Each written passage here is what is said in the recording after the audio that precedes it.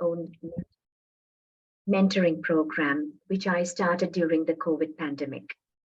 And I would like to convey my appreciation to Eurasia Research, Dr. Charles, and of course, the lovely moderator, Neha, for having welcomed me for today's webinar. I wish all of you the very best. Handing it back to Neha. Thank you. You're most welcome, and thank you for your kind words. And thank you for joining. Pleasure. Professor Ludmila, your introduction, please. Hello to everybody. Nice to see everybody. Best wishes for this wonderful day of the conference. So my name is Ludmila Gryzun. I'm a full professor of Computer Information Systems Department from Simon Kuznets National University of Economics from Kharkiv City, Ukraine. So I do my research in the area of IT technologies and in the field of education and training of specialists. Yeah, and I'm professor of Information Systems Department, where we train potential IT specialists for our national economy in Ukraine. So I'm happy to greet all the participants, and I wish to be active today and to have productive work during our conference. Thank you. Thank you to organizers. Thank you. Thank you, Professor Gryzun. Thank you for joining us.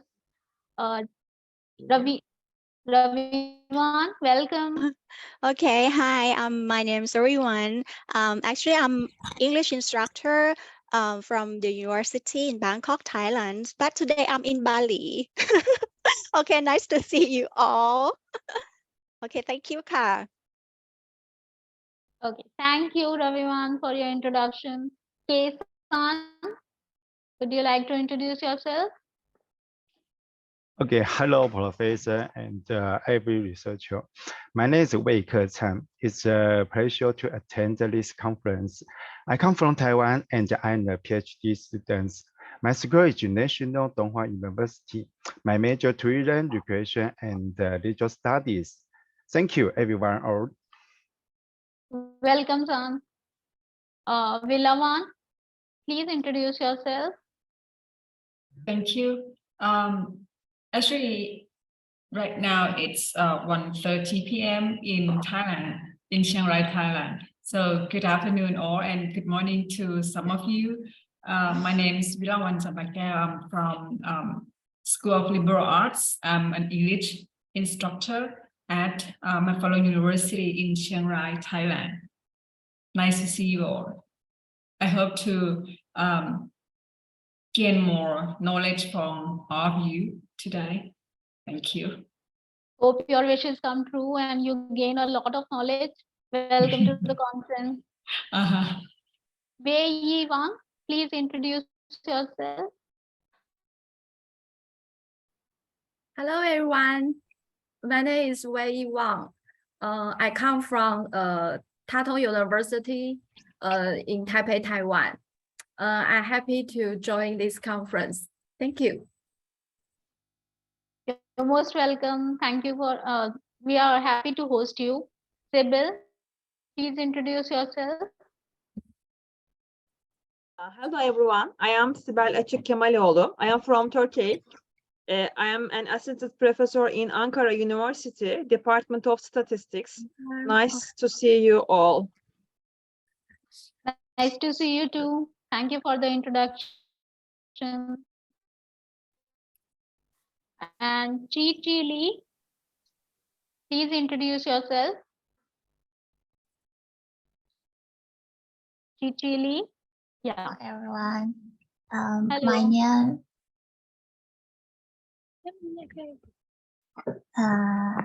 Hello, everyone. My name is Chi Lee, and I come from Taiwan. And I'm a student in the Zhanghua University of Education. Nice to see you. Nice to see you too. Welcome to the conference. Nice to meet you. Nice to meet you too. Wei Chi, please introduce yourself.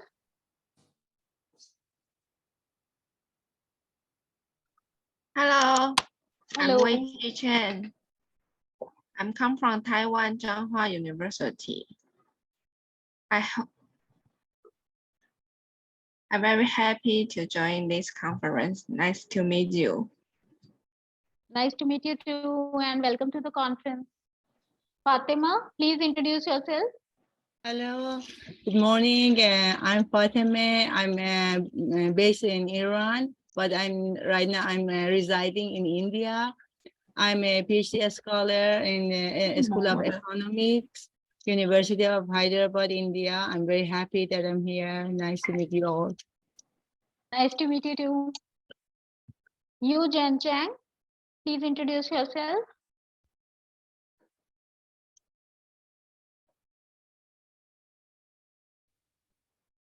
Hi everyone, I'm Yuren Zhang. I'm a master of Zhanghua University of Education in Taiwan. Nice to meet you today. Nice to meet you too. Welcome to the conference. Chun Chi Su, please introduce yourself.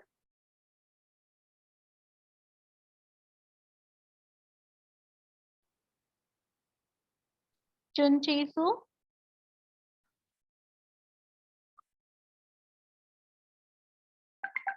All right. Zoom user, please rename your Zoom account with your name.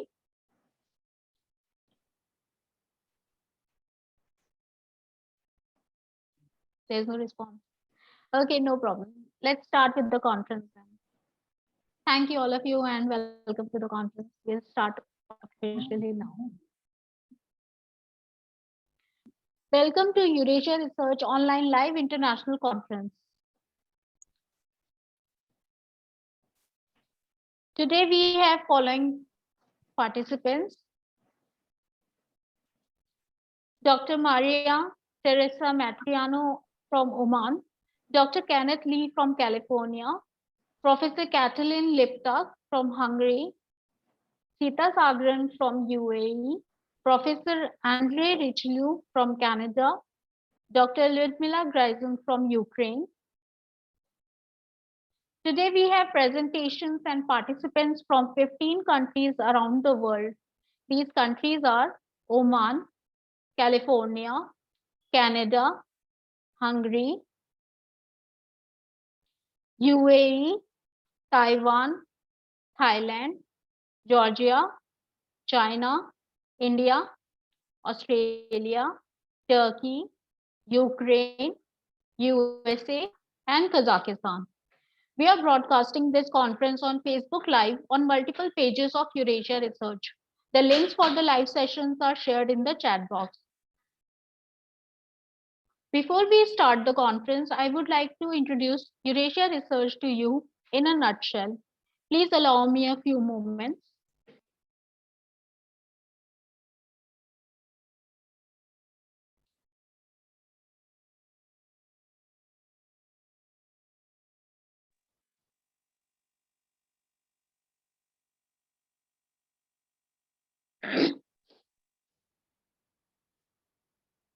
With over more than 1 million satisfied members and associates spread across the globe, Eurasia Research is a scholarly association who have been working for nearly a decade. Eurasia Research has organized several successful international conferences, workshops, and training programs at various reputed institutions and grand venues.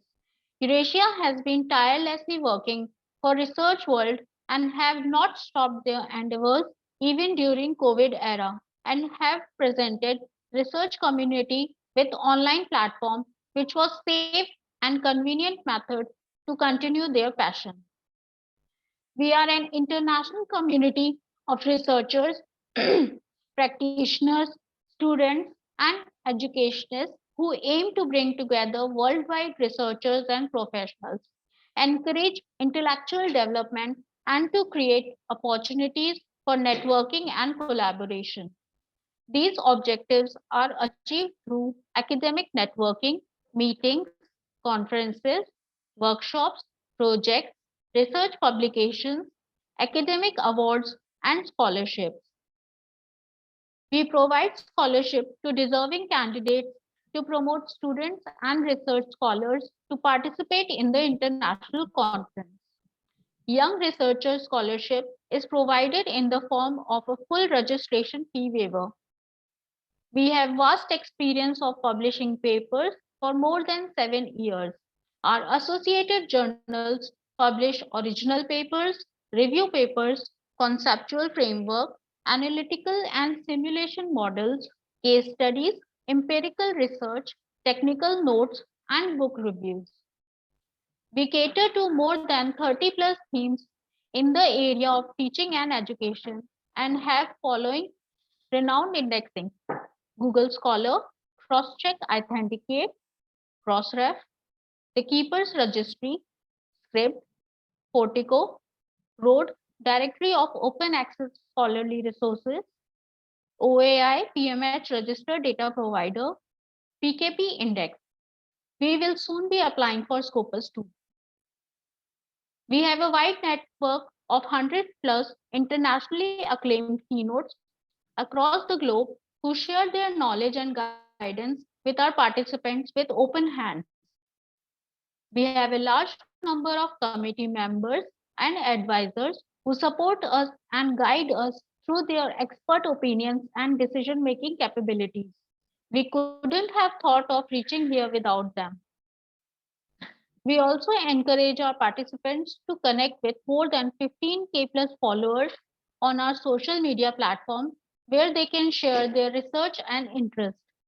Join our Facebook group and be a part of discussions by researchers and academicians. The link for the Facebook group is shared in the chat box. We also have several collaborations with universities, colleges, and institutes to better serve all interested and like-minded intellectuals. With great enthusiasm and pride, we would like to announce our latest project, which is the Terra Fellow Program in Education. The program offers an opportunity to learn the key concepts and latest trends in the teaching industry from the academic stalwarts.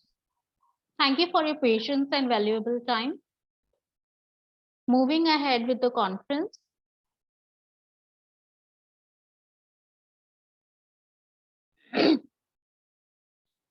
The conference host for today is me, Neha Saxena. Before we start the conference, we have a small video from our Terra President, Dr. Lion Selly, Dean of Graduate and Professional Studies, LaSalle University, Newton, from United States, to welcome you all.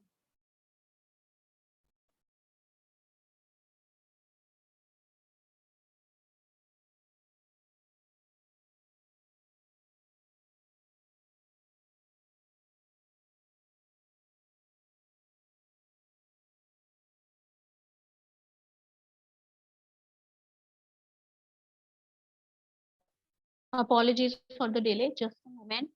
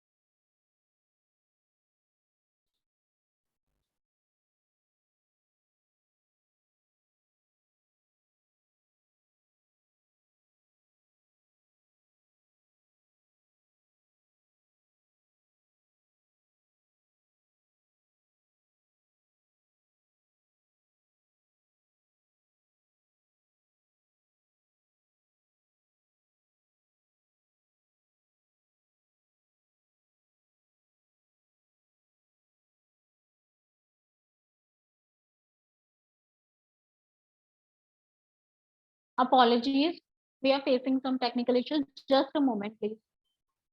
Thank you for bearing with us.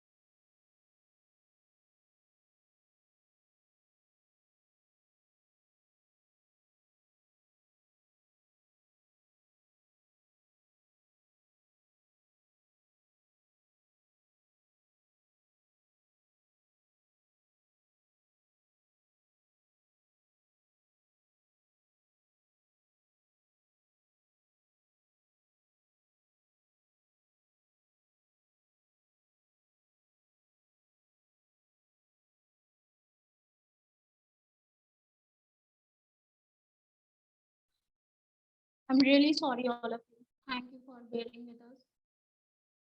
Let's start the conversation.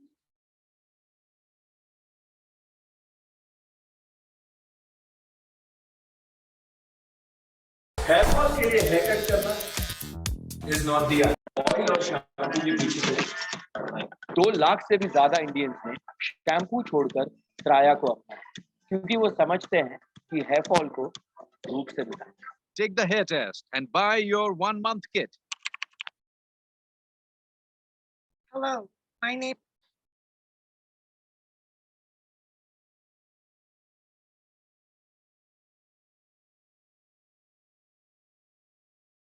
is Dr. Lynn Chelly, and I'm the Dean of Graduate and Professional Studies at LaSalle University in Newton, Massachusetts, United States of America. I'm proud to be coming to you and bringing you this video on behalf of Eurasia Research and TERA, Teaching and Education Research Association. I have been a privileged member of this association for many years. As a participant, as a speaker, as a keynote speaker, as a peer reviewer, as the president of the advisory board. I'm here to welcome you and encourage you to participate in this wonderful organization. Membership has its privileges for this organization. You meet wonderful, diverse people from all over the world that bring new and creative, innovative, and entrepreneurial perspectives in teaching and educational research. TERA is a wonderful place to be. As a participant, I encourage you to join and become a member. I also encourage you to submit proposals to do breakout sessions. They are the most valuable and rewarding professional experience you could ever have. As importantly, Eurasia TERA does organize their conferences, both virtual and in person, in such a way where you get to know people personally, know their work, know their research, and get to know them as people, which is most important in our business, relationships. It has expanded my horizons, expanded my professional growth and development, and I continue to look forward to being part of this wonderful organization. Part of attending a conference in person, whether you're a participant or you're an observer, you get to interface and interact on social levels as well as academic levels with everyone involved. We stay in touch after conferences. We share research. We help one another become better at what we do, become better in our educational professions, become better in our research. Again, membership has its privileges. The networking is amazing. Expanding your skill set is amazing. It keeps you in the growth mindset, which we always should be in as educators. And every conference, as I said, has a variety of perspectives that it brings for every person in attendance, no matter what role you have. You will find many pearls of wisdom that you can bring back to your own work and apply immediately. So I encourage you to get in touch with me if you wish at Lynn, LYNNECELLI @gmail.com with any questions.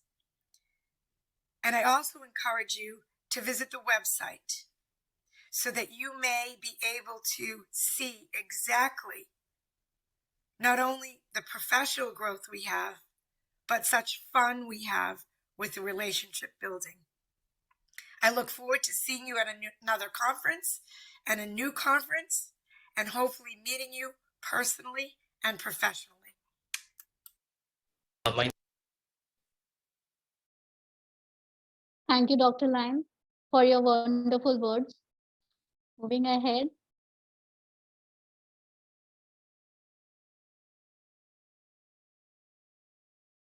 Now we have a short video from our eminent speaker, Daryl Albright Douglas John, Department of English Language, Petong Vocational College, Sarawak from Malaysia.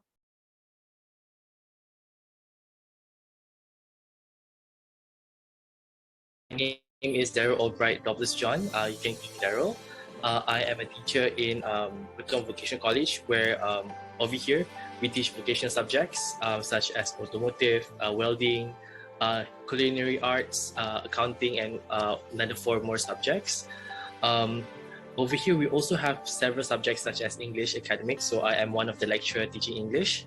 Nice. And our students here range from the age of 16 until 19 years old, where we offer them diploma after they graduate the college. Of course, because I've been to both, I do prefer physical conference, but we're talking about times of uncertainty, and we're talking about times where we don't know what's going to happen in another country, and especially in times of pandemic, where we have threats in terms of in terms of diseases and whatnot. So online conferences is the way to go. But in the future, I hope that we can all gather around and have academic discourse and share our personal values on education. Yes, yes, I would like to encourage them, because in versus the conventional method of having the conference physically, having the conference online, that means they can do it at the comfort of their houses, their offices, or wherever they are, and delivering the academic research and also sharing the thoughts on academic subjects, also topics. Of course, when we talk about online, right, it's much cheaper, much more accessible for everyone. So we can encourage, a lot of people to just share their opinions on whatever things that they have in the country, so that we can learn together. So I'll suggest them to do so. Why not? Thank you, and thank you. Positive feedback is I get to actually understand the academic situation in other countries. That day was Romania, and also some from other countries as well. So I discovered that the problem that we encounter in Malaysia is also the same as in other countries, such as internet connectivity, such as also maybe English language proficiency. So that is something that I learned, and also they suggest new ways how to tackle that that problem, so I can adapt that to my classroom or to my other colleagues over here. Have a good day to you too. Yeah, thank you. Pleasure. Thank you, Daryl, for doing this chat session. Moving ahead, we have a small video from our another eminent speaker, Dan Papescu, Department of Management, Faculty of Management, the Bucharest University of Economic Studies, Bucharest from Romania.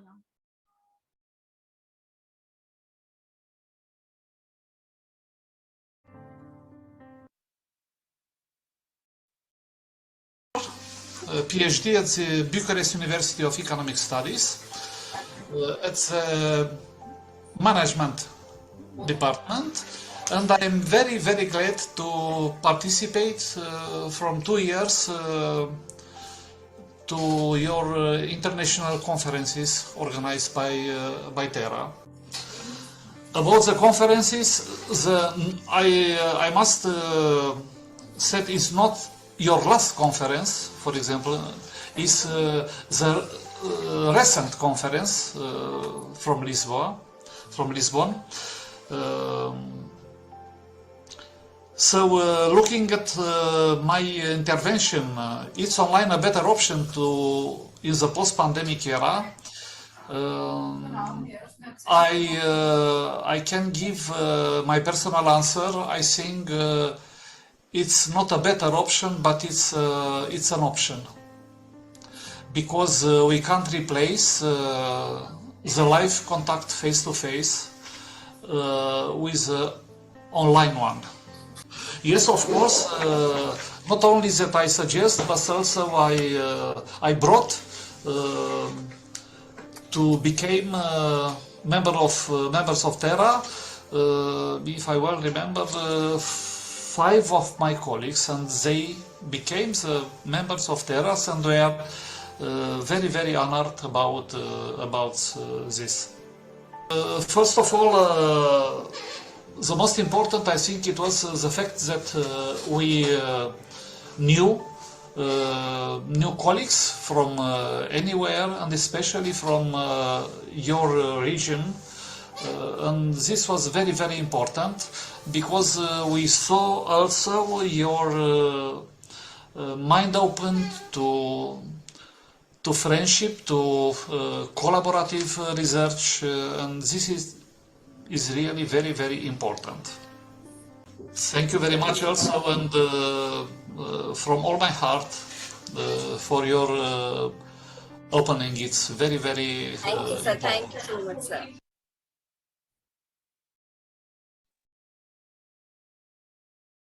Thank you, Professor Dan, for sharing your views.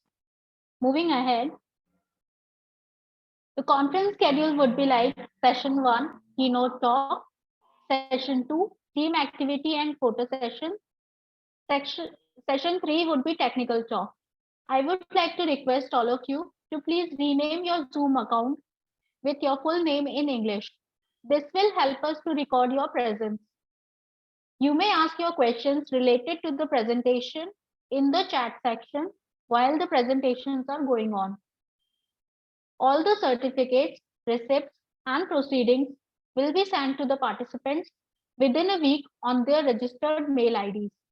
The proceedings will include all the full papers and abstracts accepted for the conference. Moving ahead with the publication process, the publication process starts once the registration process is complete. The author needs to send their papers, consent forms, and reviewer details on the given mail ID. The review reports will be sent to the author once the review process is over. The final stage of publication starts after receiving the revised papers from the authors. Please note that the publication process takes around 50 days after the conference date if all the editorial guidelines are followed within the given deadlines. Our first keynote speaker for the day is Dr. Maria Teresa Matriano. She is Assistant Professor, Department of Management Studies, Center for Postgraduate Studies, Muscat, Oman. Her topic is Digital Transformation of Education and its Impact to Graduate Employability. Dr. Maria, being an academician for 20 years, have been involved both in university, collegiate teaching, research writing, and publication. She has served as Training Institute Administrator for 20 years, drafting academic policies while doing collaboration with members of higher education. Dr. Maria has expertise in teaching entrepreneurship, strategic management, and the MBA dissertation writing. She has acquired certification from Oman SME MOHE as a certified entrepreneur educator. Moving ahead with her presentation.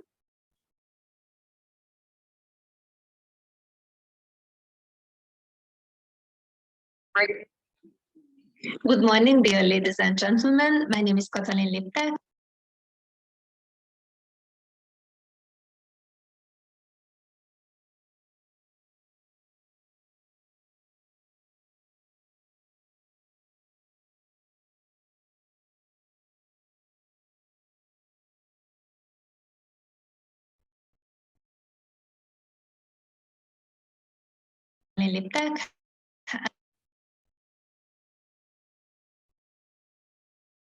Apologies for the miscommunication. Dr. Maria was unable to join us due to some unavoidable circumstances. So we'll move ahead with the next presenter.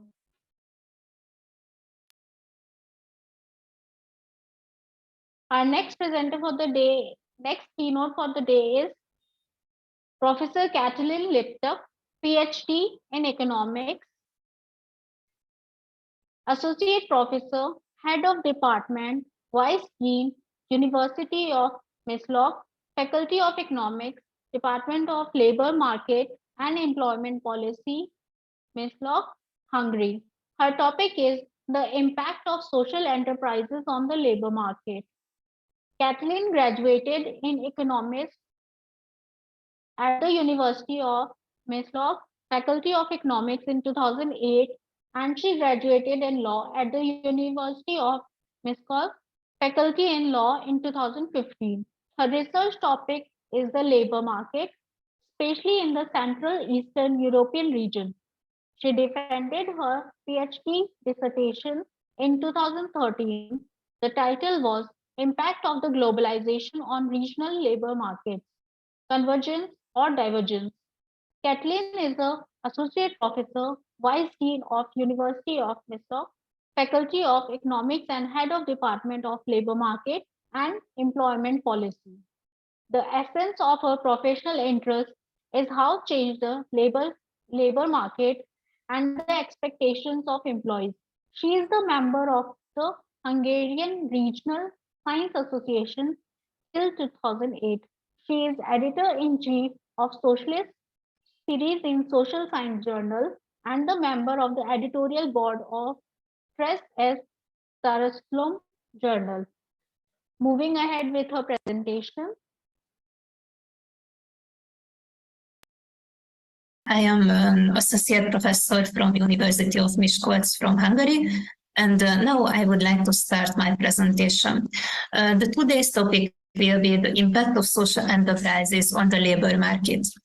The global problem of unemployment and the impact of COVID-19 epidemic on the labor market are increasingly being addressed at regional and local level.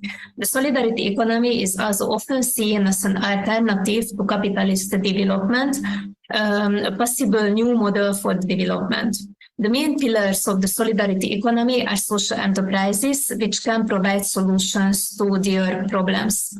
The aim of my presentation is to describe and analyze the functioning of some social enterprises in peripheral areas of Hungary. I describe the types of social enterprises based on the main activities and legal form in Hungary. The disadvantaged peripheral settlements in Hungary face a number of economic and social problems, such as high unemployment, population decline, poverty, and low income generating capacity. Enterprises that serve social objectives and pay great attention to social responsibility, the promotion of community interests can help to some extent. The methodology of the presentation is to interview social enterprises, social enterprises that provide assistance to local society in small villages. Social enterprises are often the only economic actors providing employment alongside municipalities in smaller settlements. These enterprises have a very limited capacity to create jobs, and due to their non-profit character and limited income, cannot always pay wages, but they try to provide solutions to existing social problems. By exploring the difficulties faced by social enterprises, I aim to raise awareness of the importance of these enterprises for policy. You can see on this table the comparison of peculiarities of substantive economy and formal economy. In a smaller proportion of traditional societies found in the periphery, richness being embedded in the society and also reciprocity and natural. Although the smaller extent, but substantive economies featuring the heritage of archaic societies still exist. In their case, satisfying needs is an objective of the economy. It is not an individual subsystem. Work is not a means to an end. It is rather a natural way of life. Producer is a consumer, and the community takes responsibility for the individual. And you can see that the substantive economy is very important by the social enterprises. In the European Union's social policy, social economy appears primarily in the context of employment policy. Social economy has been defined as a sector that provides employment opportunities for those at risk of exclusion, and in the social sector helps to create new and independent businesses. In addition, the social enterprises employing disadvantaged employees, there may be community enterprises that emphasize community cohesion and purpose, and cooperatives that market household surplus to strengthen self-sufficiency and improve the position of self-employed. The concept of social economy is defined by SIRIAC as a group of private enterprises organized in a formal framework, enjoying freedom of decision-making and voluntary membership. They are a set of private, formally organized enterprises with autonomy of decision and freedom of membership, created to meet their members' needs through the market by producing goods and providing services, insurance and finance, where decision-making and any distribution of profits or surplus among the members are not directly linked to the capital or fees contributed by each member, each of whom has one vote, or at all events are described through democratic practitionary processes.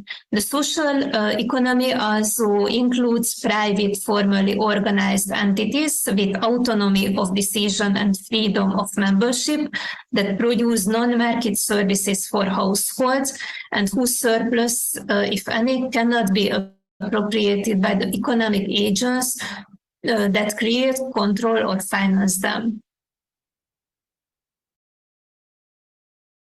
We can describe the new social economy as the market economy is situated between profit maximizing commercial firms and the tax-financed activities of public sector. Those organizations do not belong either to industrialized producer or consumer cooperatives or to other self-help economic operators. They operate at a local level and are democratic in structure. It is not yet precisely defined in law. However, this is otherwise of subordinate sufficiency. The activities performed in a new social economy must fulfill three main functions. There is protective function. It means provides jobs for people who are unable to find a place in the labor market on their own. There is a bridging function. Within this context, they provide employees with a kind of transition between traditional labor market services and unemployment. And there is business function. It means actors in the function in the social economy mainly produce goods and services for the market. As with the concept of social economy, there is no agreed definition for a social enterprise. It is important to bear in mind that social enterprises focus their activities on a wide range of social problems, including various social fields. In Hungary, the definitions listed below are the most widely accepted and used in everyday life. The social innovations are very important by the social enterprises. The social innovation provides a new and novel situation to the existing social problems. Social enterprises perform a wide range of activities. These may be divided into two broad categories: labor market services and social services. Some social enterprises perform both activities simultaneously. The social enterprises, what does it mean? Non-profit or social enterprises implementing workplace integration are present throughout Europe. These organizations are less dependent on public funding. Their main activities is focused on providing employment for disadvantaged people with an income comparable to the wages earned by other employees. Hence, some of these organizations were specifically established to provide disadvantaged people with an on-the-job training and labor market services to facilitate their integration into the world of unsubscribed work. The state plays a relatively small part in the life of these organizations. However, they are open to the market. They finance their activities through state aid, employment subsidies, and income from the complementary activities. The employment subsidy is available to any enterprises that employs disadvantaged employees. You can see on the chart the local impact of social enterprises. When measuring social impact, in addition to outputs, their effects also need to be taken into consideration. When measuring impact, the output may be, for example, the number of disadvantaged people in the labor market, which must be measured together with its effect to obtain the genuine impact achieved. In the last step, attention should be paid to the need of continuously measure and monitor the results and present them to the investors and to the management. The measurement method clearly shows that the impact of social enterprises primarily depends on the objective set. As a result of impact measurement, the information obtained does not inform about the organization, but about the social outcomes and impact achieved during the activities performed by the social enterprises. Now I would like to show a very important social enterprise in Hungary. It's called Symbiosis Foundation. As one of the best-known social enterprises in the North Hungarian region, the Symbiosis Foundation was established in 1999 to provide social employment services to adults with disabilities and families with children with disabilities. The foundation currently employs 150 people. They support families raising children with disabilities, for example, transport, daycare, temporary relief, or some special camps, and the independent living aspirations of adults with disabilities. The pillars of their interoperable employment model for the target group are therapeutic, protective workshops, transit employment, and open labor market exit. They develop the skills and competencies of the target group through vocational training and education. The foundation's activities are highly diversified, with the aim of helping people with disabilities and employees with reducing working capacity to find jobs and match their skills, at the same time adopt their products and market needs. We were interested to know when the founders become aware that the Symbiosis Foundation was a social enterprise. In the beginning, the foundation was planned to be founded by fundraising, but fundraising was not particularly successful. The foundation was unable to cover its maintenance and investment costs from the state subsidy granted to them. Another available source was tenders, which in most cases required self-financing. Thus, the need arises from the foundation to have an activity of its own and use part of generated income to meet the funding requirements of tenders and maintaining of organization. The Symbiosis Foundation has been operating as a social enterprise for 15 years and has continuously been a social enterprise. Having recognized that the sustaining and development its activities, it was insufficient to run the organization on the level of the foundation, they realized that new approach was needed. The success of their decision is also reflected in the fact that they have been able to maintain 3 activities for more than 15 years and are constantly expanding their range of service and products.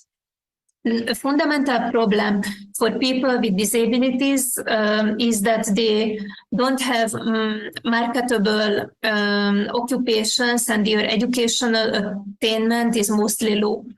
Appropriate quality training would be needed to ensure that they learn the most appropriate skills for their abilities.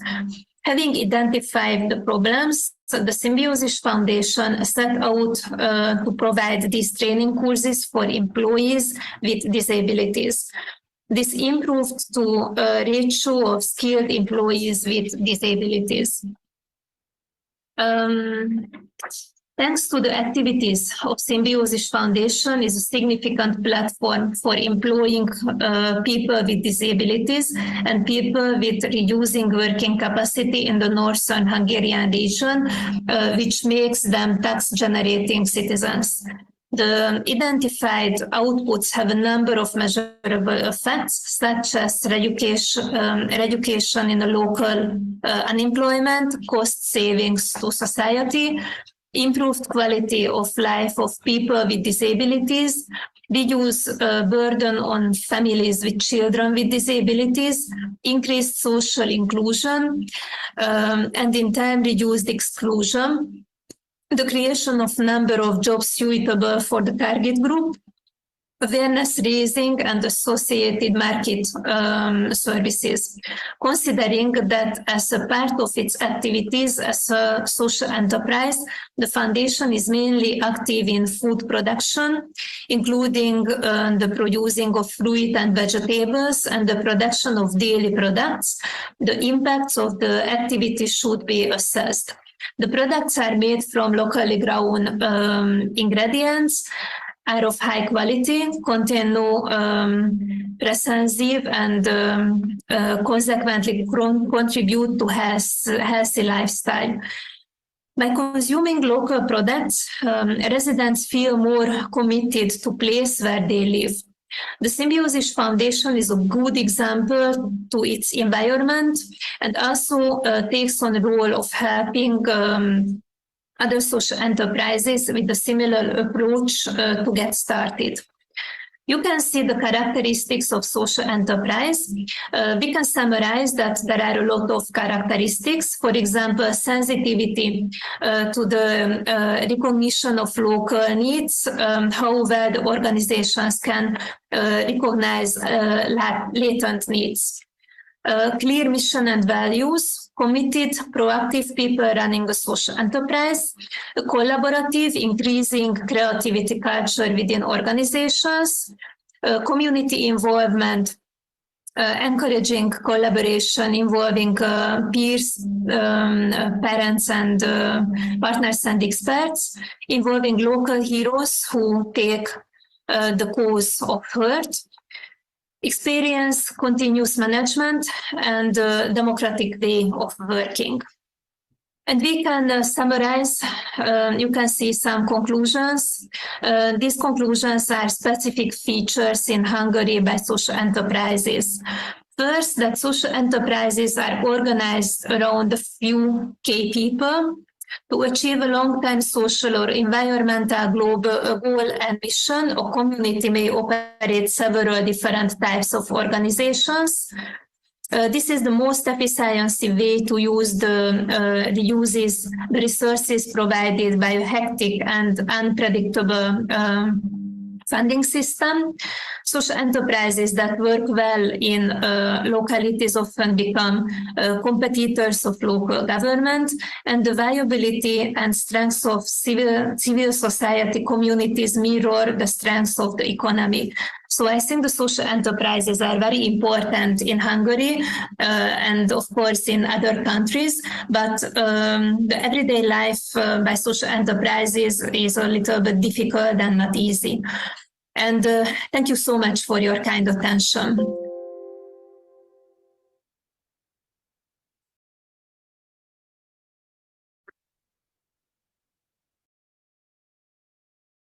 Hello to everybody. I'm happy to greet all the participants of the International Conference on Science and Technology Research. My name is Ludmila Brizun. I'm a full professor of Information System Department of Simon Kuznets Kharkiv National University of Economics, Kharkiv City, Ukraine. Also, I'm a president of Science Technology Research Association, which is really a great honor for me.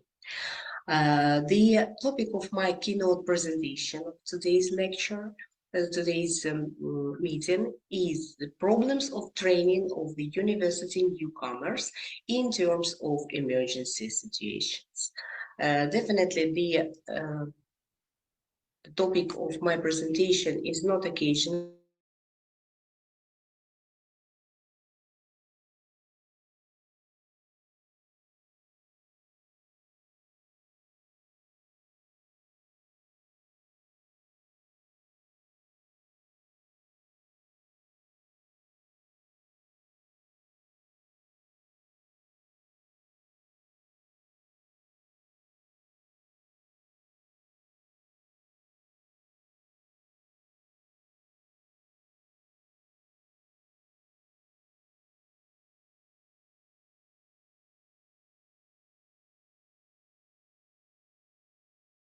The complicated reality during the COVID pandemic and lockdowns has caused drastic changes in all fields of our lives, and definitely research and education.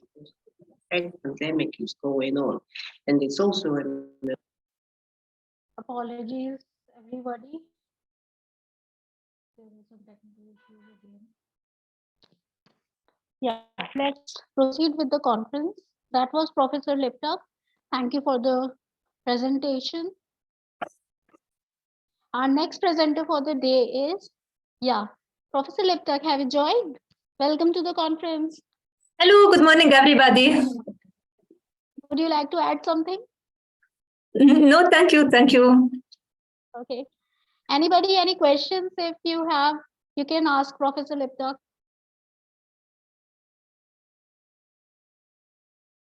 No questions. Thank you, Professor. Moving ahead. Our next presenter for the day, next keynote speaker for the day is Sita Sagran.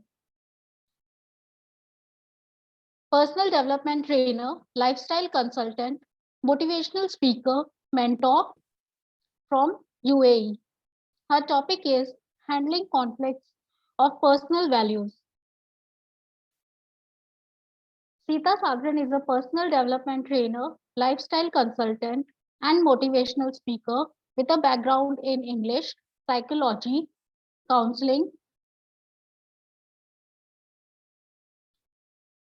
hypnotherapy, including crisis and trauma counseling, hypnotherapy, metaphor therapy, and teaching children with special needs. She is also a licensed practitioner of neuro-linguistic programming from the Society of Neuro-Linguistic Programming, USA. A Toastmasters International member for the last 17 years, she is also a distinguished Toastmaster. In 2020, she launched her customized online personal and professional mentoring program, the Nan Guru Naiste Mentoring Program. Sita is a co-author of the motivational book, Your Dose of Motivation. Published in 2020, she has shared some lessons from her life and attempted to simplify the concept of self-motivation in the book. As a co-author of the motivational book, Women Who Inspire, published in 2021, she has elaborated on the importance of mentors in life and the positive impact that mentors can make in our lives. She also co-authored the 2021 published book of short stories, Sagas of Destiny, and the same year co-authored an anthology of poems, Reverie. She is also a co-author of a recently published book on leadership, We Are Leaders, Expressions and Experiences. A recipient of Global Training and Development Leadership Award 2017, Exceptional Woman of Excellence Award 2020, and Iconic Woman Creating a Better World for All Award 2020. She was also a recipient of Exceptional Leader of Excellence Award 2021, and Outstanding International Guest Speaker of the Year 2021. Sita was included in the World Book of Eisner Queens 2021 as one of the top 100 influential women of 2021. Her training, motivational workshops, programs, and keynote sessions focus on individual development through interactive learning and mutual empowerment. Sita's training programs and motivational sessions also emphasize inner peace, well-being, and participants' confidence. She has conducted corporate, educational, and social service and welfare training, workshops, motivational sessions in UAE, India, Seychelles, Canada, and the UK. She has also attended conferences in the UAE, India, Sri Lanka, Singapore, and Italy as a keynote motivational speaker. Sita has also presented virtual keynote and motivational sessions in conferences conducted in the Netherlands, UK, Australia, Turkey, Thailand, Malaysia, Spain, and France. Sita would be presenting live. Sita, you may start, please.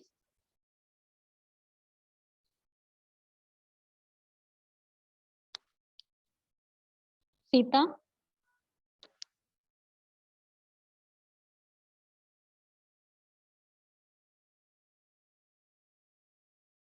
Sita, are you with us? Yeah. Sorry. Not a problem. I hope I didn't keep you waiting too long.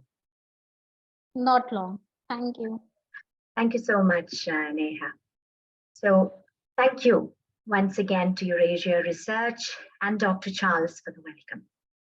And welcome to all of you to my session on handling conflicts of personal values. Let me begin with a story here.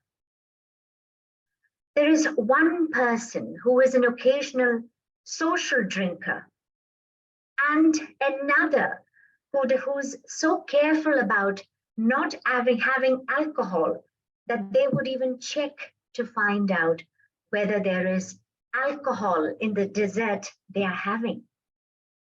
Now, this is a difference in the personal values they have regarding alcohol consumption. And one definitely needs to be a little tolerant when it comes to understanding the other person's perception. So what are personal values? They are values that we view as ideal standards of behavior or guiding principles in our life that informs or impacts our decision making, goal setting, and overall disposition. And of course, not to forget, they also impact our well-being and wellness. So when values conflict, they become disagreement over matters that ought to be and not what they are not. Now, for a lot of us, we all have certain values that we learn as part of growing up, as part of understanding our identity. Yet I would like all of you distinguished attendees, experts in your field, to consider how some of our values may not be contributing to our purpose as a human being. Looking at historical situations and the past, we can definitely see how the conflicts in personal values had escalated into untold misery for people. So hence, it is always a good idea for us to understand and consider just where the strengths of our personal values lie, and is it also not just beneficial for us, but how is it impacting the lives of those around us?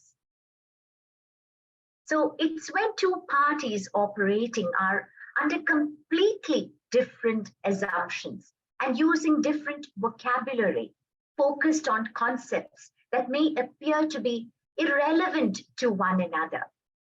In the corporate world, Business partners, for example, can clash over ethical standards that they expect the other to uphold.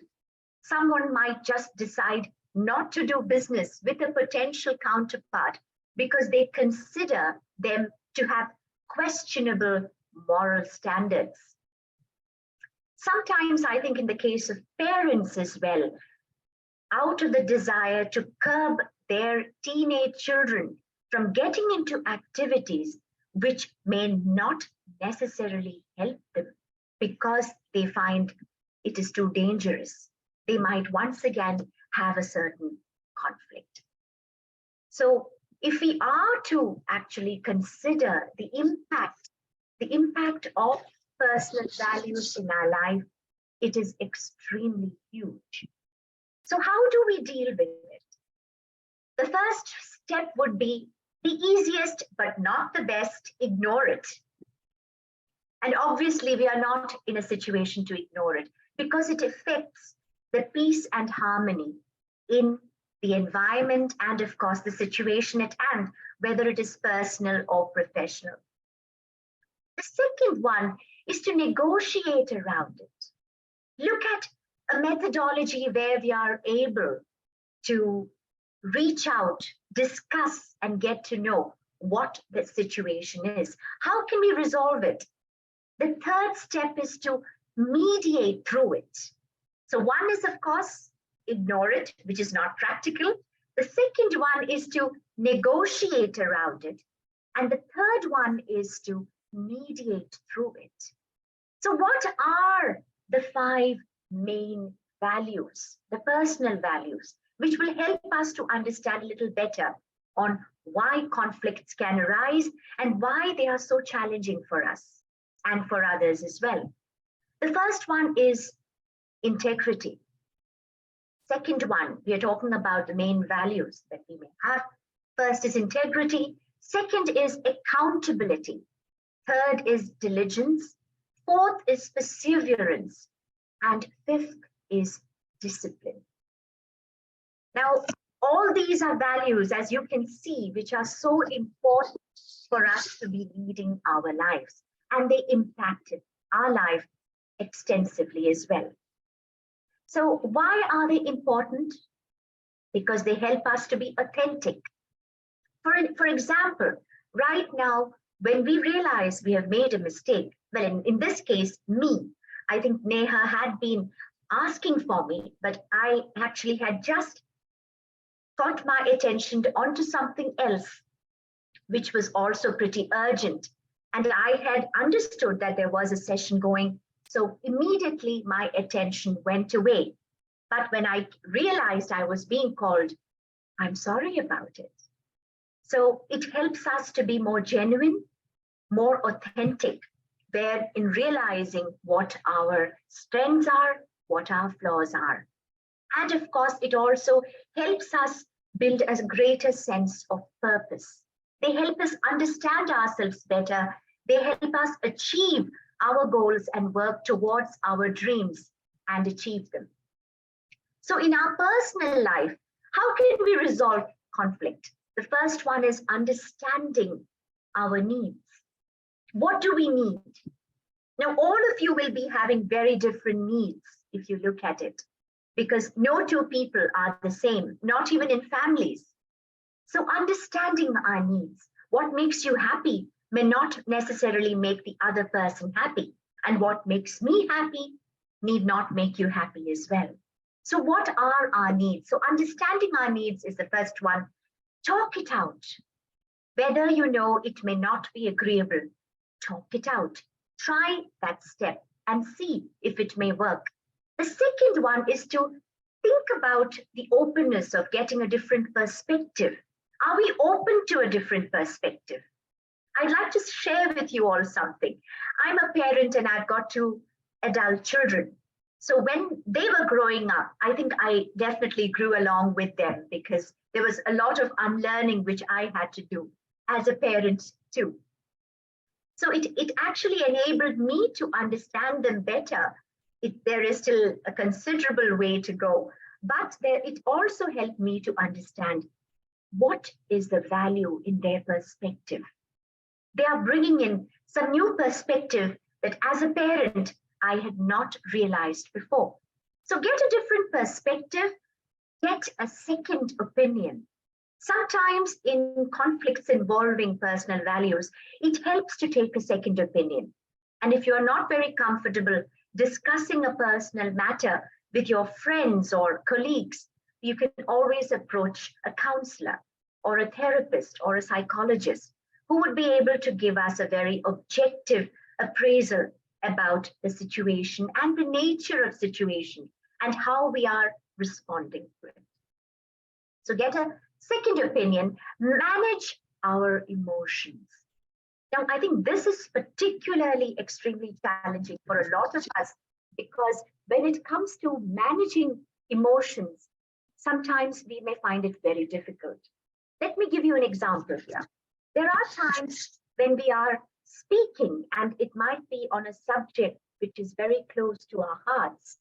And sometimes we find ourselves feeling a little emotional about it. The next time when you are addressing a situation or addressing a matter, I would like all of you to think about what are the emotions that are coming into play when you are discussing about a matter. Are you in control of them? Or are your emotions controlling you? So this is something which I would love you to think about. The next one is political values. Sometimes political values also affect the manner how we consider a certain conflicting situation involving personal values. But are they really practical? Or are we merely being influenced by influences that really do not need to affect us? I would like you to think about that. Bring in professionals. When it comes to a professional situation, it's always better when you find that there is a certain organizational conflict happening. It is much better if you're able to bring in professionals into or consultants into your organization to help you navigate these conflicts, because sometimes costly challenges sometimes can be opportunities for growth. And these include, of course, conflict management training, workplace conflict training programs as well, which will enable the organization and your team to also understand better on how to resolve problems that could come up. Now, when we look at conflict resolution as a 5-step process, the first one would be, as I had mentioned earlier, while we understand the situation, when from a personal perspective, we can look at how can we clarify the source of the problem. What problems are we right now facing here? Are we right now in a situation that we are understanding the situation to the depth that we need to? So that is something that you would need to look at. And of course, avoid the blame game. Let there be no blame or shaming in the process. It doesn't help us to resolve the conflict. And of course, do not allow ourselves to be seen as a victim. Because the moment we consider ourselves as a victim in a conflicting situation, we are giving the power to the other person. So hence, avoiding that frame of mind is the best to resolve a conflict amicably. Think about the underlying issues. What are some of the underlying issues that you can see? Is it only due to the value system? What about, are there any other reasons also involved? Because some of the reasons may not be as evident as it appears to be. And when we also look at workplace conflict, before I start, I would love to ask one of you to probably let me know what kind of conflicts in your life has affected you at a personal level and also at a professional level. Any one of you.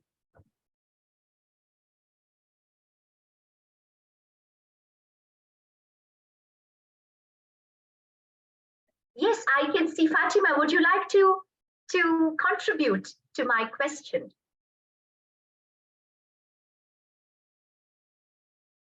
Hello. Hello. I was thinking when you asked the question, I was thinking about myself, and then I feel conflict between my family life and then like my profession as a researcher. That sometimes it's very difficult to manage it because I'm taking care of two small kids at the same time I'm doing my PhD. So that came into my mind that like this is a conflict, like some crash between these two fields in my life. Yeah. All right. Thank you so much, Fatima. I think what I would like to mention to all of you here is that many a time, without realizing, our personal challenges often impacts the professional field as well. And what we think of can definitely impact the lives of those around us. They could be our family and of course our workplace team as well. So at the same time, I think like Fatima just mentioned, we always are in a struggle when it comes to how it impacts our life, the work-life balance. And I think for a woman, it's a lot more. So I can see some of the ladies here who may be having families, who have children. This is a very huge challenge for many of us. So how exactly do you help to negotiate in a situation that where you find on one side you have your colleague who's not able to understand why the concert in which your child is playing is very important to you and you have to go for that. At the same time, you have some work as well. So what do you do about it? The first step would be to make sure you're able to validate yourself why attending the concert is important for you and for your child. At the same time, you can also be prepared to probably consider, give the options of ensuring that the work will be done, providing there is the willingness to negotiate and understand each other. So work styles also can create issues here, as I think just like the work-life balance here. For some people, making sure they just get the work done is what is important. But for some other, it's about the steps you take to make sure that the work is being done. Your supervisor might say, okay, what is happening? I would like to know the update about the work you're doing. But for some people, they don't like to be asked. They don't like to be questioned. So I think once again, it's about understanding the working styles that people have. So if we look at going beyond the conflict and identifying other barriers here, we can also consider what are some of the other barriers. So some of the other barriers could also be making sure we establish a common goal here. Explore how the goal can be reached. Develop an agreement. And to ensure you have a good conflict resolution, I would like to use the word CARE as an acronym. So it will be open, to basically have an open communication, and of course, active listening. We need to listen better. Now, I have often been told by my children that I'm a very, very poor listener. I think I'm working on it, probably not hard enough. But active listening is very important here. And of course, reviewing options. What are the options available? Are we reviewing it adequately? And of course, last but not least, looking at ending with a win-win situation. What is the ideal situation that will help both the parties and also help us to move forward harmoniously? We also need to look at some of the mindful strategies for resolving a conflict. I talk about mindful strategies because whatever we do, it helps not just focusing on the purpose, but also on understanding the situation and what is said and not said. Acknowledge the problem, be patient and take your time. And of course, avoid intimidation and coercion.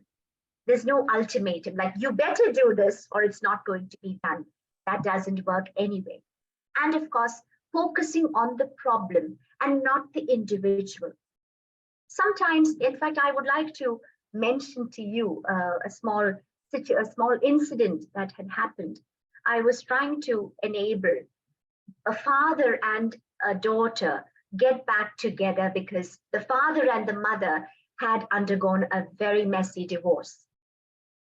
But unfortunately, they were drifting apart, the father and the daughter, because every time the daughter would meet the father would immediately start complaining about the mother, which did not help the relation at all. So what needed to have been done is avoid the topic so they can concentrate on building a better relationship. Eventually, they did build a better relationship, but a lot of the time, certain conflicts unnecessarily tend to escalate because of not giving the importance to the issue at hand. So that is what I'd like to mention here. Establish guidelines and keep, as I mentioned, the communication absolutely open here so that there will be better understanding. In situations when, of course, conflicts involving values are concerned, assess whether the value is sacred. Is it sacred which you are not able to compromise, or is it pseudo-sacred? Pseudo-sacred mainly whether you're able to negotiate, because these would also help us to understand the situation and also achieve broader goals in the prospect. And I think, giving an example here, imagine if your sibling is selling all your parents' very, very cherished items after they pass away, and you do not like that. So what can you do? Because the sibling has the right. What you can do probably is look at donating a part of your share to a charity that your parents had appreciated and also had contributed when they were alive. And offer a concession on a core value. Proposing a meaningful sacrifice of one of our own core values may demonstrate our seriousness to inspire reciprocation and avoid a value conflict. If possible, of course, it may not be possible all the time. And affirm the other side's positive qualities. Everyone has positive qualities. So try to appreciate what is workable, what is appreciable about them. And there is another technique from a personal level that you can use, which is also known as parts integration in NLP. What you can do is using imagery and having your hands in front of you apart, you can actually consider the values that you are having conflict with. And this is also a technique which allows us to integrate at the unconscious level by assisting each of these values and also understand going beyond the boundaries parts and reveals a higher level of intention and wholeness when it comes to finding a resolution here to the conflict. And this technique can also be used with 2 chairs and also on paper as well. I would now like to suggest a book which probably you all may enjoy regarding how to achieve a more purposeful life and also manage conflicts better, which was published by Dorling Kindesay, 2006. It's called Achieve Your Goals, Strategies to Transform Your Life by Andy Smith. I will type in the chat box shortly so that in case any of you would like to buy it, you can buy it. And I would also like to mention to you here before I conclude, ladies and gentlemen, that someone once said conflict is inevitable, but combat is optional. So for those of you who truly believe that your existence needs to be a mindful one, needs to be one whereby you are able to contribute as much as make your life count, please do consider the importance of conflict, even when it comes to conflicts that involve personal values. Thank you very much. And I would now love to know any questions or any clarifications you may have regarding the session I've just conducted on this subject. Thank you, Sita. Thank you so much. Any questions or feedback, anybody?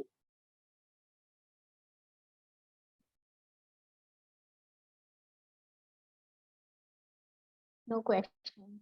Sita, you may leave the name of the book you were mentioning. Certainly, I will do that. I will do that right away. Thank you so much, Neha, once again. Thank you. Most welcome. All right, moving ahead with the conference then. Our last keynote speaker for the day is Dr. Ludmila Gryzun, PhD and postdoctoral degree in pedagogical science, full professor of Simon Kuznets, Kharkiv National University of Economics, Kharkiv, Ukraine. Her topic is problems of training of the university newcomers in terms of emergency situations. Dr. Ludmila Gryzun is a full professor of Information Systems Department at National University of Economics, preparing IT specialists for various branches of economy. Ludmila earned a MA in Applied Mathematics from the State University of Kharkiv, PhD and postdoctoral degree in Pedagogical Science from National Pedagogical University of Kharkiv. Her sphere of research is focused on the synchronized curriculum and holistic educational content design in higher education, artificial intelligence application to pedagogical problem solution, Petri networks apparatus as a tool for modeling in education, IT tools for inquiry-based and holistic learning, etc. Dr. L. Gryzun's recent successful contributions include participation in the Regional Research Group, Artificial Intelligence and its application to pedagogical diagnostic systems. Work as an international expert of the Open European Asian Research Analytics Championship under the program of the International Academy of Sciences and Higher Education. Participation in the European Educational Fair for STEM teachers, Science on the Stage. Work as a member of the International Organization Scientific and Technical Research Association, presenting the results of her research as a keynote speaker at the number of Eurasia Research International Conferences. Professor L. Gryzun is a member of editorial team of the journal Educational Technology Quarterly from Ukraine and a reviewer of the Universal Journal of Educational Research. Moving ahead with her presentation.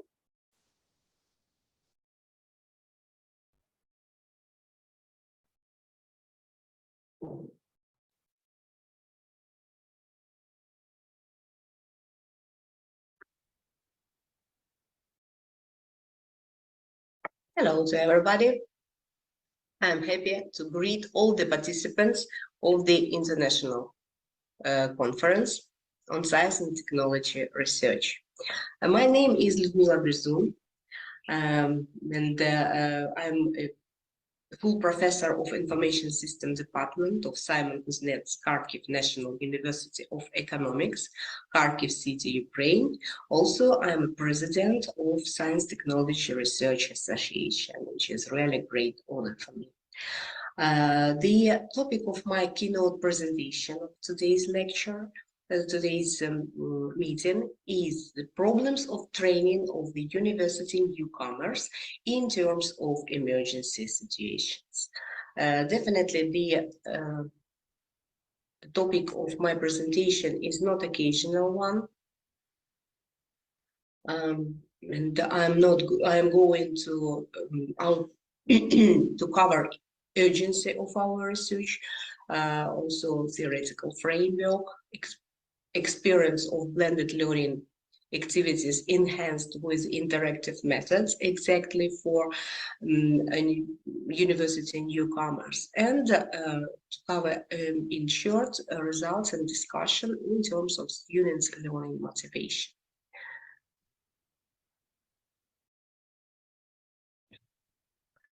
In terms of urgency of the research, so it's clear that the complicated reality during the COVID pandemic and lockdowns has caused drastic changes in all fields of our lives and definitely influenced a lot of the education processes. In fact, pandemic is going on, and it's also an emergency situation.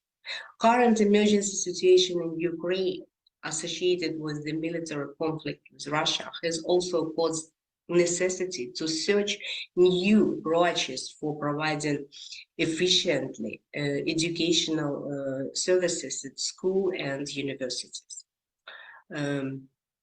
Most of our educational establishments in Ukraine have to work in a remote mode and provide distant learning for the students who are physically disconnected both from their teachers and their peers. Because the vast majority of our students, they are now refugees, and they stay in different countries, but they also choose to study in our Ukrainian universities. And we have lots of university newcomers who go on working, go on studying in Ukrainian universities, So for us, it's incredibly urgent problem,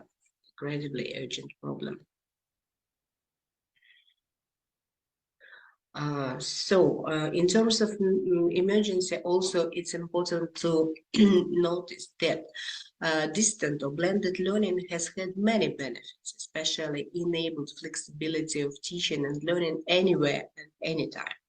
However, recent studies detected significant differences between well-planned, carefully designed online studying and sessions held in response to crisis or disaster. Moreover, in emergency situations, these designed processes are absent, in fact.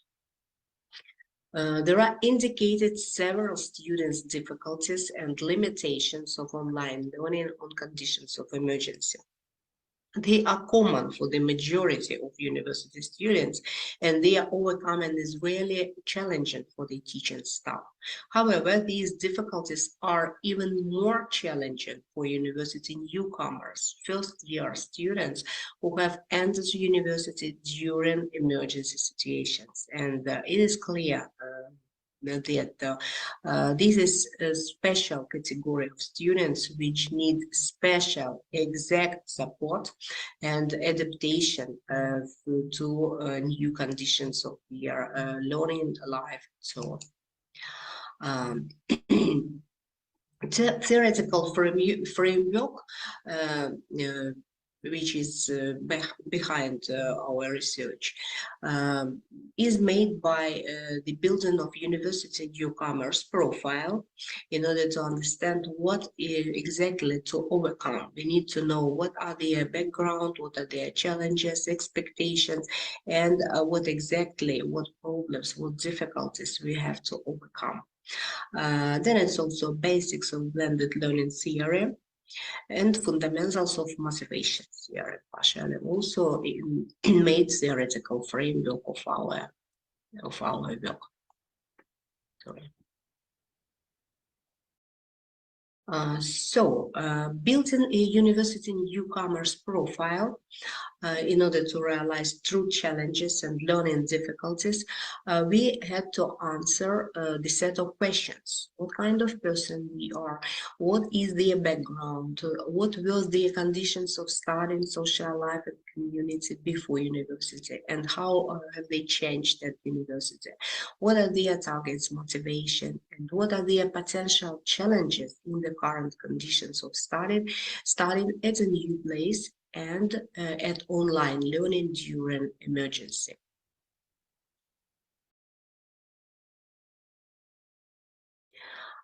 So answering these questions, we could conclude that a typical university newcomer is a yesterday high school or college trainee who is not a teenager yet, but not an adult person. And they're definitely more determined and motivated than school children, but they still need to be stimulated, to be interested in the subject of learning. At university, newcomers bump with lots of novelties at study. The enormous capacity of new information and high demands to their level of knowledge and skills, unusual forms of study, special system of assessment, everything, all of these things are really unusual for newcomers.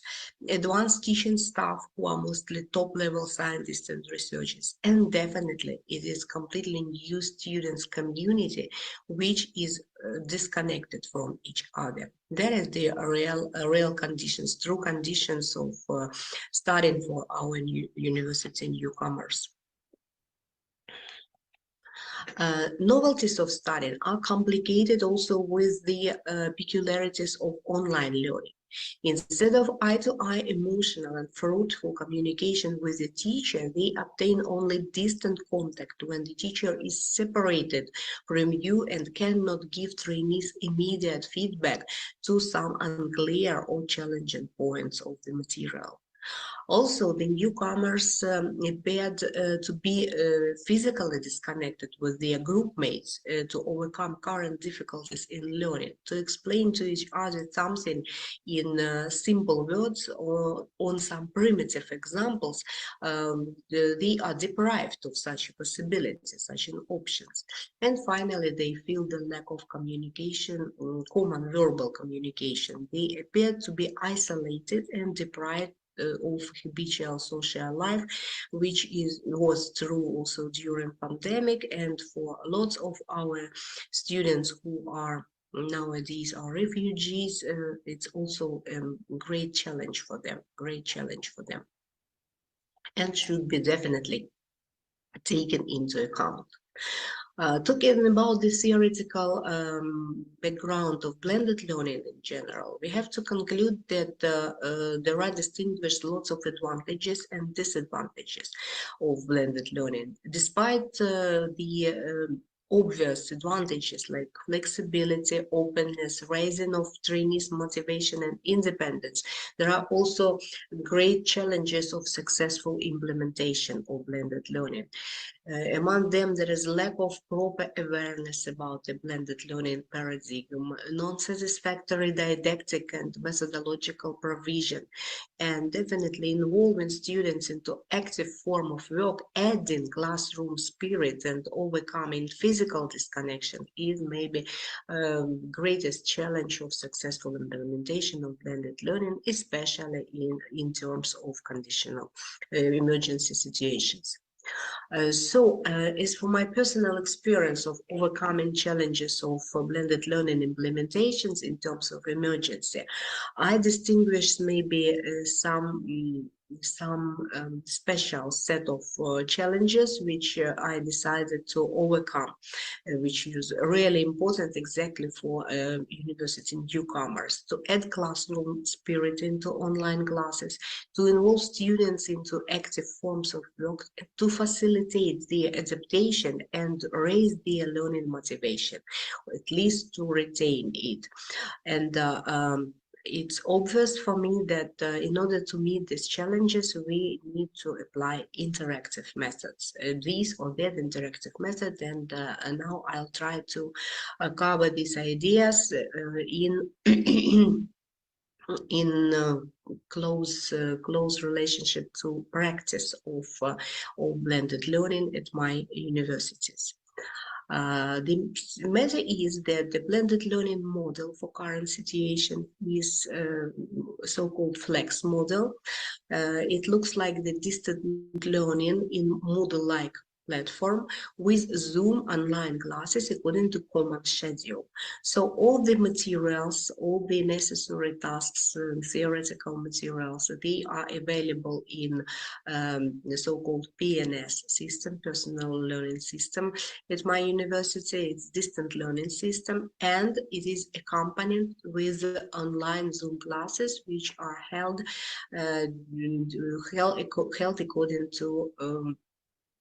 according to common schedule.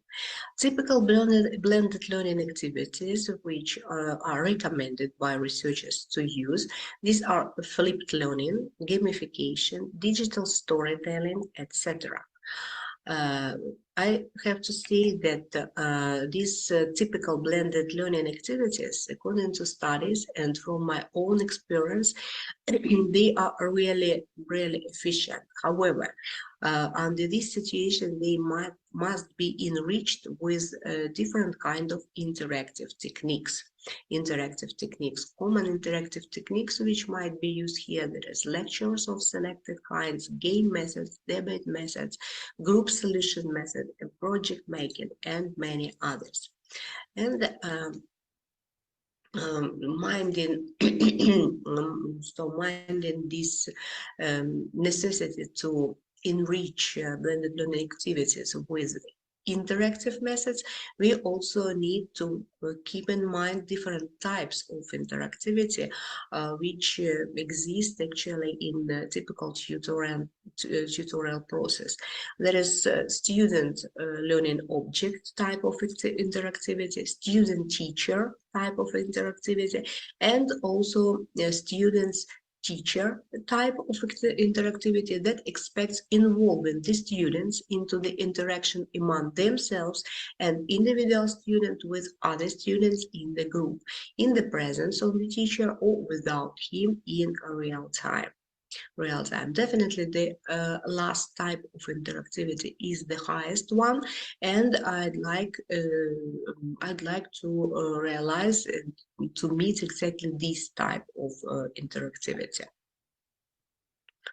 In this context, interactivity mission can be seen as some mean or some tool to break ice between the teacher and the students and among them as well, to promote the interaction, to involve them, at least virtually, into special kinds of activity which are beneficial for their active learning and can lead finally to deep understanding of the complicated problems, and on the other hand, to compensate the lack of a habitual communication.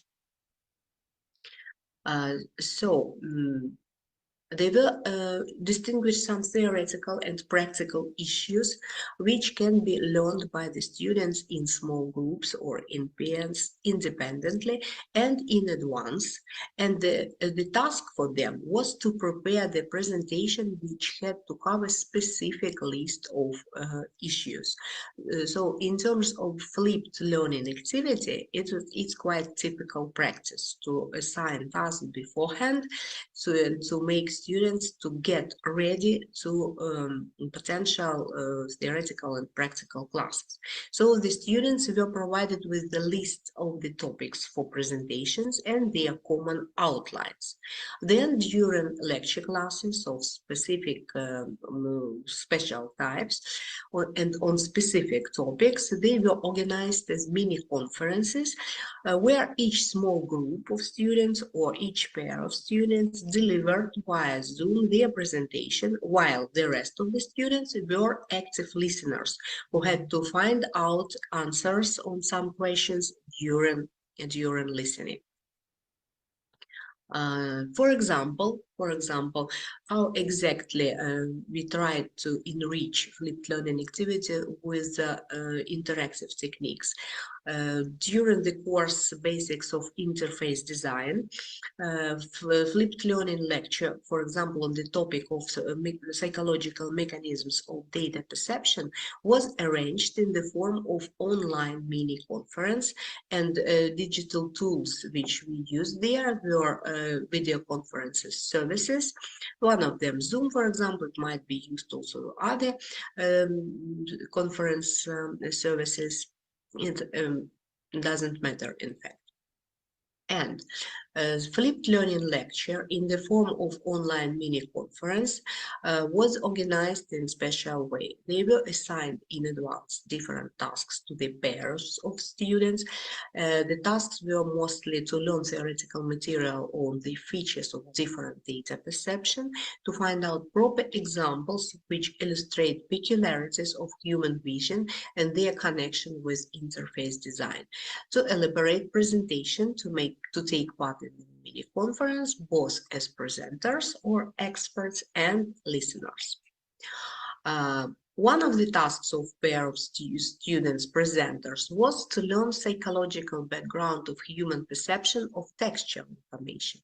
And during online mini conference, the presenters shared their findings on this topic. They explained that the efficiency of reading depends on linear way on the amount of characters visible by eyes. They also covered the reason of this fact based on psychological background and attracted the listeners' attention to the paradox of this cognitive and psychological phenomena, and tried to focus on the idea of so-called content-based interface and task-based interface.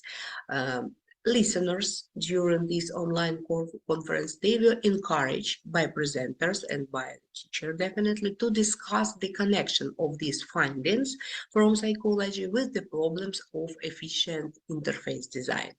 They were attracted to speculation and making conclusions on the efficiency of perception of isolated words and words connected into the long phrases, the difference between task-driven and content-driven user interface, and how it is connected with the typographic decision-making and the interface design, etc. Presenters, after that, supported the prepared discussion with the visual examples of the both types of user interface, illustrating fruitful and non-fruitful using of these psychological peculiarities. Definitely, according to our observations, the students revealed great enthusiasm, responsibility, and concentration of attention during these online conferences and during preparation in terms of flipped learning, which is quite difficult to achieve during typical online lecture. All of the students prepared their presentations applying some additional materials, included some extra visualization to clarify some complicated issues, and they tried to follow the outline of presentation prepared or recommended by the teacher. They covered all the necessary issues, and they tried to do it. It was obvious that they followed this outline. The listeners were active enough in asking questions and in the interaction with their peers during the discussion. It was obvious that they were concentrated during the presentation, and they tried to extract much important information to apply it in future and to exchange their knowledge with others. Presentation and participation in discussion both were estimated according to specially prepared scale, and it was definitely bonuses for students. They were quite happy with it also. Another different gamification technique within classcraft environment was also enriched with the team role game activities. So in terms of blended learning technique, it was gamification. Interactive method which we tried to apply, it was team role game activity, and digital tool for this work was classcraft environment. If to say in a few words, that classcraft, there is game online environment which allows to maintain gamification approach during any academic period and enables any student to go through the course sections, in fact any course section, no matter which course is, so to go through the course sections individually or within the group, overcoming practical tasks, tests, and quests specially prepared by the teacher for all of the course modules. During this work, they obtain game bonuses of different types, which accumulate their scores. So As an example, I'd like to say that each student within this environment should choose a character, a role of a wizard, warrior, healer, or some others, with proper skills and cooperatively learn a topic while doing quests. The students applied their skills regarding their role. They tried to contribute the best into the team success, doing quest tasks and obtaining different bonuses, which gave their participants various additional opportunities. And also they helped their team to achieve common learning result in the most efficient way.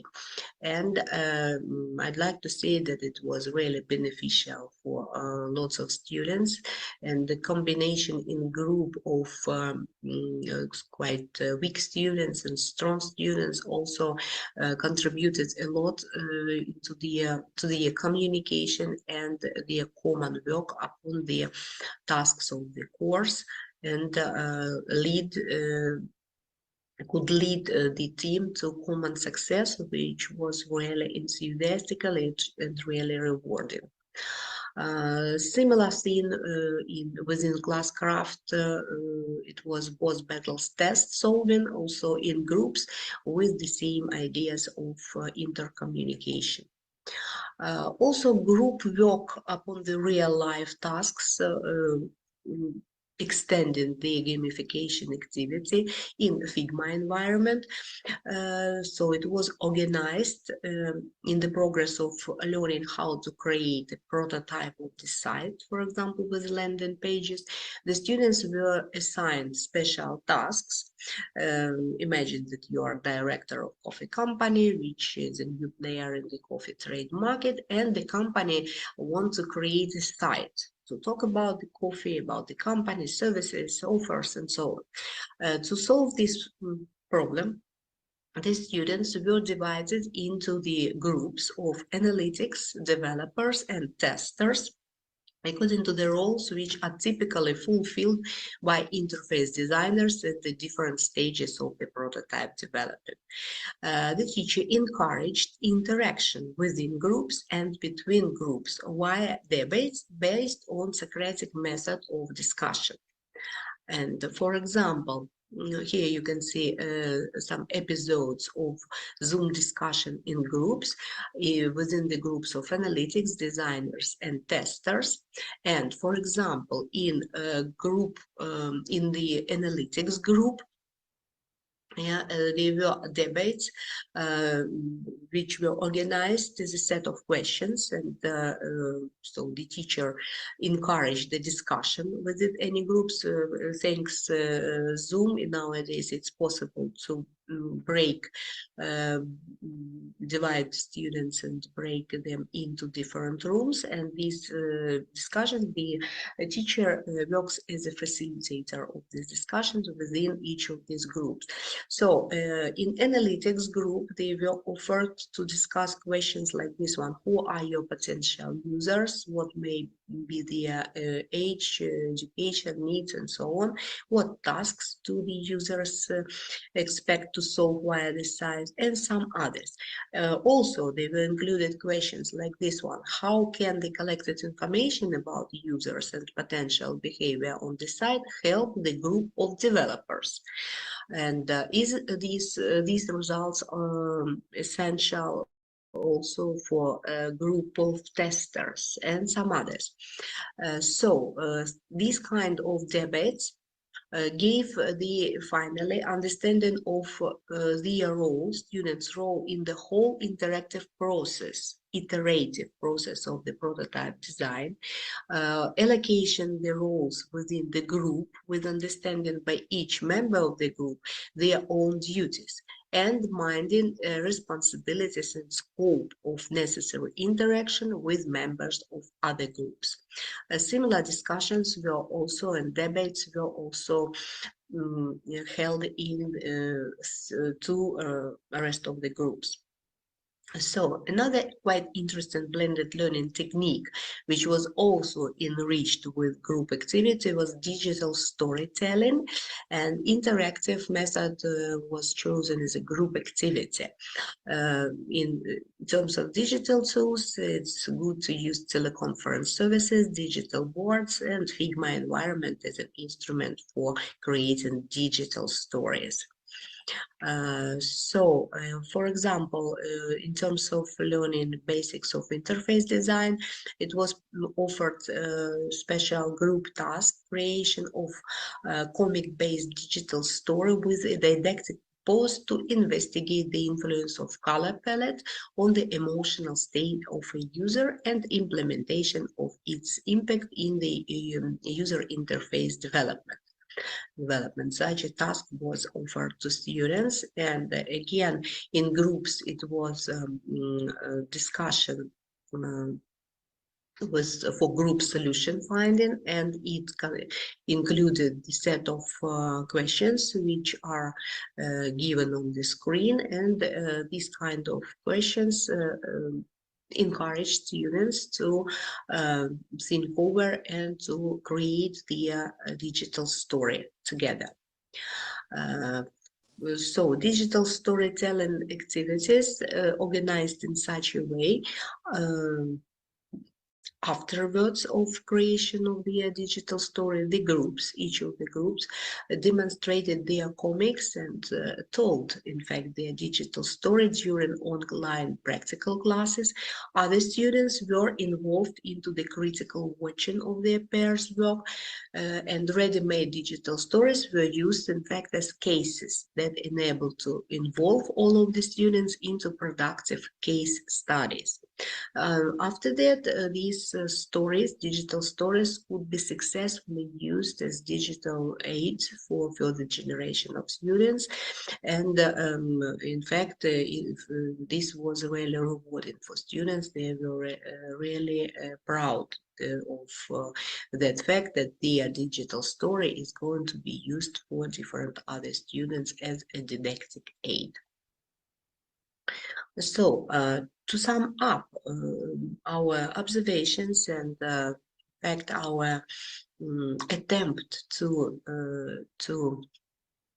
enrich typical blended learning activities with different interactive methods, I'd like to conclude that applied interactive methods enable to the students to feel the classroom atmosphere during online classes, promoted their cognitive eagerness to work with remote digital resources, contributed a lot into development of efficient learning communication, which helped overcome disconnection between the students and their feeling of disconnection inherent to blended learning, and which we tried to overcome, in fact. Okay, also applied interactive methods were really beneficial for university newcomers. They were involved into active participation in the educational process, which included individual knowledge mining, knowledge and skills demonstration for peers, and finally self-estimation and peers estimation, which allowed to reduce limitation of online learning for newcomers and make smoothly their adaptation to the university study.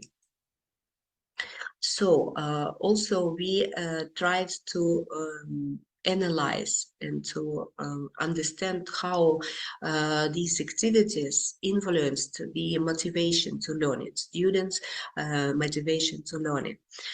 Motivation to learn, according to psychology, is defined as the personal efforts which encourage to learning activities, ensure their continuity, and point direction to the activities with the aim at achievement of students' desired goal. And again, according to psychology, the most common factors that affect motivation in the process of learning, they are attention, appealing to a learner's past experience, positive attitude, and satisfaction. And in fact, we used these ideas of motivation theory in order to create a kind of survey in order to estimate the level of students' motivation to learning and to prepare our full survey. Yeah, the survey was the preliminary survey was designed to evaluate whether the interactive methods introducing into the blended learning activities is in the line with the four mentioned rules and factors of motivation and detect what students' motivation levels are. So this survey consists of 20 items comprising 4 subsections for each of the factors: attention, appealing to learners' past experience, positive attitude, and satisfaction. Each subsection included 5 items to get a feedback from the students on each motivation dimension. It measures learners' motivation level by applying a 5-point Likert type scale, where 1 means strongly agree and 5 means strongly disagree. To obtain and test the design survey reliability, it was conducted. This survey was conducted in one of the groups of newcomers who completed one of the curricular forms into course in terms of blended learning activities enhanced with the interactive methods and built according to our modules depicted above. In total, there were 27 students who took part in the survey, and the scale reliability test was conducted to estimate the result. The reliability of all of 4 scales for each motivation dimension on standardized Cronbach alpha was obtained 0.75, which proved an acceptable reliability level of the obtained result. And finally, so this survey is in progress, in fact, yeah, and we can't give some final conclusions. However, as for preliminary results of the survey, I have to say that about 70% of our trainees admitted that they attended online classes with desire because they were used variety of gripping activities. Communication with other students during debates and discussion helped hold their attention, and the course stimulated their curiosity. Over 50% of the students said that during the course doing they were involved into work upon the tasks, which demonstrated them how this course material would be useful for them in potential professional life. About 63% of the course participants revealed positive attitude to learning, and they also admitted that team interaction during material mastering suggested them confidence in their abilities, and about 72% said that they were pleased to work on the course in such a friendly and cooperative atmosphere. I have to say that these results seem to me really rewarding, and we are going to go on our survey and learning of results of motivation level for all of the students. Here I'd like to say thank you to everybody for your attention, and I'm ready to answer your questions. Thank you. Thank you, Professor Gryzon. Would you like to add something more? In fact, no, thank you really for your attention. And I only hope that the techniques which I proposed and some directions of such an activity can be helpful for other university students who have to work with newcomers, and not only during emergency situation, but in general, because newcomers, they are special category of students and they need our assistance, our help in any situation, from the emergency conditions or even under normal situations.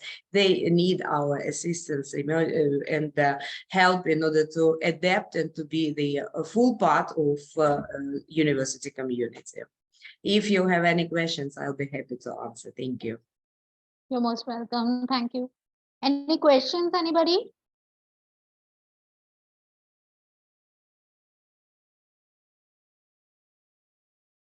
All right. I guess the presentation was explanatory enough. There's no Yeah, question. quite explanatory. Sorry, it was a bit long. I tried to show my experience and share it. Maybe it might be Not a problem. helpful. Thank you, Thank Professor you. Tyson. Thank you. Moving ahead with the conference.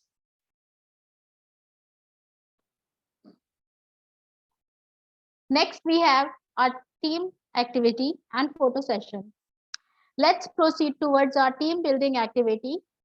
Sometimes we miss the opportunity of connection and linkage with fellow participants of the conference. This team activity is to encourage interaction among all the participants. One by one, we will share the views and solutions on the topic of discussion, and also we'll be conducting a photo session during the same. The topic of discussion for today is, do you really need 8 hours of sleep every night? I repeat, do you really need 8 hours of sleep every night? We have a small video to explain this concept. Video credits and copyrights for this goes to Body Stuff with Dr. Jen Gunther.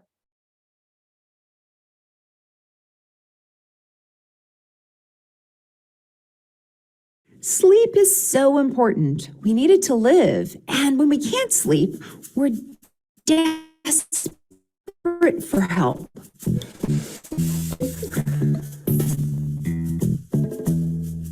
But lately, our fascination with sleep feels as if it's taken on an urgency. Do a quick internet search.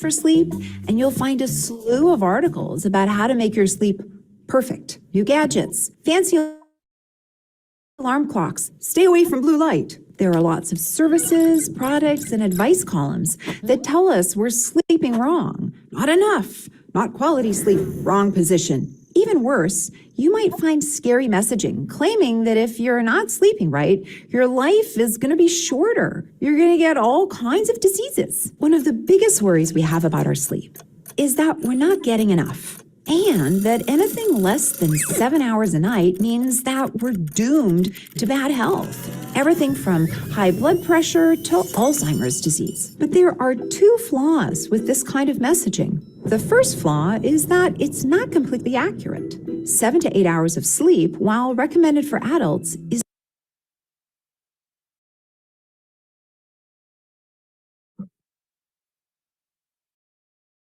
just an average. And while messages have to be simplified for health communication to the public, sometimes important nuances get lost. So yes, it's true that not getting enough sleep in the long term is associated with health problems like cardiovascular disease, diabetes, and depression, but fixating solely on 7 to 8 hours ignores the fact that there's a range of sleep that people need. The duration of a good night's sleep can be different for different people. Some adults need 8, but some are just fine on 6. The second flaw with this kind of doomsday messaging is that it can be counterproductive, especially for people who do have trouble sleeping. For instance, in 2019, it was estimated that 21% of adults in the US were wearing sleep tracking devices, and that number's probably growing. And I get it. It's fascinating to see how much sleep you've gotten each night and to know what part of your night was spent in deep sleep or dreaming. But having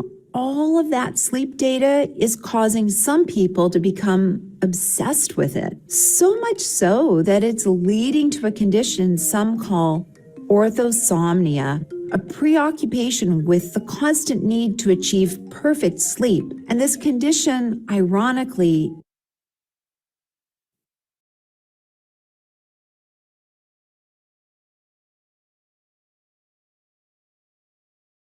is causing more sleep problems. Now, orthosomnia might be an extreme example, but the anxiety of not getting enough sleep is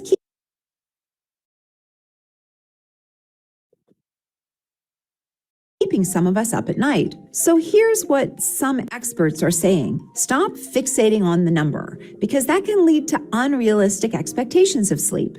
According to Dr. Colleen Carney, a psychologist and the head of the Ryerson University Sleep Lab, the basic questions you should ask yourself are, do I feel reasonably well rested during the day? Do I generally sleep through the night without disturbances? Or if I wake, do I fall back asleep easily? Can I stay awake through the day without involuntarily falling asleep? If your answers are yes to all three,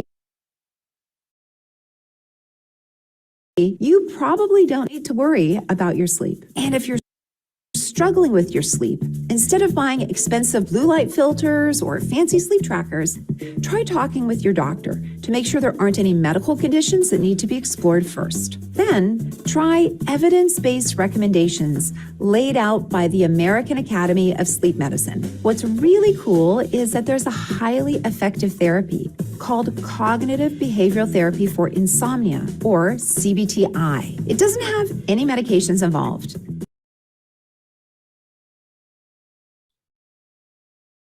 Thank you for your patience. So we'll start the discussion with Sita. Would you like to start? Thank you. Thank you very much, Neha. I think when we talk about sleep, I think just what the video had conveyed, it is so very personal in the sense there might be some people who just require maybe 4 hours of sleep, but there might be some of us who require maybe at least 7 hours of sleep. So I think personally, I think it's very much a personal choice and what makes you comfortable.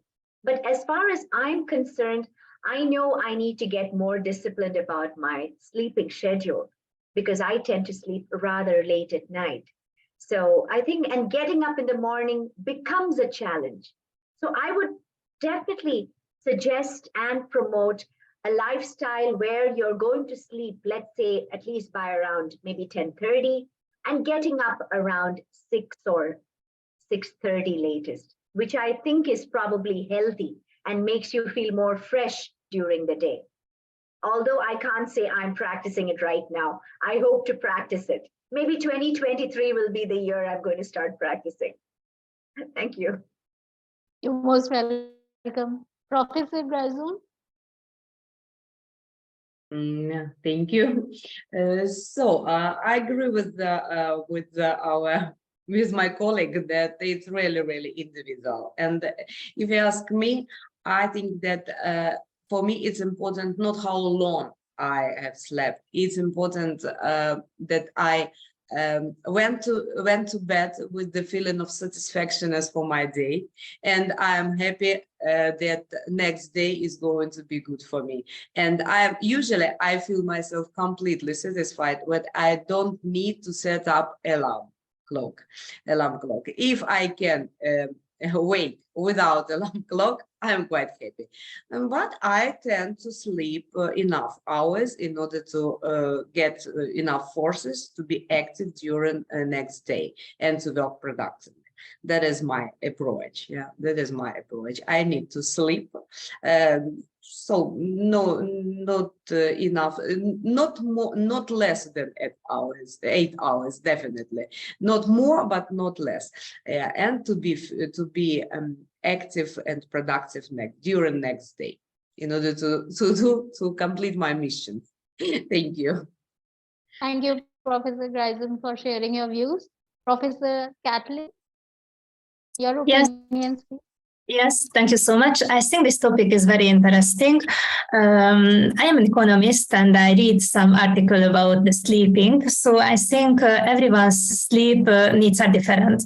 Therefore, the ideal daily sleep time for humans is somewhere between 5 or 10 hours. And sleep affects the immune system, the digestive organs, the circulatory system, the blood pressure, the memory, the concentration, body temperature, attention span, reaction time, and body weight. So I think it's very important and interesting. And the recommended amount of sleep for adults is 7 or or 9 hours. And this means that 7 hours of sleep is ideal for adults, but 8 to 9 hours of sleep is not considered unhealthy. Young adults need slightly more and older adults slightly less sleep than middle-aged adults. A good night's sleep is essential for everyone's health, and if someone's sleep needs are significantly different from the recommended amount, either plus or minus, they should consult a sleep specialist to check if there is a medical condition behind the problem. And for me, myself, is ideal in every day sleep 8 hours. So I think I am healthy. So thank you so much. You're most welcome. Thank you for sharing your opinions with us. Dr. Bhaskar Sinha. Hi, good evening. Yeah, I found this video very interesting, but I still feel that the content of this video dealt with only one parameter. I think there are quite a few parameters. Your age. I know babies, they sleep longer than retired people. It is definitely with your activity. I know sports people, they require more sleep than people like me who are just sitting all the time. So there are quite a few parameters. And taking one number on the face of it, like 7 hours or 10 hours or whatever, as a general number, I think is not very appropriate. But hey, that's my thoughts. Thank you. Thank you, Dr. Sinha, for sharing your opinions with us. And you are right, it may be inappropriate. Ravivan, would you like to share your views? Okay, thank you so much. I found that when I was young, I need 8 hours for sleeping. But when I'm getting older, so it's quite hard for me to have 8 hours.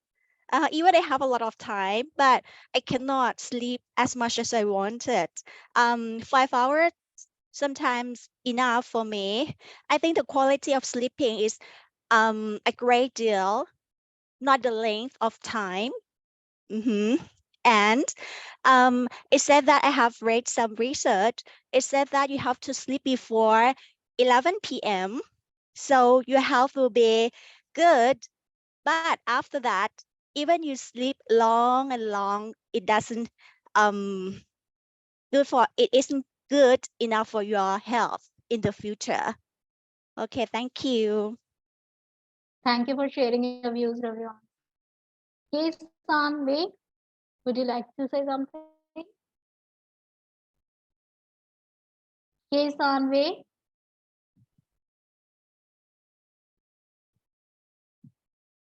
You are muted. Please unmute yourself. San Wei.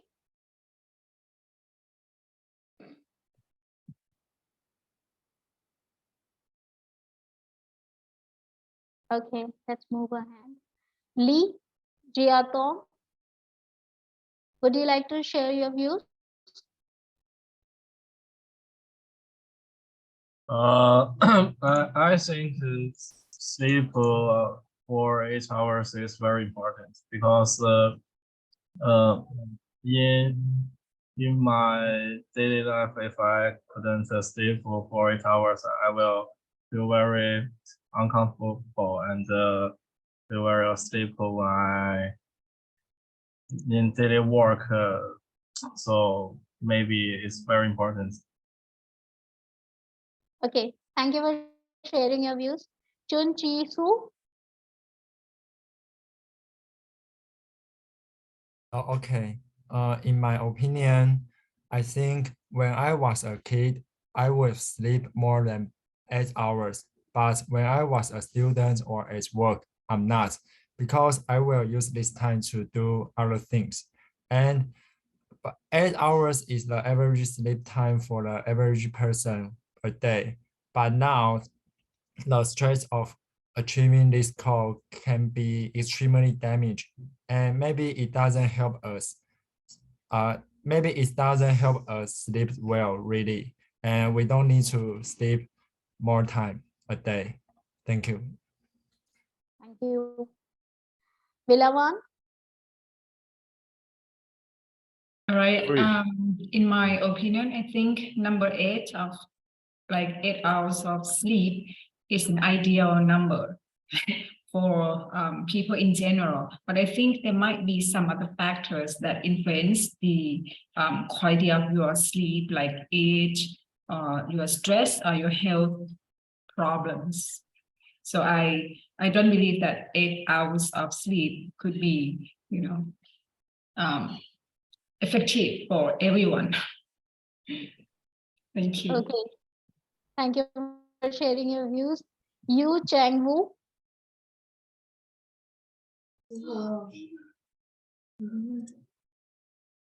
Hi, in my opinion, not really. It doesn't have to be 8 hours a night. It depends on each person's physical condition. For some people, 6 hours of sleep is enough. If they sleep for too long, they will feel dizzy. So I guess everyone's age, living habits, and health condition are different. The required sleep time is actually very personal, and there is no fixed standard. So that is my point. Thank you. Okay, thank you for sharing your views. John Giale? John Giale. Well, I think sleeping 8 hours is very vital for us, and sleeping can make you feel better. I think the black eye is a signal for us. For us, the body wants to tell you you need to sleep more or sleep regularly, and in other hand, I think even we cannot sleep early because nowadays we need to do a lot of work, but we need to sleep regularly. Thank you. Okay. Thank you. Yu Jan Chang?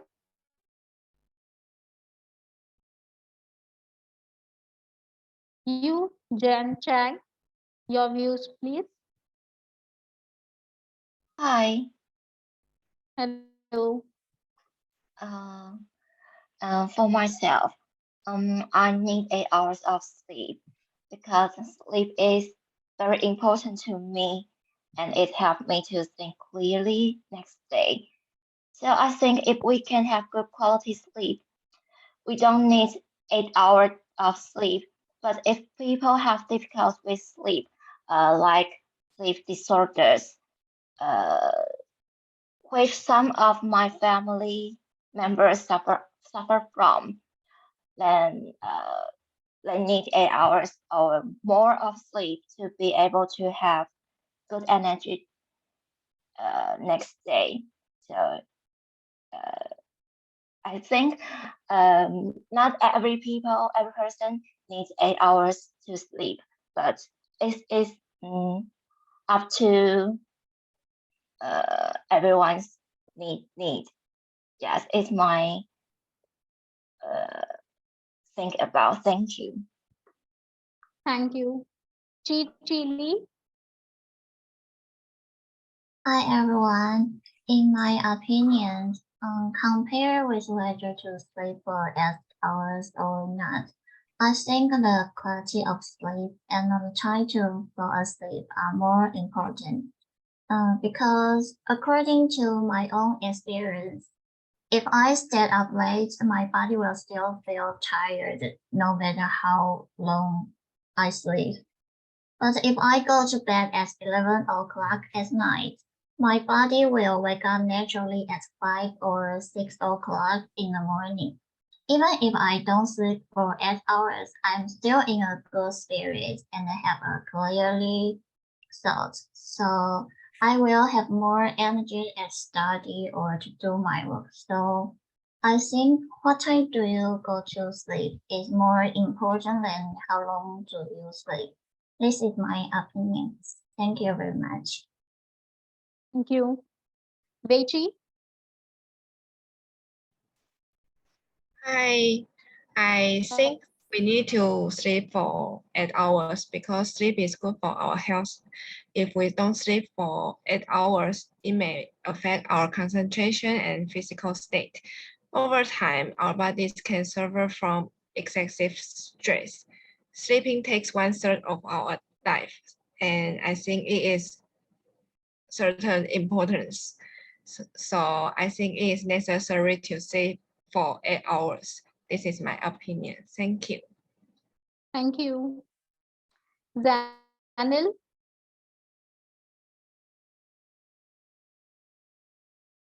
Hello, I guess you mentioned my channel. Yeah. Okay. So hi everyone. I guess unfortunately I missed the question, the main point, because of the poor connection. But I guess the question was about the duration of the sleep, right? Yeah. Yeah. So I did a lot of search about that because that is important. And I got the main ideas that at 10 p.m. the people have to go to sleep because at that time of period, that is a biologically just proved that at that period of time, the serotonin harmony just coming, and which is help for our health to being more like a young and health, because that time and after that 10 p.m. during 6 or 7 hours sleeping, it is enough for like a resignation, recalculation, or recover yourself as a body, as a health. So that is my opinion, and it is good for the people who do a lot of thinking work, who just doing a research and read a lot and try to provide any kind of ideas, or like it is physically training for the mind and to being a mindful and giving and keeping your health, the body healthy. So you need to sleep approximately 5 and 7 hours is enough. And the main point is I would like to deliver that is at 10 p.m. to go to sleep, in ideally. So that's my opinion. Thank you. Thank you, Zanil. Now, Wei Yi Wang. Wei Yi Wang. Wong.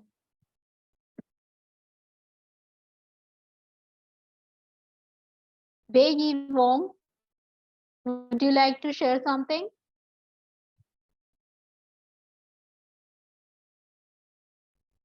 Right, let's move ahead. Sybil.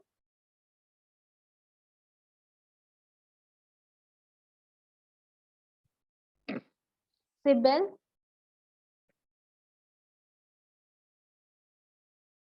Okay. Fatima.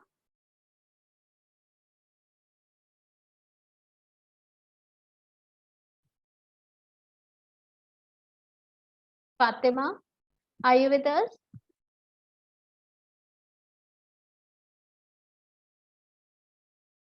All right. So at last, we would ask Kesanway. Yeah, Fatima is here. Yeah. Hello, Sorry. everyone. Sorry. Okay. Not a problem. Okay. I don't want to really need 8 hours, but I go to bed about 1 o'clock because I have a job, family, children. So I sleep about 6 hours. But I find that I take a 30 minutes nap every day after eating lunch. I will feel the fresh me. So I think I can sleep about 6, but I must take a 30 minutes nap every day. Thank you. Thank you. Fatima, your opinions, please.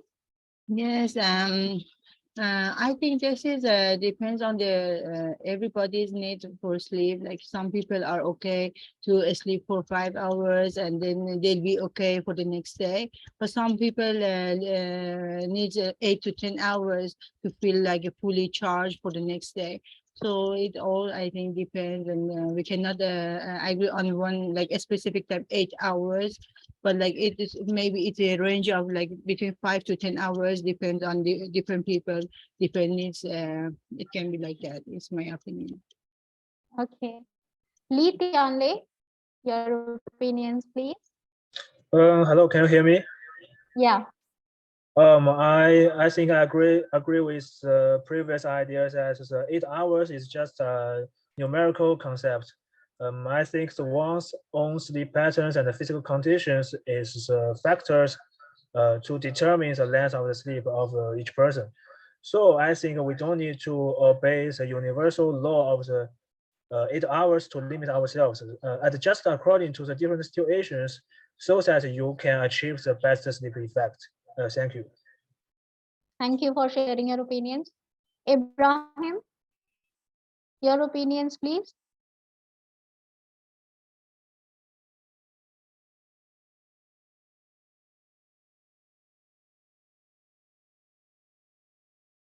Ibrahim, can you hear us? All right. We are moving on to Sybil, or she's on call. Okay.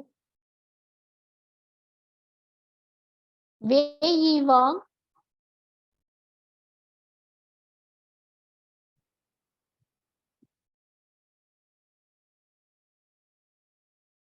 Okay, Sybil. Sybil, please tell us your views.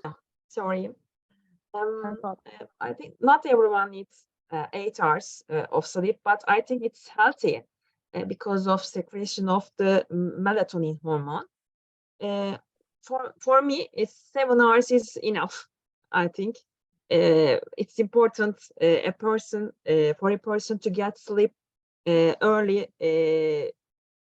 in order to have a good day the other day. I think that's it. Thank you. Thank you for sharing your views. After hearing everybody's opinions, I would like to share mine. On a lighter note, I would like to tell you that I need at least 10 hours or 12 hours of sleep. I just cannot operate without at 6 hours or 5. At least 8 hours is needed for me personally. So it's a personal question. Everyone's needs are different. So that's just the concept for this team activity. Thank you for sharing your views and thank you for actively participating in the team activity, everyone. Moving ahead with the conference.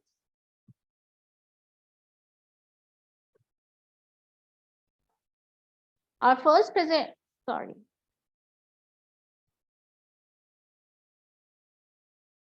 we have a participant who will be presenting live and she has to leave.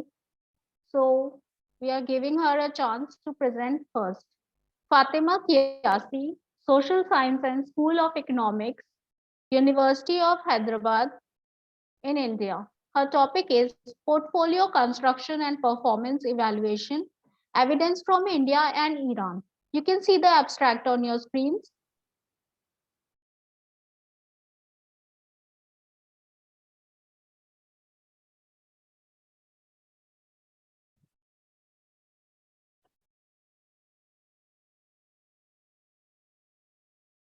Fatima, you can start your presentation. Thank you very much for giving me this chance to present my work here. I'm very glad to be here. And I'm Fatima Kiasi. I'm from a School of Economics, University of Hyderabad. Today, I'm going to talk about portfolio construction, risk management, and performance evaluation in practice.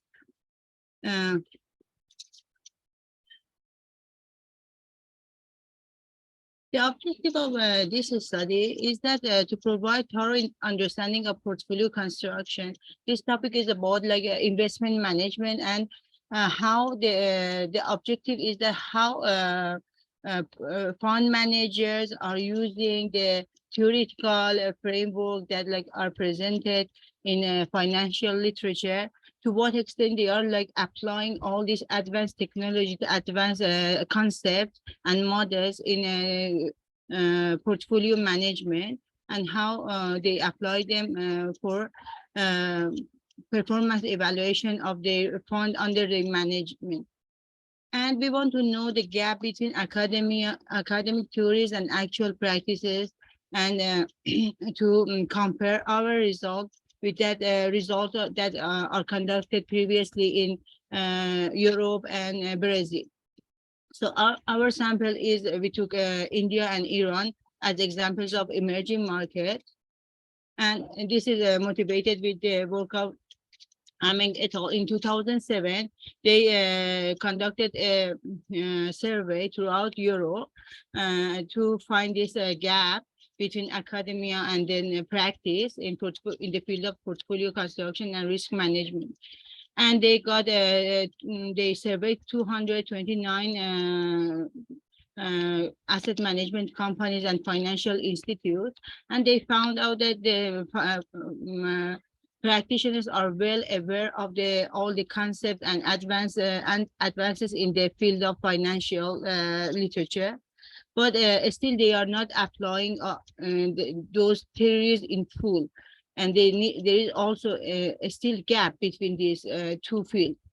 And then another study in Brazil in 2018 has been conducted, and the same result came out, that the Brazil market is also far away from using all these advanced models and techniques in finance.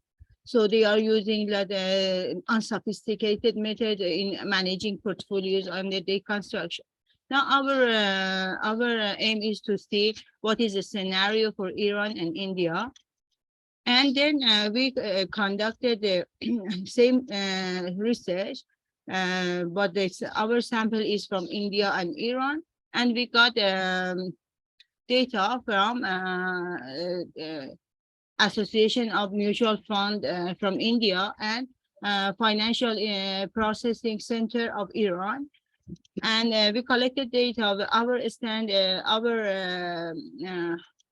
our sample stands for 25 companies from India and 22 companies from Iran. And there was this is limitation of our research, because the data collected during the before the pandemic, the data collection has started, and then the data was collected during the pandemic. When the pandemic started, we were in the middle of data collection, and it was because it's a field study and it's a survey to contact with the corporates and talk to them, interview with them, and these these are companies consider all this information as confidential, so it's very difficult to get the information, and that's why we couldn't get more responses. So it might be some limitation of this study, that the sample size is not very big, but however we try to analyze the data. And then before that, going to the result and what we got, our result, I want to go through the some theories of portfolio construction. The portfolio construction started, modern portfolio theory started in 1952 by the work of Markowitz, that he won the Nobel Prize of his seminal work. That before Markowitz, the focus of investment management was only to consider the return of the investment. So there was no concept of the risk. If it was very basic concept of risk. But what Markowitz brought to the knowledge of all investment management was that we shouldn't only consider the return of the investment. We should consider the risk of each asset per asset in the portfolio. So how the assets are moving against each other, and this is called covariance. So this is he brought the concept of covariance in the field of finance, and more specifically investment management. That this is very important to consider the covariance of pair of assets in the portfolio. but it has its own shortcomings that like the Markowitz got the variance as a measure of risk. Variance is treating the upside and downside of the mean dispersion from mean in the same way. So that sometimes we think that like if we have a expected return in our sorry, just wait a minute.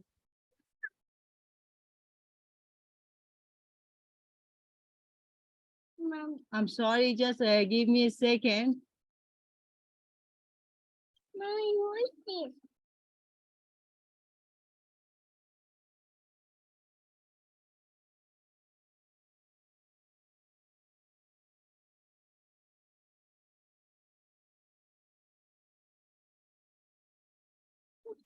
Yes, then Markowitz, I'm sorry that if disturbance is here.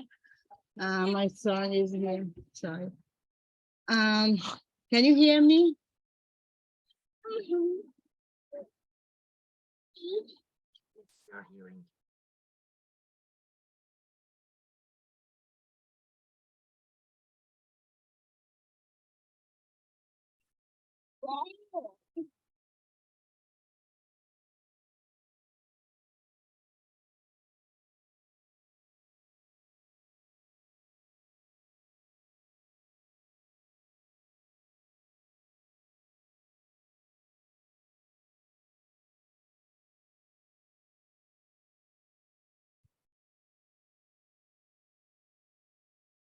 I'm very sorry that my son is here. Just if give me 1 minute, then I come online again.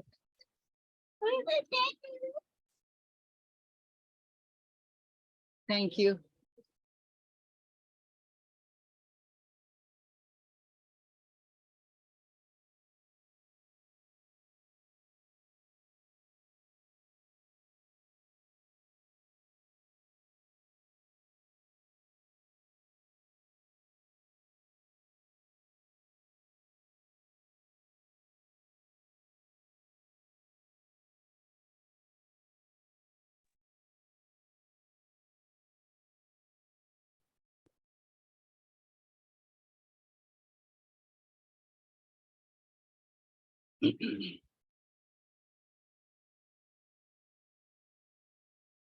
I'm sorry.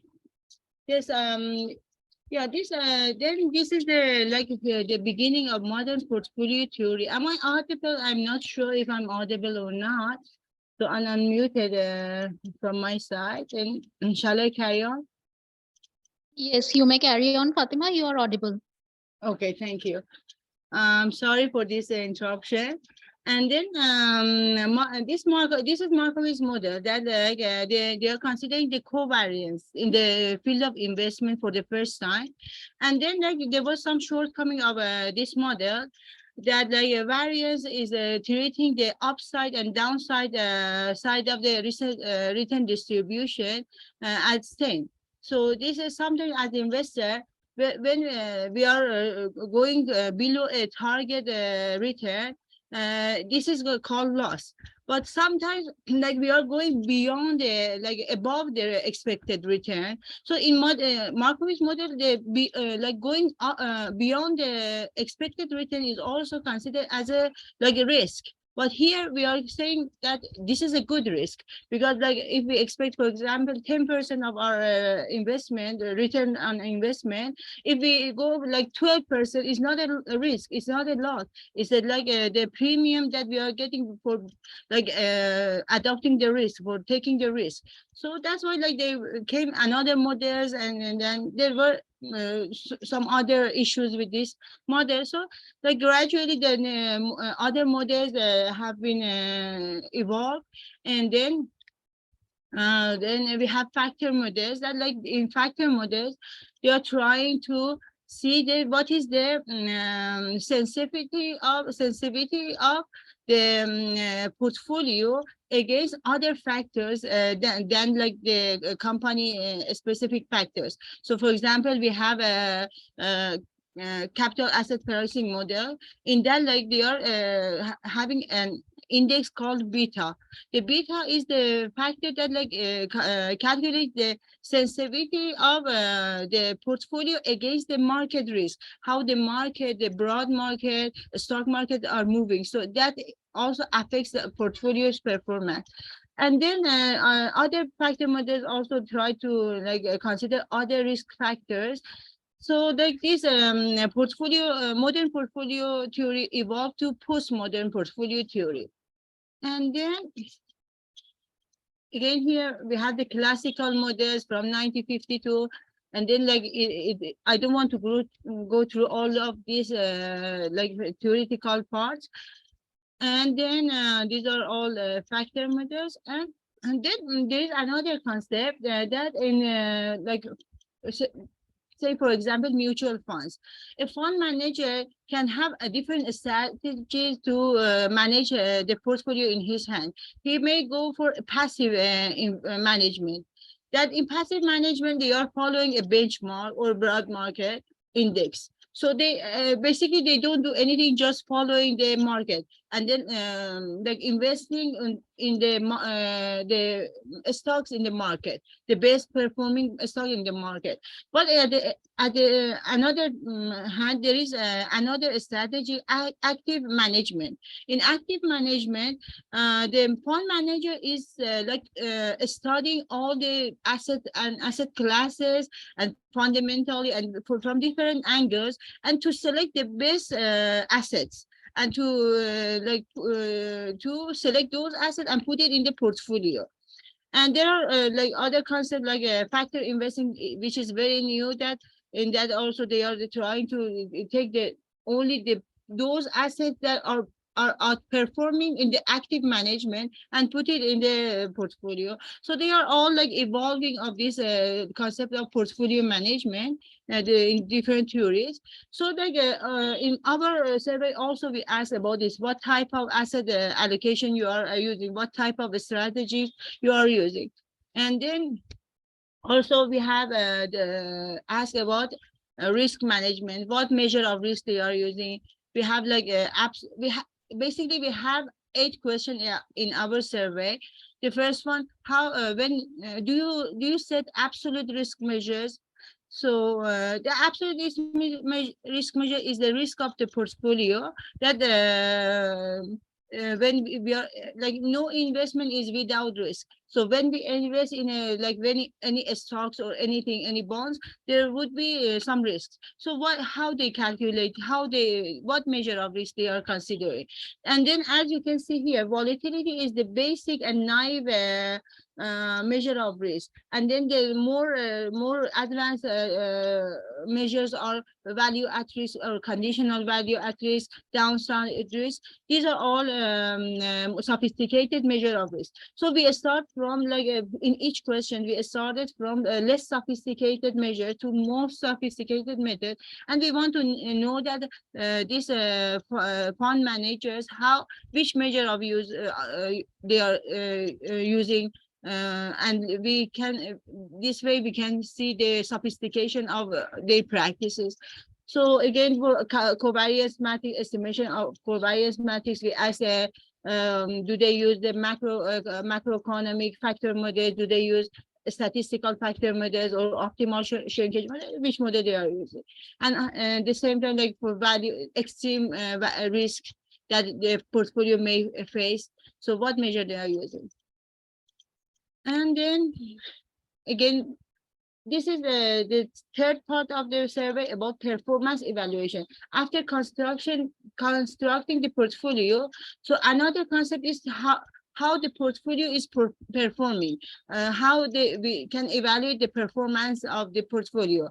Again, we have absolute performance, which is the performance of portfolio by itself. Then we have relative performance, which is the measuring the performance of that portfolio against a benchmark or market or a stock market.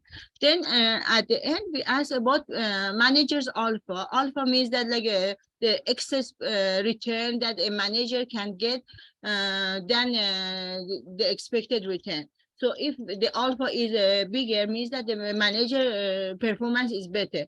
So we also asked about that how with which technique they are performing evaluating the performance of their portfolios, and then we got the result. I don't want to go through all the results one by one.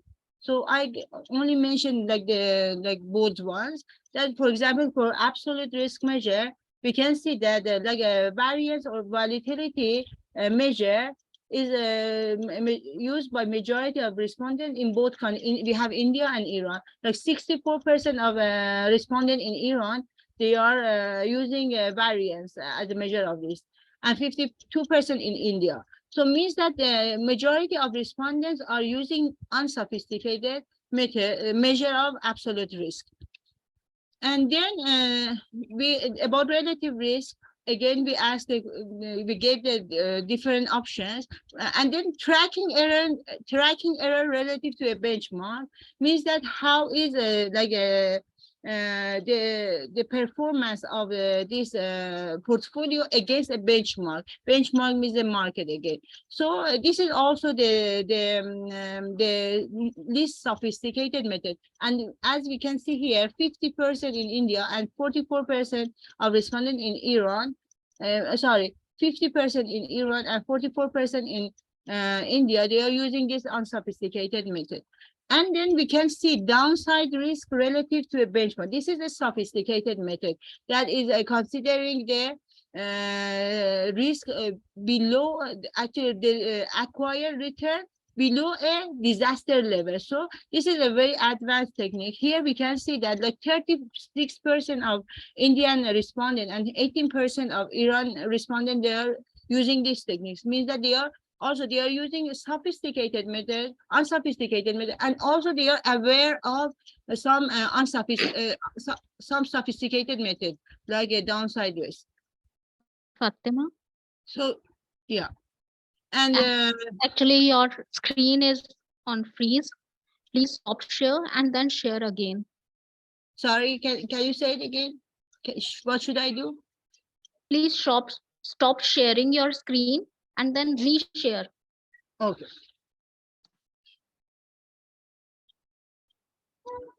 Okay, now we can see the updated one. Okay.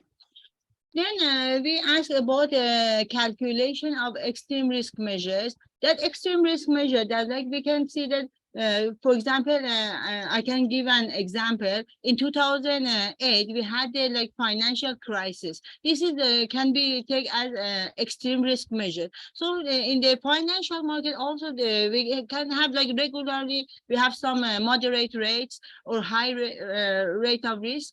But sometimes in some situation, we face extreme risks. So we want to know that how they measure this extreme risk. Again, there are different options, different techniques that like to assess this excess risk. And we have different options, and that we can see that like 50% of respondents in Iran and 44% they are using value at risk based on normal distribution. This is based on normal distribution is based on the work of Markowitz. Again, it's like it's not very sophisticated. And then in the real world, most of the return distributions are not normally distributed. So this is an assumption is not which is not real, which is not practical, and but we can see that practitioners still are using this method mostly, and than other realistic methods. For example, value at risk based on higher moments, which is showing the real characteristics of return distributions, is not using as much as using the value at risk based on normal distribution.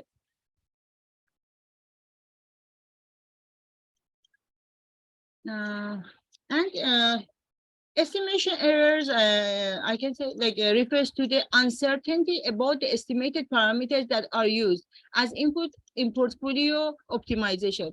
In portfolio optimization, we need some information to put in the system on optimizer to get the result. So we have returns, expected returns, and expected covariance matrix. So these are also if they are not accurate, they make they result in some errors. We call them as estimation errors. And there are some techniques that can improve this error to face lesser, to see lesser error or to get better estimation. So here we gave all again different techniques. And in these options that they're availing to them, putting constraint on portfolio weights are the least sophisticated method. And again, we can see the majority of respondents in both countries, they are using this unsophisticated method. Means that, like, as we can see in all these, we ask 5 questions about like portfolio construction. We can see in most of these questions, the answer unsophisticated method. They are using unsophisticated method in both countries, except in case of India, that about absolute risk and relative risk. Beside the unsophisticated method, they are using sophisticated method as well. But most, if we can conclude, a majority of respondents are using unsophisticated method. So it means that there is a gap in here between academy and practice. And again, for the performance management, also we gave options that are like whatever is available in financial literature. We gave the option. There are some ratios that here we can see Genesis Alpha is using by 59% in Iran and 52% of respondents in India. So this is Genesis Alpha is extracted from factor model.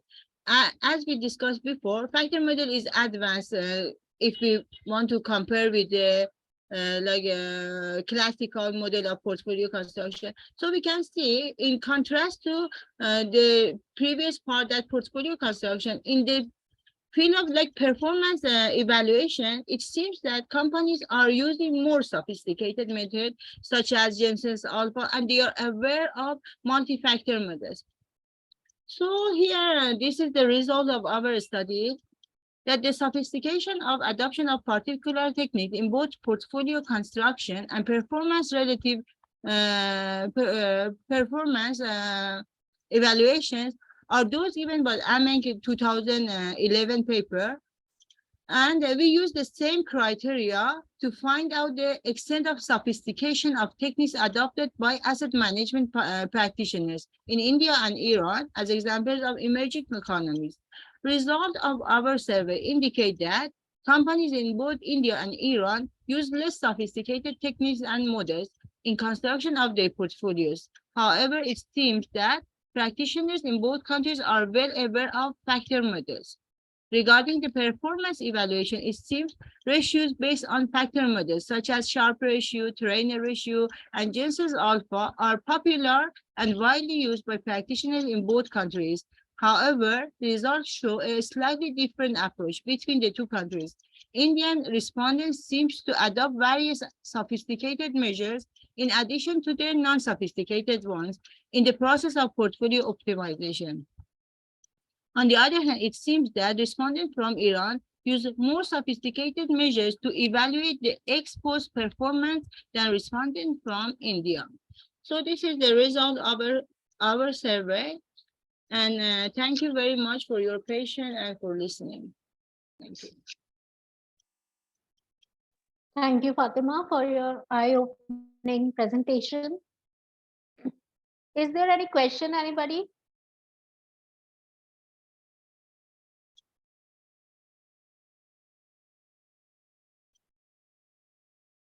No questions, Fatima. You may stop sharing your screen.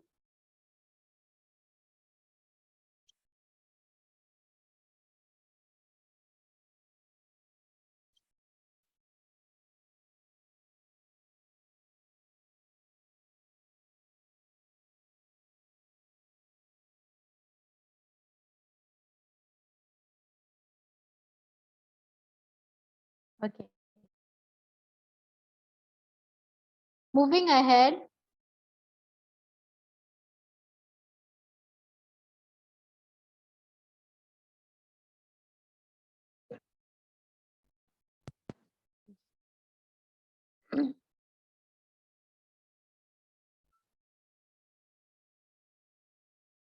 Just a moment, please.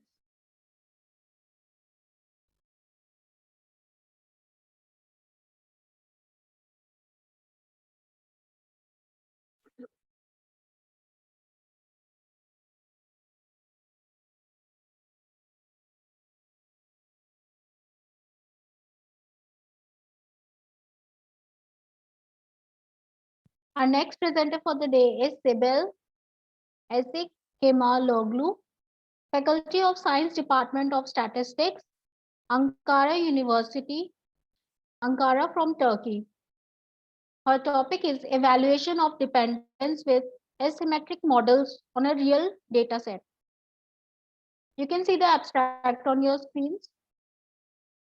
Yeah, I don't understand. You say something to me or everybody? Yeah, Sibel will be presenting live. Sibel, you can start. Okay, thank you.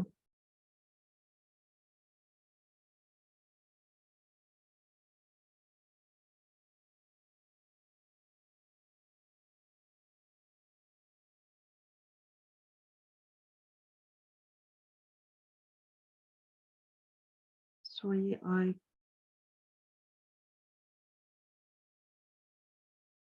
can you see the my presentation? Is there a Yes, problem? we can. Yes. Okay. Our presentation is about asymmetric dependence. Our topic is evaluation of dependence with asymmetric models on a real data set. Sorry, I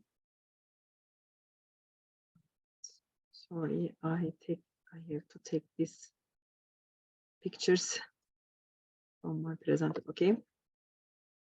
There is dependency between the data obtained in many fields, such as finance, actuarial science, econometrics, and hydrology. However, in reality, data may not be always symmetric. So the concept of asymmetric dependence has been developed. There are some asymmetric coupler models obtained in various ways in the literature.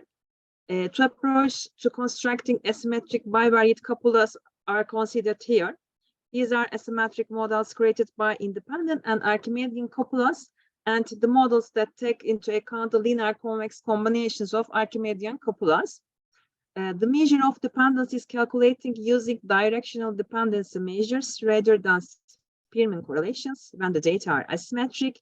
With the help of these measurements, an appropriate asymmetric model is selected.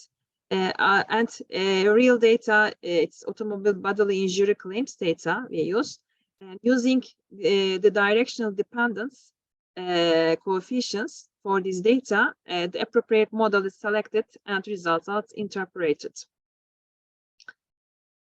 First, we begin with Sklar's theorem.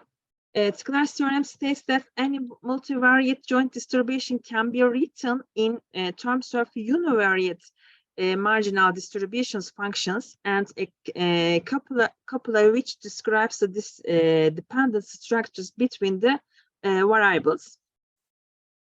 The definition of symmetric and asymmetric couplers for all alpha and beta in unit interval, and for all couplers C1 and C2, the function C alpha beta defined like this. This formula: C1 is independent coupler, C2 is any of coupler we can take here. If alpha and beta is equal to each other, then C alpha and beta is symmetric. If alpha and if alpha is not equal to beta and different from half, then C alpha beta is asymmetric. And for two symmetric couplers, C1 and C2, if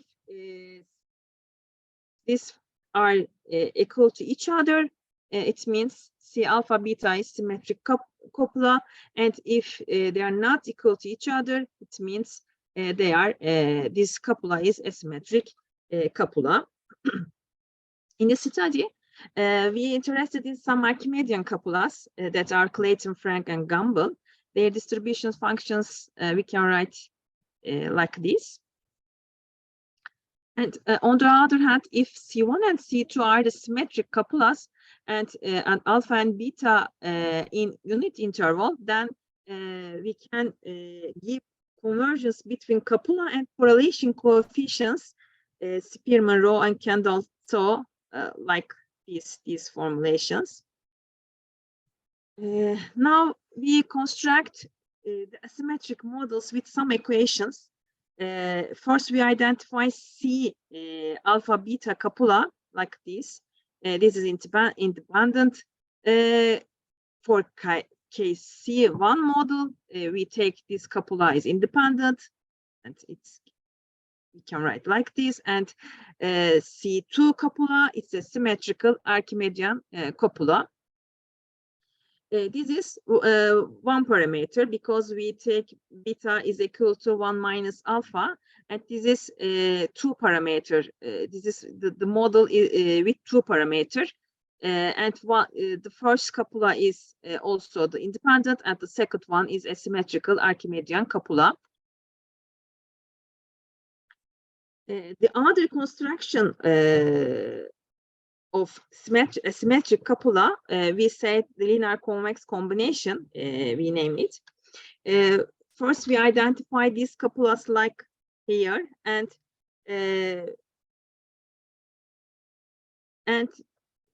for LC1 model, we weighted with p's, just we use 2p, and the second model, LC2 model, we have 3, we use 3p, and also we weighted with p's. On the slide, we show the how we define and name the models. It's a summary of identifications, we can say. This is KC models. This is the KC1 models. We take the asymmetric, we take the symmetric cupula, Clayton, Frank, Gumbel, and KC2 models and the copulas we take. LC models, LC1 and LC2 models. Now, how we make the estimation of the parameter? It's an algorithm. Obtaining pseudo observations UI and VI like this, and RI and SI show the ranks of the data.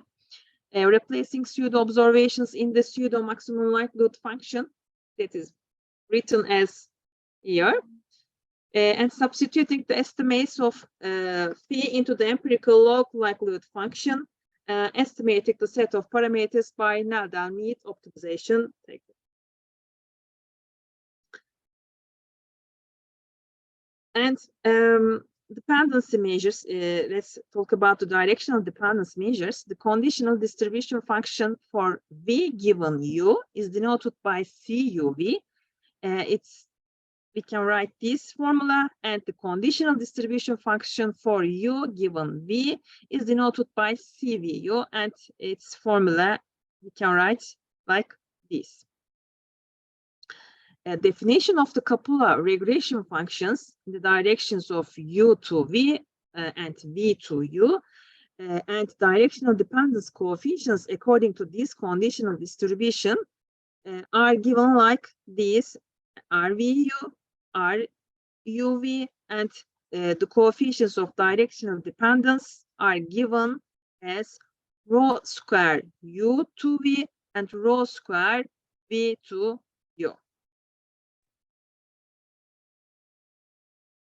We use these equations to calculate the directional dependence coefficients, and the cupula models with the largest and smallest pair of rho squared directional dependence measures are selected. Then the goodness of the fit test is performed to see the compatibility of these selected copulas with the data, and the model with the smallest AIC value is considered. These are the goodness of the fit test, Kramer-Mises, and AIC, Akaike information criteria formulas. Now we contract the asymmetric structure. We introduced the models at the beginning of the presentation. We substitute CDF of the cupula to the proposed models, and then we obtain these functions. For example, here we take Clayton CDF distribution function, and we obtain this formula. And Frank cupula, we obtain this formula. Gumbel. These are KC1 models. That means that the models with one parameter, and other models obtained similarly. First, these ones, KC2 models, and linear convex combination models, and also we put the symmetric cupulas, CDF, and LC2 models, all we obtained. We share a simulation study to show that the models we use are asymmetrical. For various correlation, we obtained the parameter values of symmetric and asymmetric cupulas. And then with these parameters, we make a simulation. In this table, you see the parameter estimations for simulated data, KC models and KC1 models and KC2 models. And in this table, you see the asymmetric results. In symmetric models, you see all the p-values are, and these p-values greater than 0.05. So that means simulated data does not fit symmetrical models, but it fits, you can see here, the p-values, but it fits proposed asymmetric models. And their scatter plots, symmetric and asymmetric, symmetric, asymmetric, and their contour plots, symmetric and asymmetric, you can see. And the last thing of the simulation study is calculating directional dependence coefficients for asymmetric KC cupula models, and also rho square U to V and rho square V to U, they are not equal. That means the data, the simulated data isn't symmetric. That means they are asymmetric. And the other model also. Now we have an application. It's about automobile bodily injury claims data. AC means average claims per unit of exposure. PPCM means population per square mile of the town. The descriptive statistics of the data, you can see it in table 6. And in table 5, we perform Kramer-von Mises-Kuznetsov fit test, and they are p-values. From p-values, we can see is that the data set does not fit the symmetric cupula, Archimedean cupulas, none of them, Clayton, Frank, or Gumbel. Then exchangeability test was performed on the data, and data are asymmetrically dependent since the p-value is smaller than 0.05. And now we know that the data is an asymmetrical data, so we can use proposed models for this data. It's the scatter plot for the data, and these tables is parameter estimation of this proposed models for the data.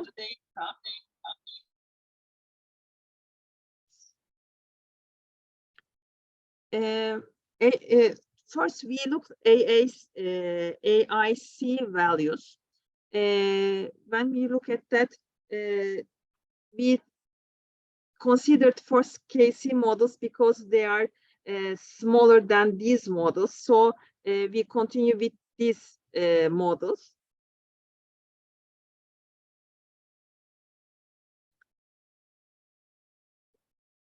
These are directional dependence coefficients of asymmetric cupola models for our data. The small now we try to select the best fit model. First, we look at this. We determine the smallest and largest values of rho square. They are smallest and they are the largest ones. So we select two models, and now we checked whether the data fits the model or not. The p-values, you can see the p-values are greater than 0.05, so we can say the data fits both models. And now among these two models with the lowest AIC, we choose this model. That means KC2 Gumbel model, because it's we can say it's the best fit model. And it can be seen that the simulated data and original data can fit each other very well in scatter plot. Even the nonlinear dependence between the variables are also well handled by the asymmetric cupolas. And we can say real data is not always symmetrical. In such cases, it's necessary to use asymmetric models for modeling. Using these asymmetric models, making the desired probabilities and statistical inference will provide more accurate results. For our data, first asymmetric test was performed, and it was found that the data set was asymmetric. Then asymmetric models were created using Archimedean cupolas. Among the asymmetric models, we tried to determine the model that best fits the data set. For this, we use directional dependence coefficients, and we determined that KC2 Gumbel is the best model that fits our data set according to the directional dependency coefficients and AIC. From now, the necessary probabilities or calculations can be done using this model. Our references, and thanks for your attention.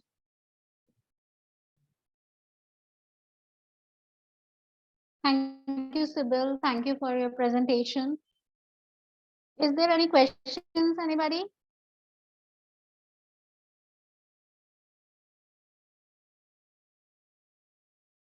No questions, Sybil. Thank you for your presentation. I have one question. Yes, Fatima. Because I want to know that the data set, what is the data set? From where, like, is it from finance or which area, and from where you got collected? What is your data, in fact? We'll take from R. The data is here. Automobile insurance claims collected between 1993 and 1998. We took it from R. CAS data sets. There is a package. Okay, thank you. You're welcome. Thank you for the question, Fatima, and thank you for the answer, Sybil. All right.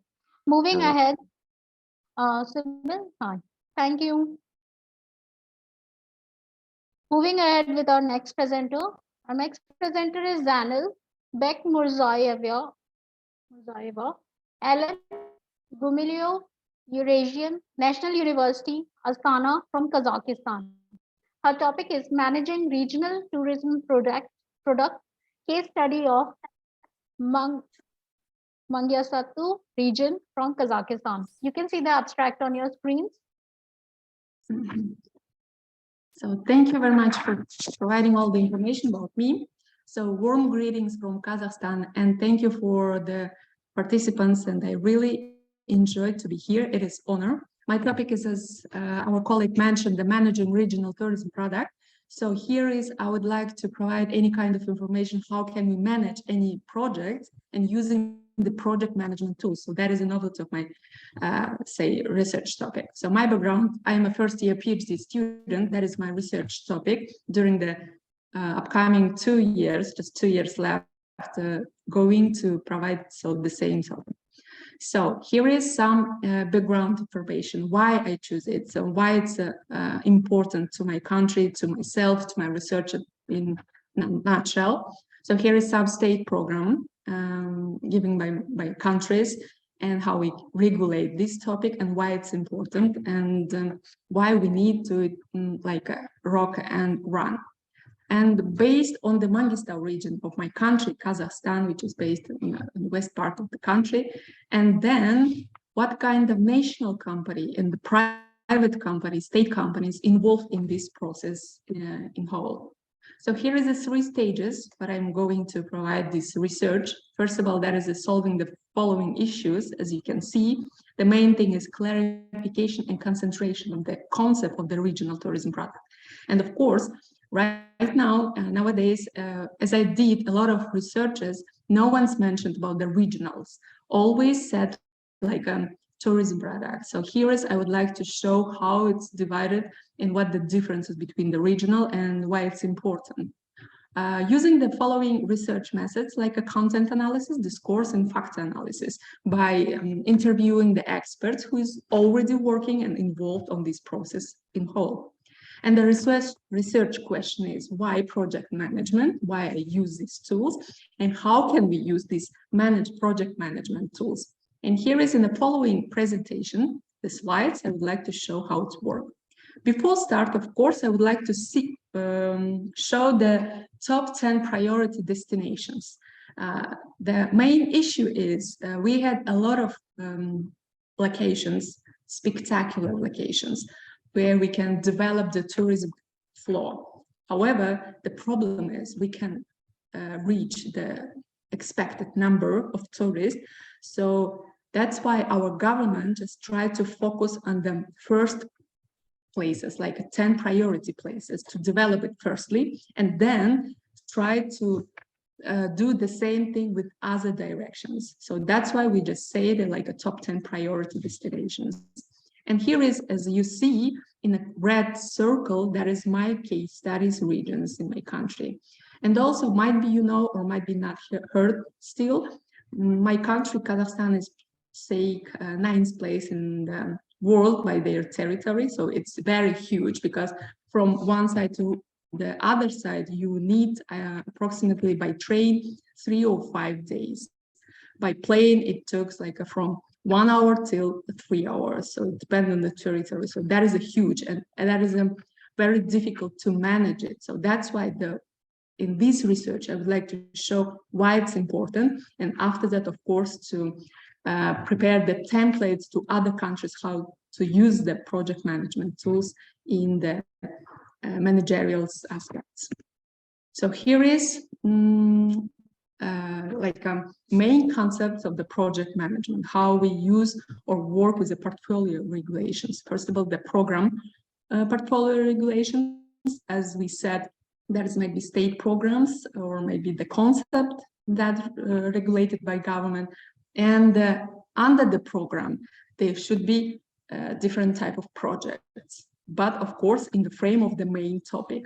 After that, this project should give or provide or design the main product, and we need to focus on that product because that is our results, the result of the project and the project team. In the next slide, you can see the case studies of that region, Mangistau region. That is a city, big city, Aktau. Here is the investment, let's say, project, how we just involved an investor and how we can just plan the budgeting. So here is the reasons for engagement, as you can see. And the next one is like how its impact to the economic sector, like giving the facts of the tourist number, accommodation numbers, and how it's just involving the numbers. After that, you can see the target indicators will be reacted after this process.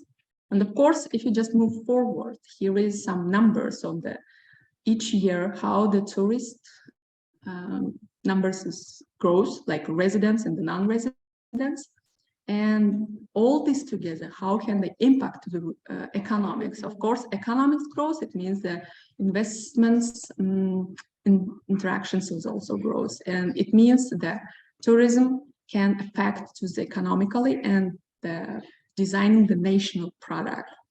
After that, I would like to go back again to the same slide, but with the minor adjustments, as you can see, because I would like to show here some examples. If we regulate the program portfolio, as I mentioned, there is a concept on maybe state programs. And after that, we say the concept for tourism development.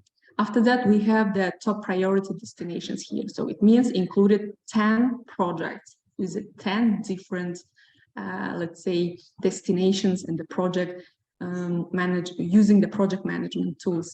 After that, all these 10 projects should give the one product. It means tourism product in the 10 different regions. It means regional tourism product, which create and design the national brands in the global area. So here is, I would like to show how can we create all these themes and graphs designed by the authors. So here is how my country run in the, let's say, in a global environment. So that's why I would like to show here some macro, meso, and micro spaces. But unfortunately, in the fact, that region that I used in the case study is not still run in a global area. So it is just in a regional, because it is still young and still in develop. So that's why showing here how the region can, let's say, produce the product, tourism product, which means just lead to the brand, I mean the creation, the national brands. And in the national area, they can just enter to the global environment. So this is him just try to show how the project management can give us the clear picture in a whole picture. So that is, let's say, this helicopter view, how we can just manage if we have any kind of troubles or maybe issues that we deal with during the process. In the next stage, so here is some stages. So as you can see, 5 stages, how we can manage the project.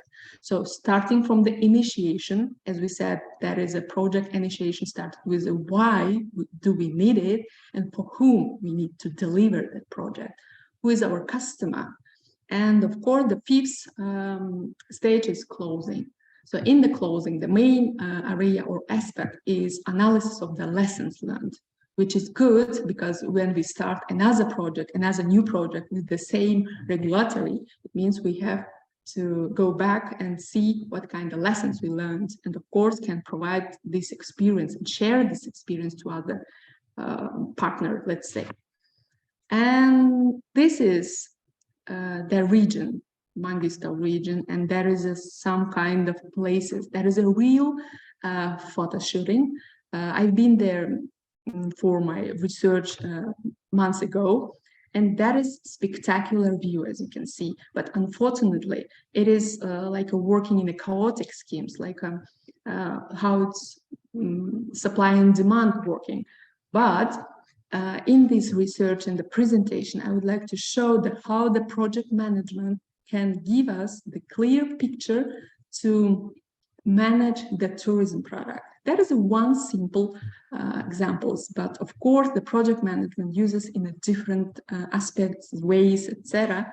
But the main thing is how it works in a tourism sphere as well. And here is also digital tourism, how it's helped us. That is also real photos, how it helps again to manage it, or of course after designing the product, how can we just the next step for the like a further research can be coming from the learning the digital tourism. How can we provide it, or how can we use the marketing tools, of course after the project management tools. So that is important. And finally, I would like to say that by this research, we can reach this significance, like practical oriented research, which can give the main priority things or ways, directions when we can just look at and work in a systematic way, you know, because that is important thing. It is dynamic, developed era. So in this case, we cannot waste our time. We need to work and share our experience with other countries and of course get their best practices as well. And here is also improving the usage of the marketing tools, as I mentioned, that or my regional tourism product promotion. It is a next stage after the designing that project, and that is very important. And here is some, let's say, the social life information provided. If you have further questions, or maybe you had already the same topic, the same background, or maybe you had read any kinds of interesting materials, resources, please feel free to provide it. I will appreciate it and will be happy to mention it in my research as well. I just invited you to collaborate together, so that's why I really excited to be here. So thank you very much, Nehanegi. Thank you. Thank you, Zanel. Thank you so much for presenting. Is there any questions to So be asked? yes, please.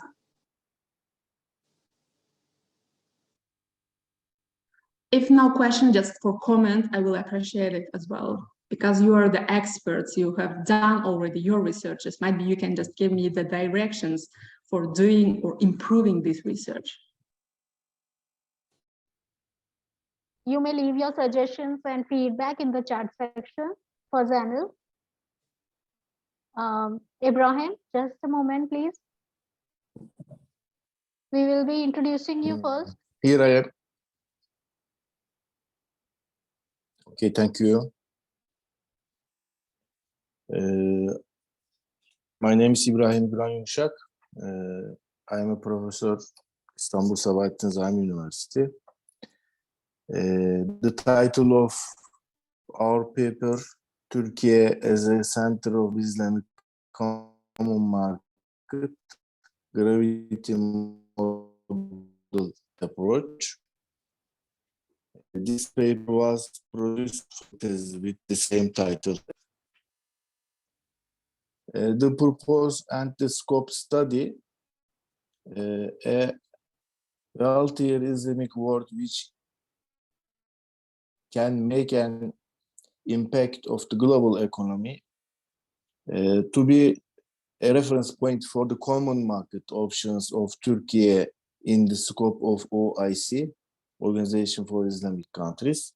The projected common market shall have a trade creation effect rather than a trade diversion effect. Uncapped, unused potential shall be identified and measured among selected countries in order to have the highest trade creation effect in the projected common market. Thus, the uncapped potential is to be measured via scholastic frontier analysis, which has a rare use in OIC-related studies. Outlined the theoretical foundation of the gravity model by Anderson, 1979, and background added in compare person that augmented gravity model. Baldwin presented two-stage approach to trade projections over the model. The first application of SFA model to the production function was made by Egner, Lowell, and Schmidt. The first application of SFA to the gravity model was done by Drysdale, Youngling, and so on. This study is one of the first studies that applies SFA to the gravity model, with Turkey being one of the key members in an intra-OIC common market. It is one of the few that use efficiency scores and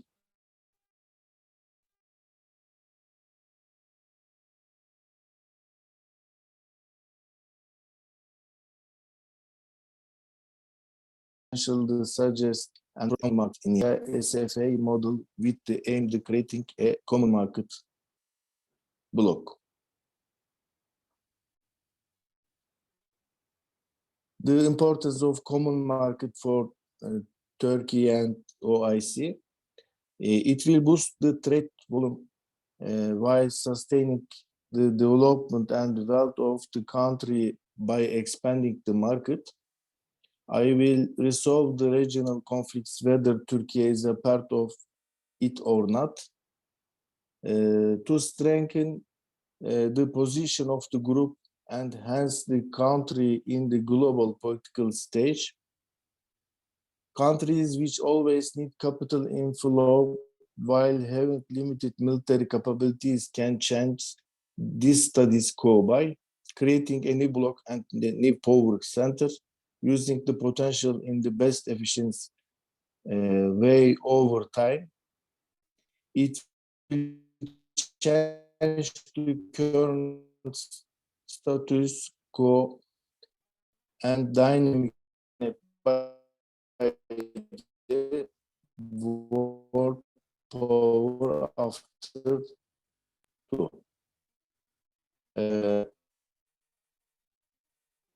This paper are simple restrictions: must be a member country of OIC, must share about this one OIC countries, road connection with the last one of the OIC countries.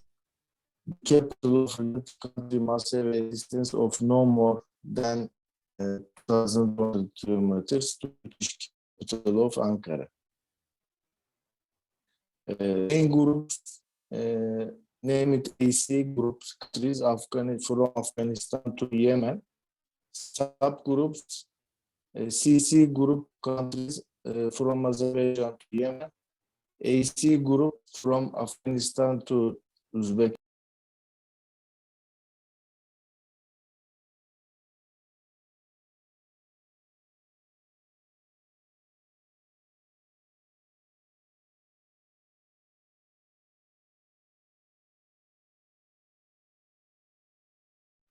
I guess Ibrahim was in a haste. He presented very fast and left just like that. All right, moving ahead with the conference. Ibrahim, are you here?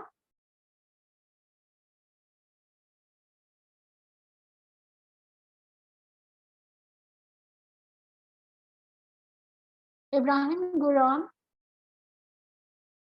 would you like to add something more?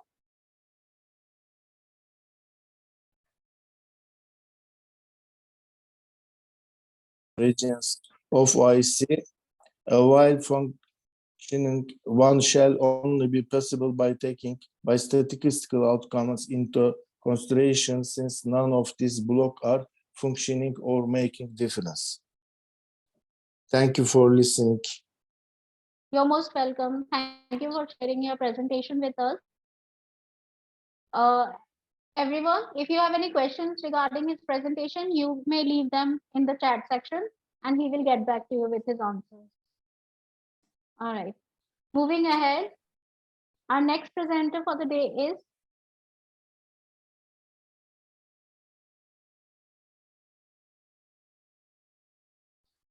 just a moment.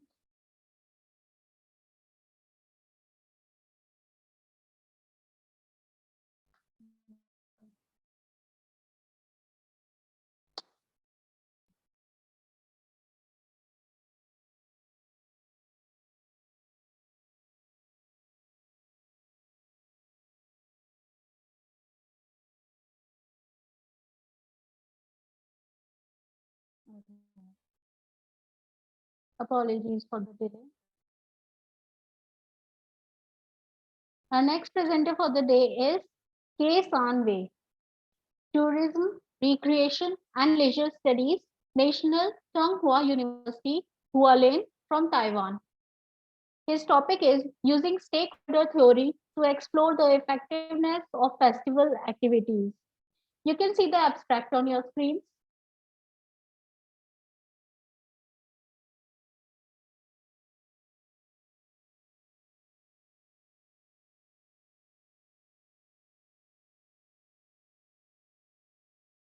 Moving ahead with his presentation.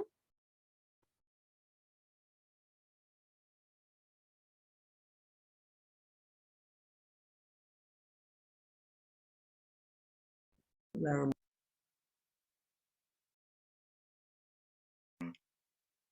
To a semi-online paradigm.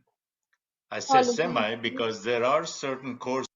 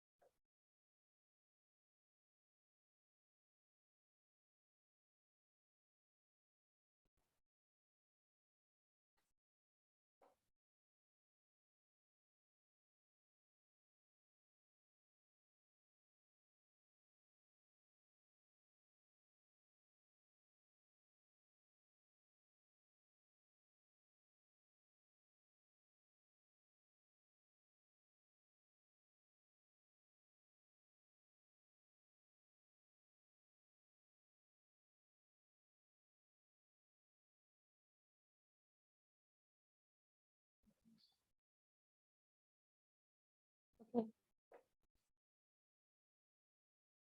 Thank you for bearing with us. I'm really sorry.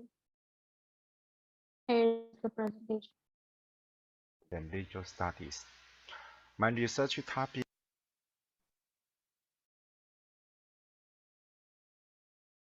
Hi, Professor and everyone. My name is Wei-Ke Tan. It's a pleasure to attend this conference. I come from Taiwan, and I'm a PhD student. My school is National Donghua University, and I major in tourism, recreation, and legal studies. My research topic is using stakeholder theory to explore the effectiveness of festival activities.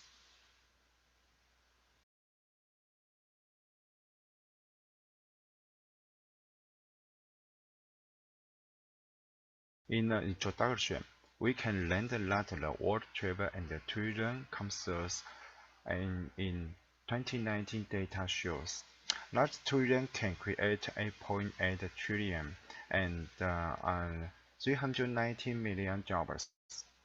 In addition, other studies have also pointed out that festivals have gradually become commercial activities and bring regional development and economic benefits.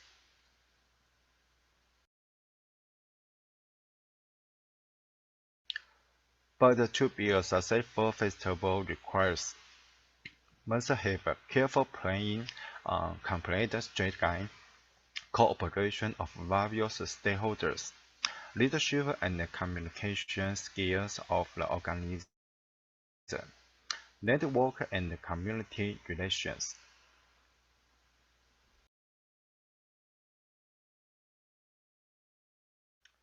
So this study mainly used the stakeholders theory to explore the motivation to participate, festival benefits, and implementation problems of the participants of festival activities. The objective of this research is Iran Green Expo in Taiwan. From the literature review, we can understand that a festival is a cultural event, or social phenomenon, that actually occurs in life, and a series of artistic performances are used to present culturally related celebration events. And there are many studies point like the Fallacy in the 1987 or the Gates and Anderson 2060 years. We can learn that of the festival have different categories, such as cultural, social, tourism, and different benefits.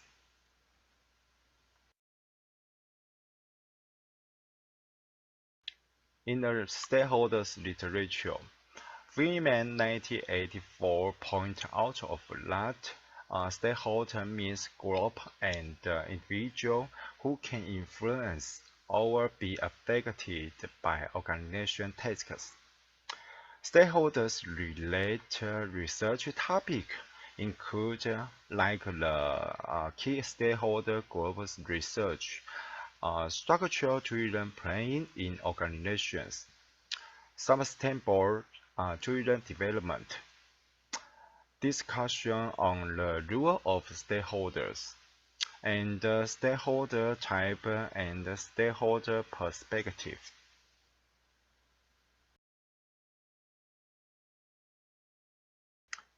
In methodology and research purpose, we use in-depth interview method and triangulation to research methods.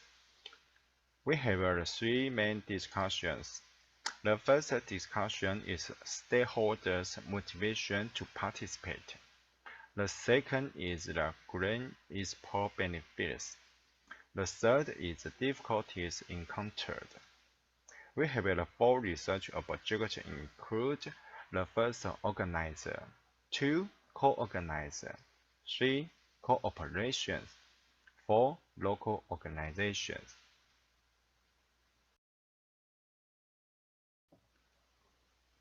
The study found the main motivation and goals of stakeholders in the green export. Organizer motivation is promote green concepts, stimulate sprint-driven activities, and improve driven economic benefits. Co-organizer motivation is promote the green concepts, practice the concept of 3 leaves, and sustainably manage the green exposition. Cooperation motivation is improve ticket sales and promote Iran culture and history. Cooperation motivation is increase ticket sales and enhance the popularity of traditional art centers. Local organization motivation is increase revenue and increase awareness.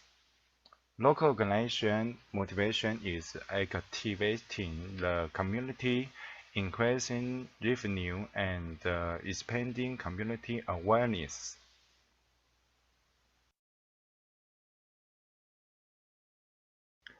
The study found too the benefits of the festival activities of the green export. Organizer and co-organizer stakeholders activity benefits is promote driven activities in the country and drive the economic benefits of surrounding tourism.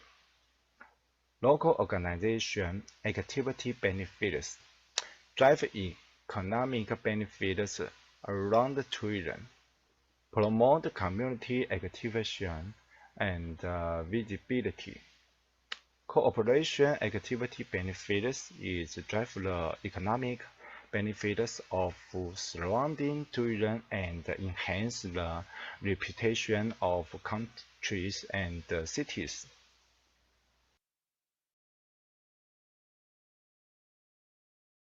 Questions for Green Expo event.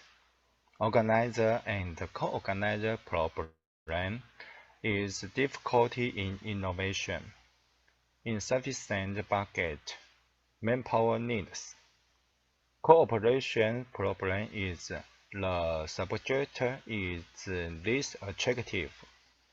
Local organization problem is lack of communication channels, difficulty in applying for participation, can't match event scene.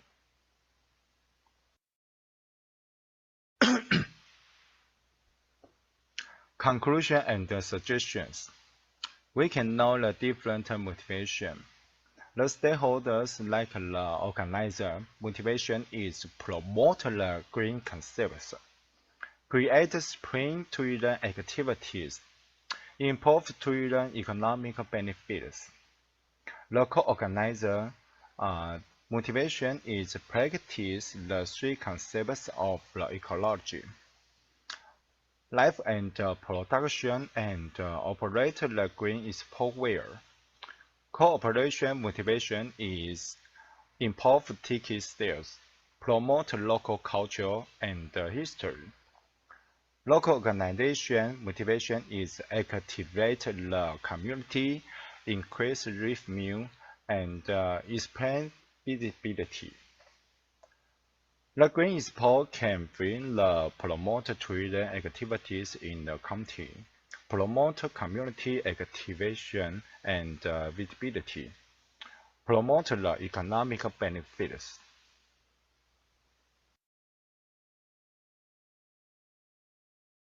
We have three suggestions. The first suggestion is innovation. Let the visitors of the Green Expo have a fresh feelings and increase the interest of the event and improve the interactive nature with the visitors. The second is good interaction. Green Expo must also have a good interactive relationship. First of all, a two-way communication channel must be aware, so that they can fully discuss their opinion and discussions. The third point is more cooperation. The cooperative unit must also deepen the cooperation mode with the Green Expo and participate in the discussions and deepen the cooperative relationship in the early stage of the event planning.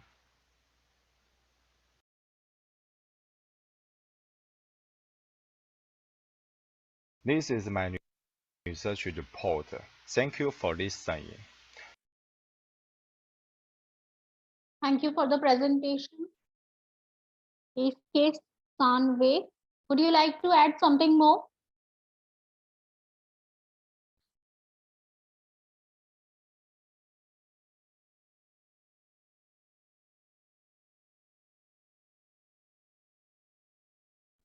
All right. Yeah. Would you like to add something more to your presentation? Oh, that's my presentation. Thank you.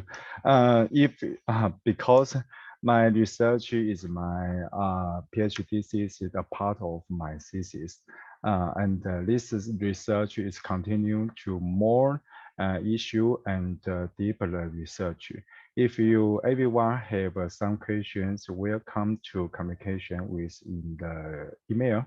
My email is weiktan@gmail.com. Thank you. You're most welcome. Thank you for the presentation. Does anyone have any questions? No questions for you, Kesa. Thank you. Thank you. Moving ahead with the conference.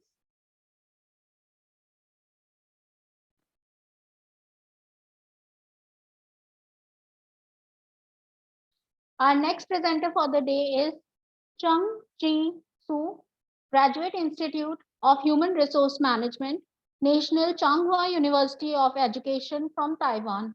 His topic is the relationship between social capital and work performance, the mediating effect of workplace friendship and sense of achievement. You can see the abstract on your screens.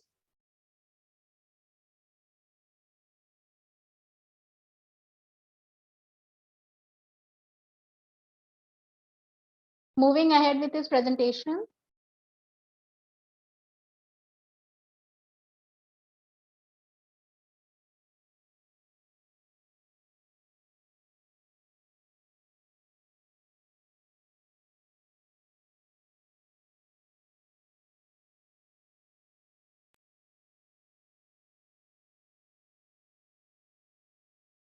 Hello everyone, I'm Qin-Qi Xu. I'm from National Changhua University of Education, Taiwan. I'm delighted to be here with you in conference today.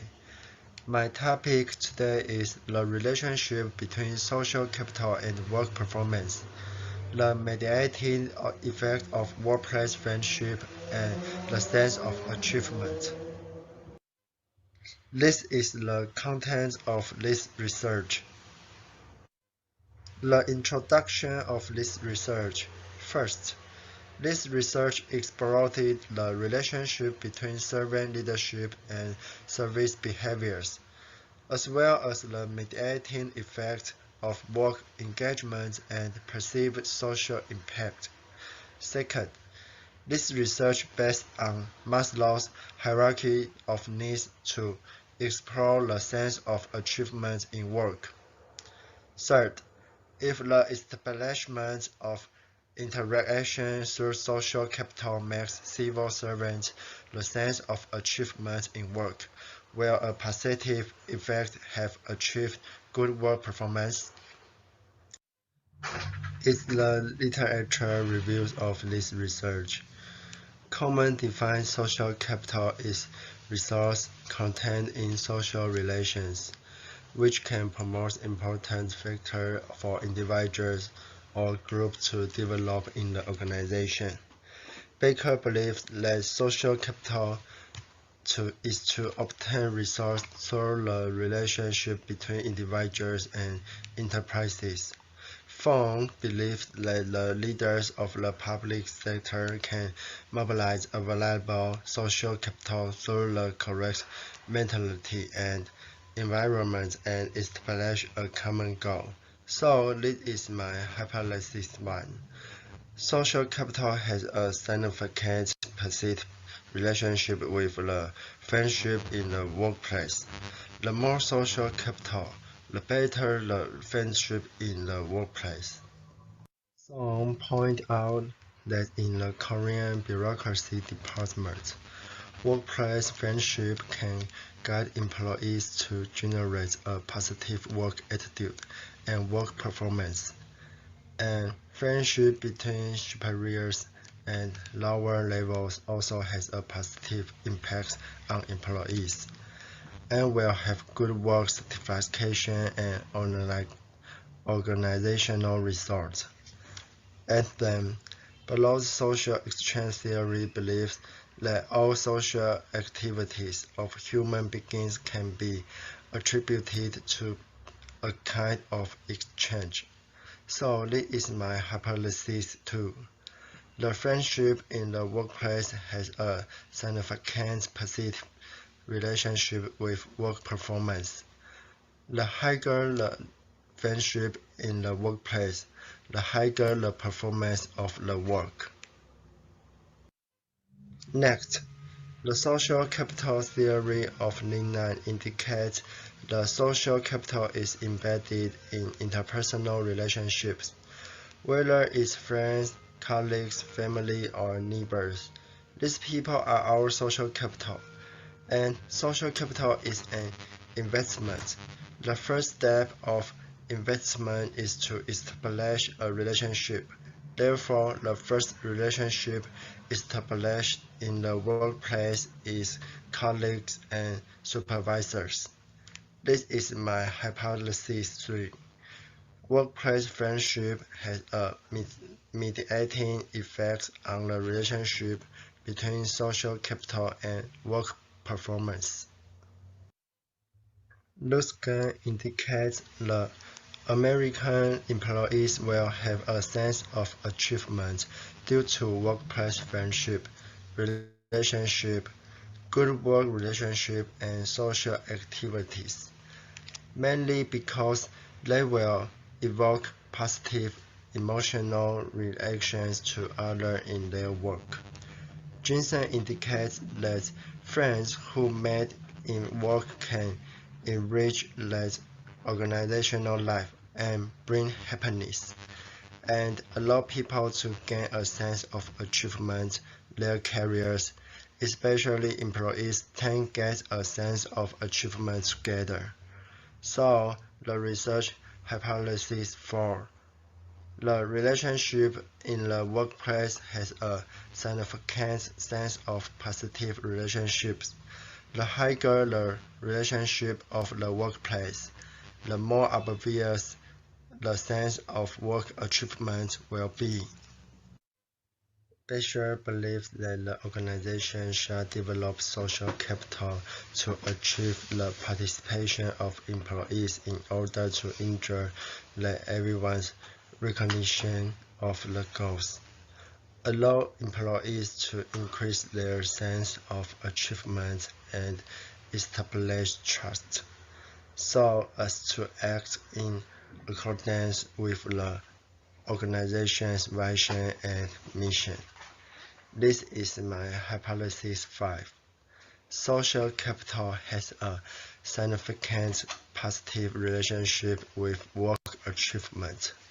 The more social capital, the higher the sense of work achievement. According to Mackland, achieved motivation theory represents those who have high sense of achievement and will have a strong sense of competence and requirements for work. They have confidence and understand their strengths, so they can complete the task and have good performance results. Organic research said the impact of the sense of achievement of local government employees on work performance. The research results said that regardless of gender, they should often encourage employees to strive for achievement, because employees' sense of achievement significantly affects work performance. Their sense of achievement, their sense of accomplishment is based on the success and the ambitions of life. So this is my hypothesis 6. The sense of work achievement has significant positive relationship with work performance. The higher the sense of work achievement, the higher the performance of the work. The resource preservation theory proposed by Harvard indicates the resource refers to things or connections that individuals think of valuables. The value is meaningful for work or life. Resource will be put into work again. Correspondingly, when the individual has reached social capital, it will be able to invest more resources to operate in the organization. When there is a good operation, the individual will produce optimism and self-affirmation and achievement. The sense of psychological state will improve the work performance of the entire organization. Furthermore, this is my hypothesis 7. The sense of work achievement has a mediating effect on the relationship between social capital and work performance. These are the research participants and procedure. This research collected data from government civil servants. This study adopts a dedicated sampling and doesn't restrict the research object in order to allow this study to be representative, objective, and results. A total 308 questionnaires were returned. Structural equation modeling was used to test research hypotheses. Next, this picture is my structure, and here are my research stats.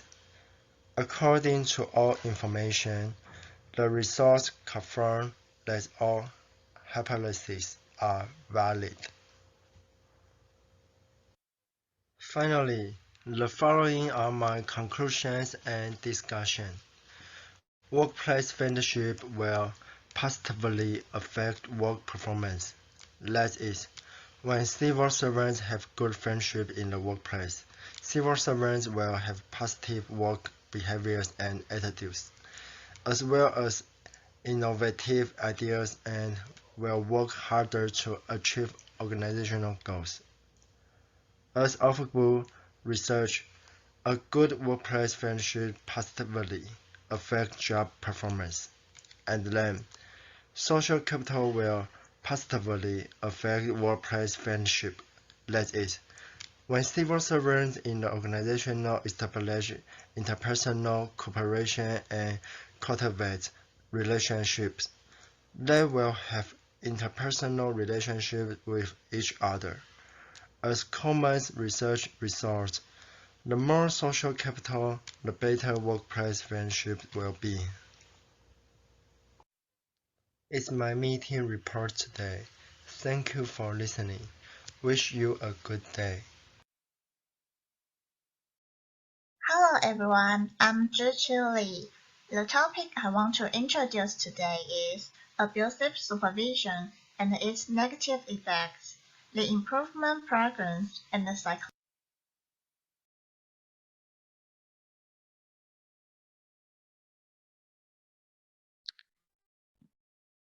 Thank you, Chun Ji Su, for your presentation. Would you like to add something more?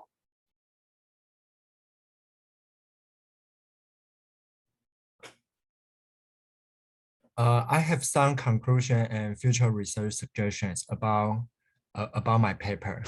According to the results of this research, workplace friendship is one of the factors that affect work performance. So organizations can enhance affection by organizing activities such as holding birthday parties every month or taking advantage of the break time with workmates. The choice of workmates will also become the motivation for work. After get off work, you can also encourage your friends to have dinner, sing, or exercise together. It's very helpful to enhance friendship in the workplace. Thank you. You're most welcome. Does anybody have any questions? No questions. Thank you for the presentation, Chun Ji Su. Thank you. Moving ahead with the conference.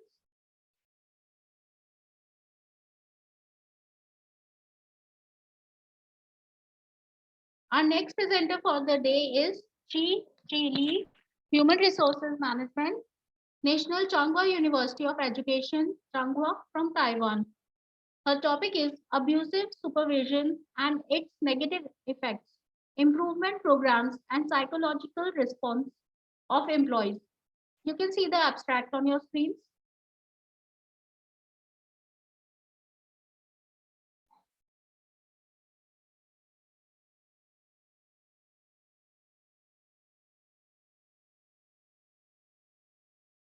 Moving ahead with her presentation.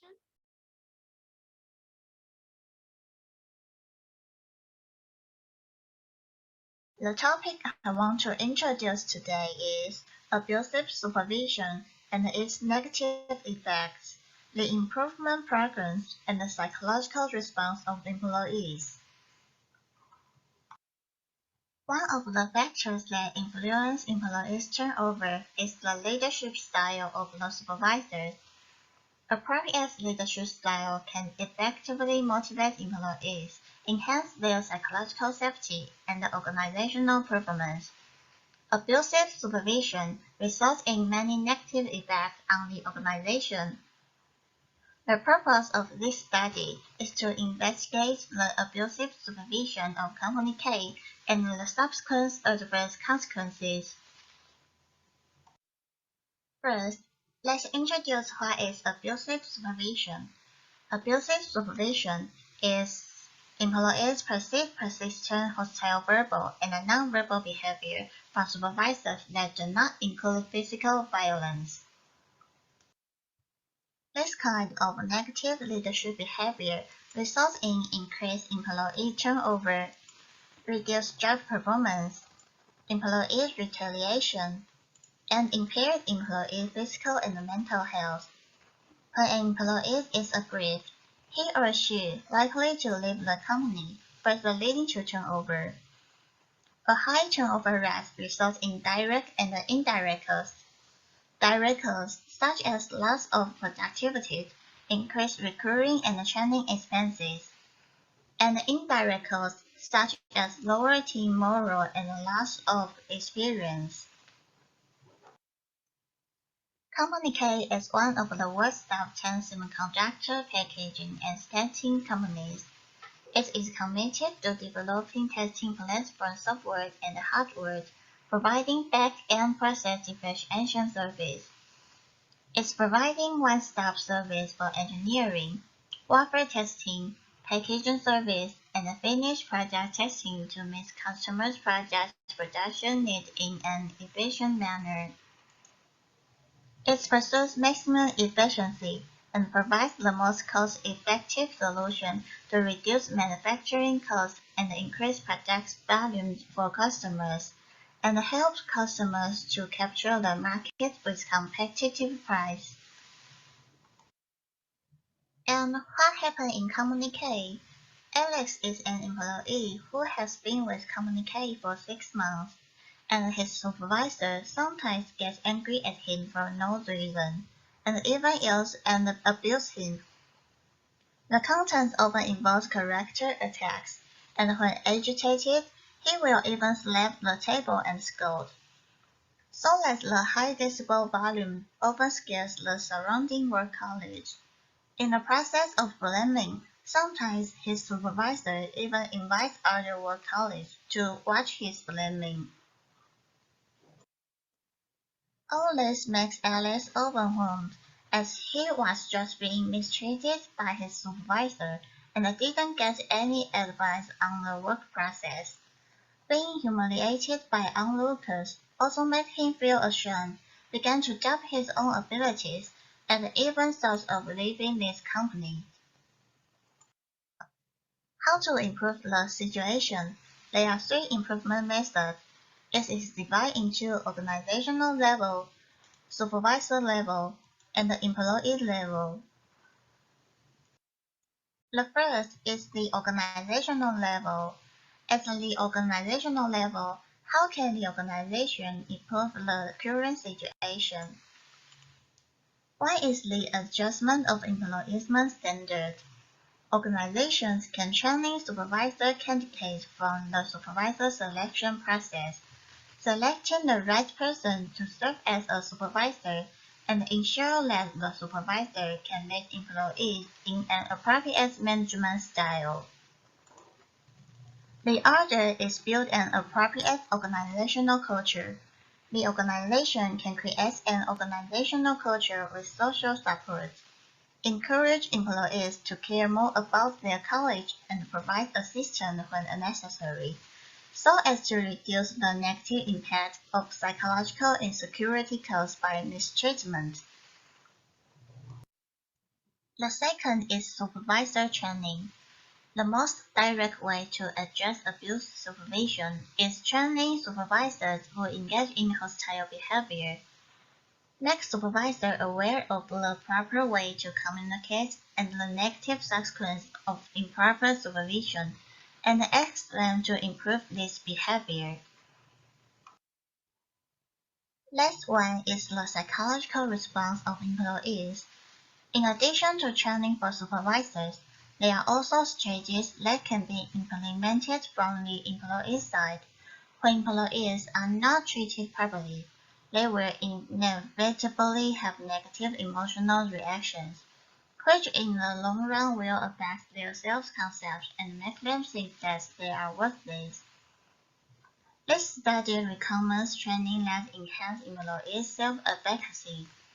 The concept of rational emotive behavioral therapy, often referred to as the ABC theory of emotions. The theory suggests that people are emotionally disturbed not because of the event itself, but because of irrational beliefs arising from their perception of the event. One of these irrational beliefs is the belief that one is worthless. It is advisable to try to use the concept of ABC theory of emotions to guide employees to change their irrational beliefs. In the case of unwarranted verbal abuse, the employees may initially believe that he or she is an incompetent person, which is why he or she is being verbally abused, further creating negative emotional feelings. At this point, we can teach employees to change their irrational beliefs into rational thoughts, such as, maybe I'm not that bad, or the supervisor personality is already bad. After further reflection, and guide them to look at the incident rationally and objectively. This leads to a stable emotional state.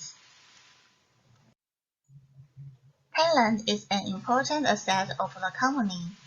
Based on past research and practical experience, it is clear that abusive supervision results in many negative effects on employees and even the organization. It will lead to lower job satisfaction, emotional distress, and physical and mental health damage, as well as lower organizational performance and even a high turnover rate.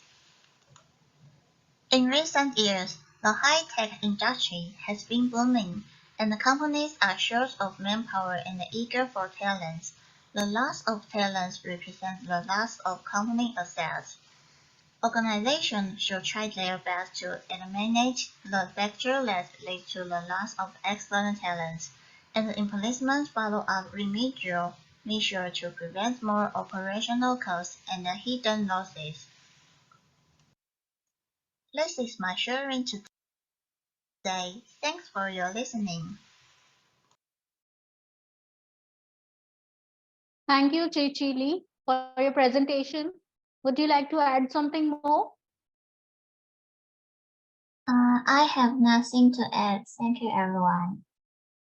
Thank you. Is there any questions, anybody?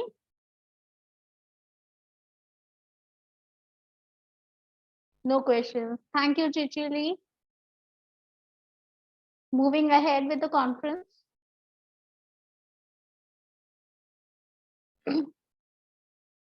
Our next presenter for the day is Yu Jan Cheng, Human Resource Management, National Changhua University of Education, Changhua from Taiwan. His topic is Talent Recruitment Management in the Technology Industry in the Age of Lack of Labor, taking Company K as an example. You can see the abstract on your screens.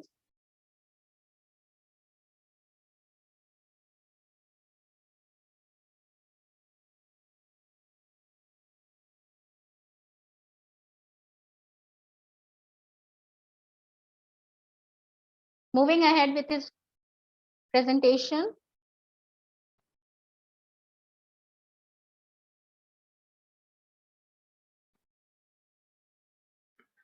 Good morning, maiden and sir. I'm Yuren Zhang. I'm a master student from National Changhua University of Education in Taiwan, and my major is Human Resource Management. Today, I'm going to present the article subject, Talent Recruitment Management in the Technology Industry in the Age of Lack of Labor, taking Company K as an example.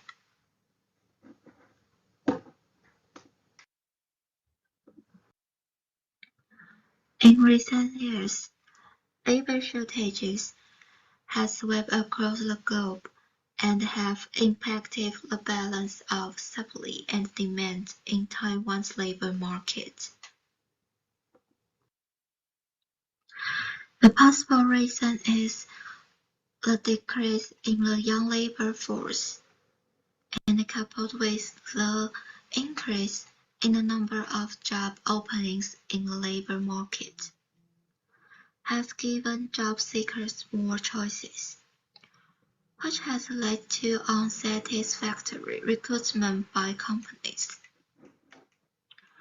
In addition, the epidemic factor has caused a sharp decrease in the number of migrant workers, further exacerbating the manpower shortage problem.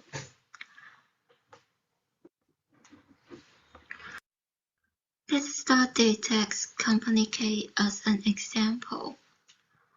Due to the serious shortage of industrial talents, Company K faced the problem that the a valuable human resource could not meet the demand for production capacity. We found that its recruitment pipeline is single, and due to external factors such as salary and location, it cannot effectively attract talents. Therefore, we propose 3 sections from short-term to long-term, including making good use of internal recruitment channel, reducing the influence of push factors, and enhancing employer brand image. To elevate recruitment pressure and response to environmental challenges.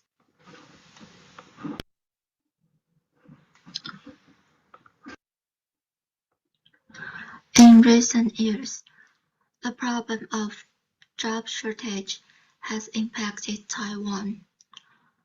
According to the investigation report on the employment of business manpower,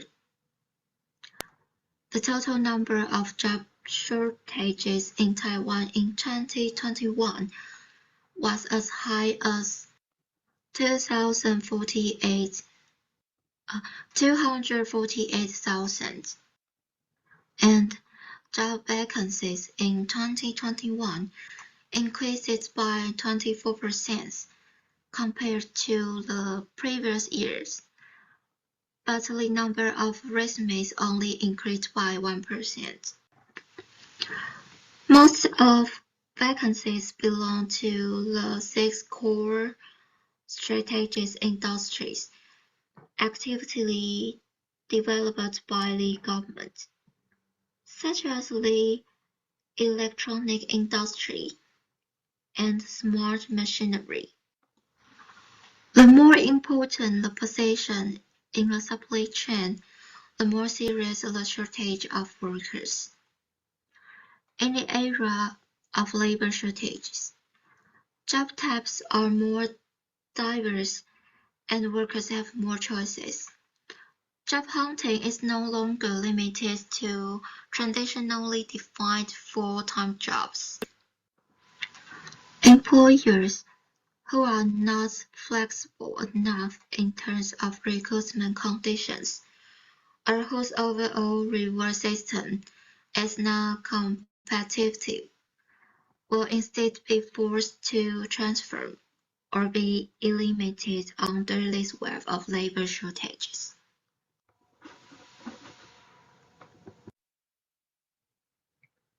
According to Human Resource FBI report, released in 2022, pointed out that among the bottleneck factors in corporate recruitment, failure to highlight the characteristics of the employer brand of the company to attract talents reaches 29%, which is the challenge that has grown the most, highlighting the talent's lack of understanding of the company. How to stand out in the era of information explosion, highlight the uniqueness of the enterprise, and at the same time provide incentives that meet the needs of today's job seekers has become a difficult problem that enterprises urgently need to come up with countermeasures against the background of labor shortage.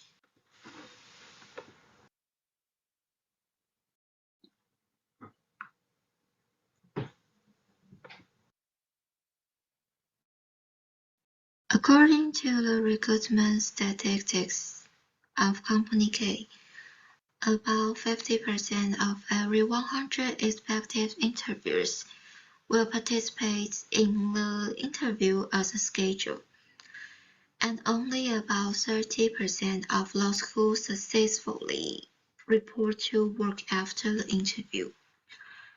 That is to say, only about 15 job seekers out of 50 interviewers will successfully come on board. It often happens that one vacancy is filled, but 2 vacancies are offered. The situation has put a huge pressure on the recruiting unit, which may be due to the following 3 points. Environmental background of labor shortage, insufficient talent attraction, and weak employer branding.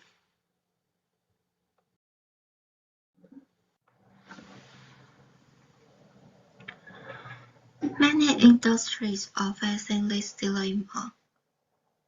In addition to the increase in the number of employee turnover that needs to fill the gap, the increase in orders also require an increase in manpower.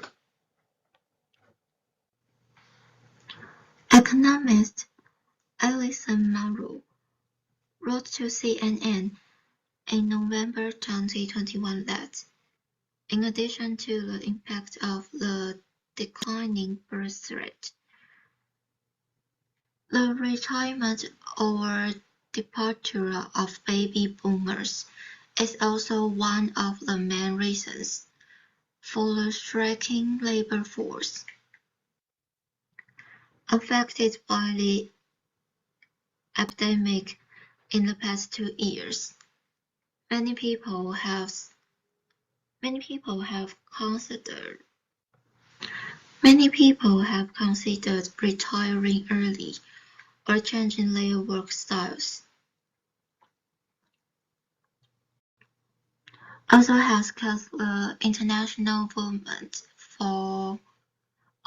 of migrant workers have been hindered, a sharp decrease in the number of migrant workers. Naturally, there is not enough labor to fill these positions.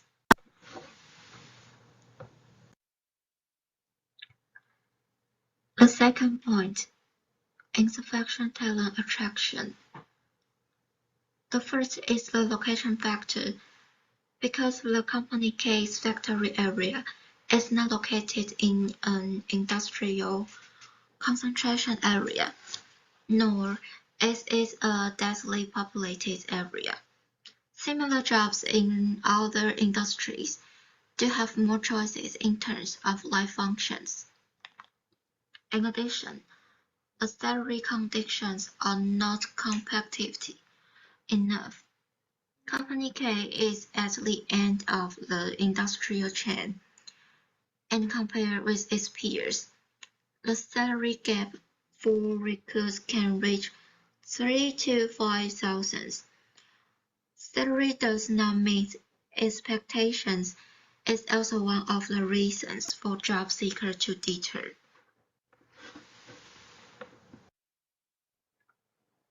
And because of its B2B industry nature, Company K cannot directly promote its products to the general public, unlike the manufacturing or service industries, and cannot directly expand its popularity through customers. So, many job seekers get confused with other similarly named businesses and overall lack of employer brand recognition. In addition, we try to search for company-related information on the internet and found that, whether it is new pages or social platforms, there is relatively little positive information.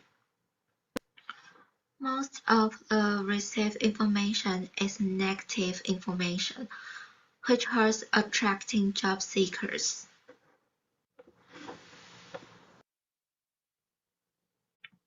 So, We propose 3 suggestions from short-term to long-term.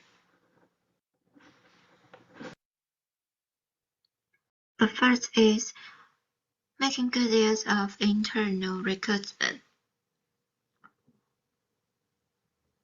In addition to actively expanding the external recruitment platform, increasing visibility, and contacting more job seekers that were difficult to reach in the past.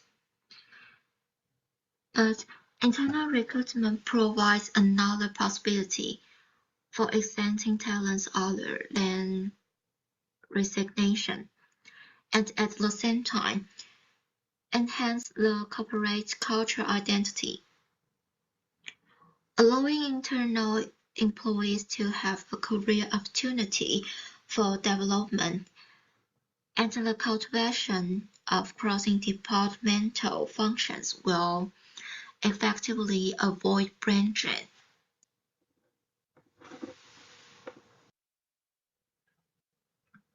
The second is reducing the influence of push factors. A compensation plan is proposed for the weakness. A location and salary factor of a company has a great influence. About 90% of job seekers are rejected because of these 2 factors. Therefore, employee dormitory benefits are proposed. The rent is exempted within 3 months, and from the 4th month onwards, each person only needs to pay $4,500 per month in rent. The company is responsible for making up the remaining expense. To alleviate the unattractiveness caused by location and transportation, at the same time make up for the feeling of a salary gap. The last one, improving the employer branding. Maintain good communication with job seekers. Make good use of talent pools and social platforms. Cooperate with student activities to increase exposure. Regularly publish themes copywriting to enhance brand image. And cultivate potential talents in the long term. And short-term in recruitment activities can also use the social media to build momentum, so that job seekers who are looking for jobs can directly communicate with companies and get closer to each other. This is my presentation. Thank you for your listening.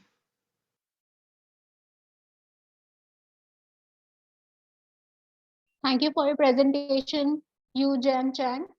Would you like to share something else? I have nothing to add. Thank you for listening. You're most welcome. Thank you. Any questions, anybody?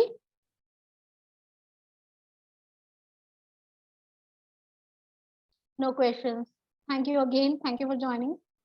Moving ahead with the conference.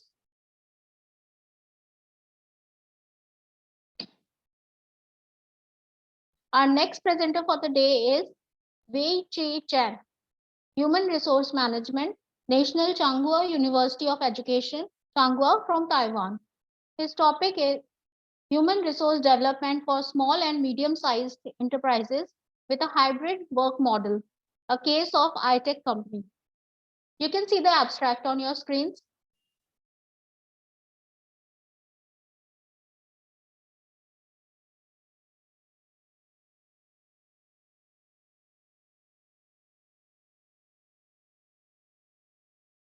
Moving ahead with his presentation.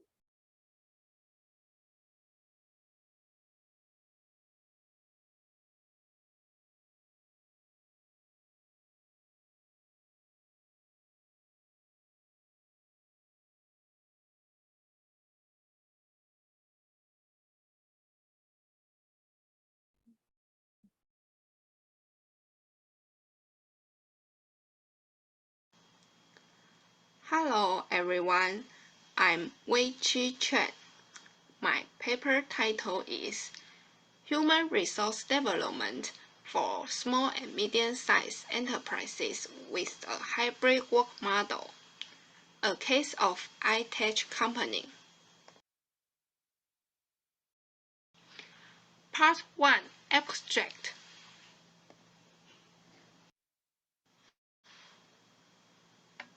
Affected by the impact of the COVID-19 in recent years, many companies have gradually adopted a hybrid working model. When faced with unexpected situations, small and medium enterprises are less able to use resources flexibly than large enterprises. As a result, companies may suffer from poor operations or close down. In addition, are likely to feel anxious and panic when they receive the change of work pattern within a short period of time, which will affect their performance, work attitude, and willingness to leave the company.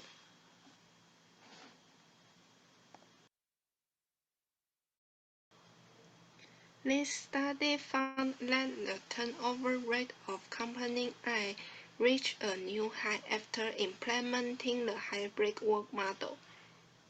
In order to retain talent people and increase the competitive advantage of the company, the research investigated the reasons for employees' departure and the change of employees' mentality after the implementation of the hybrid work model in small and medium-sized enterprises. Therefore, this study proposed to use exit questionnaires and interview questions to understand employee turnover factors in response to the talent crisis faced by companies.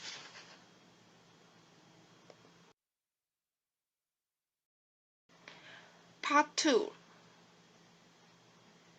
Research Purpose.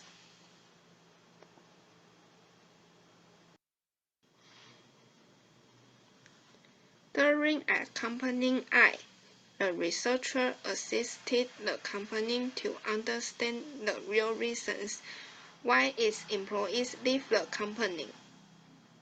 And at the same time, the company was faced the problem of supply and demand for recruiting talents.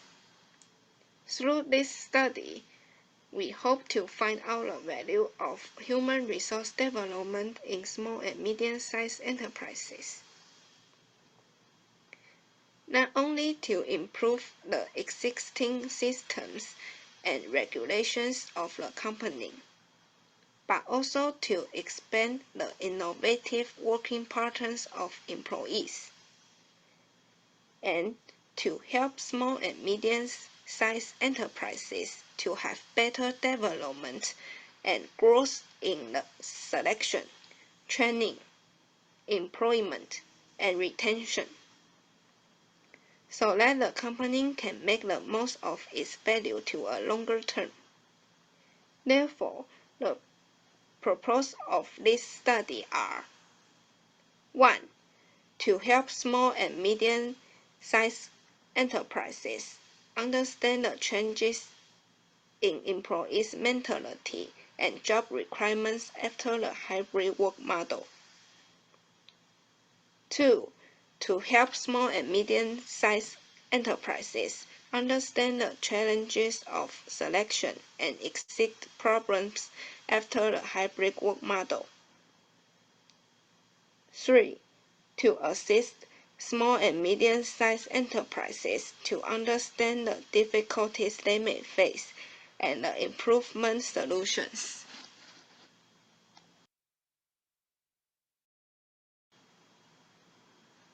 Part 3, Problem and Solution.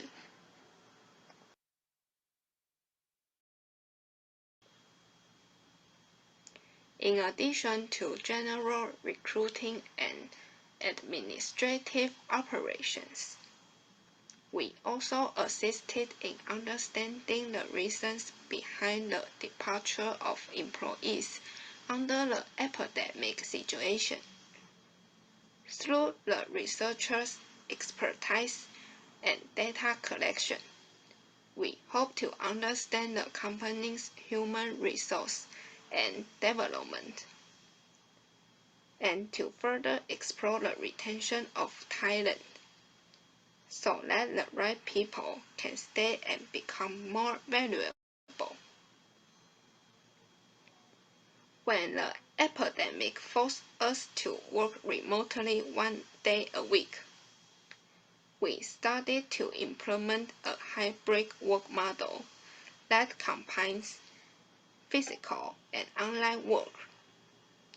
The implementation of the hybrid work model started in January 2022 and has been in place for about 10 months.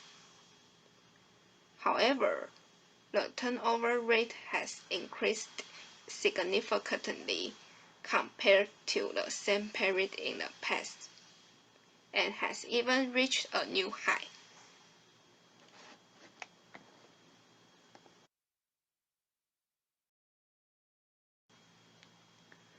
Solution of questionnaire. First part, factors that influence you to leave the company. Second part, how satisfied you are with the company's program. Totally have 9 items, including 1. Job description responsibilities. 2. Communication. 3. Promotion opportunities. 4. Training and development opportunities. 5. Team environment, including team spirit, atmosphere. 6. Supervisory support leadership. 7. Work environment. 8. Pay. 9. Work-life balance.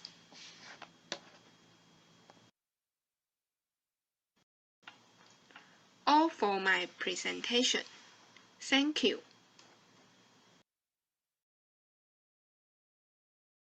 Thank you. Wei Chi-Chen. Would you like to add something more? Nothing. Thank you for listening. You're most welcome. Thank you for presenting. Any questions, anybody?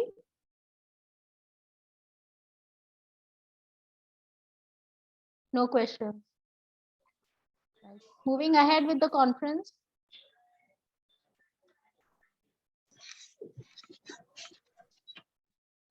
Our next presenter for the day is Yu Cheng Wu, Graduate Institute of Human Resource Management, National Changhua University of Education from Changhua, Taiwan.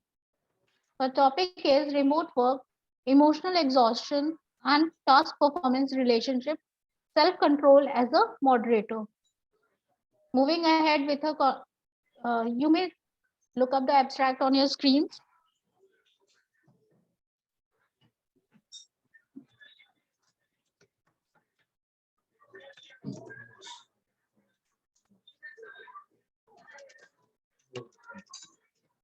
Moving ahead with the presentation.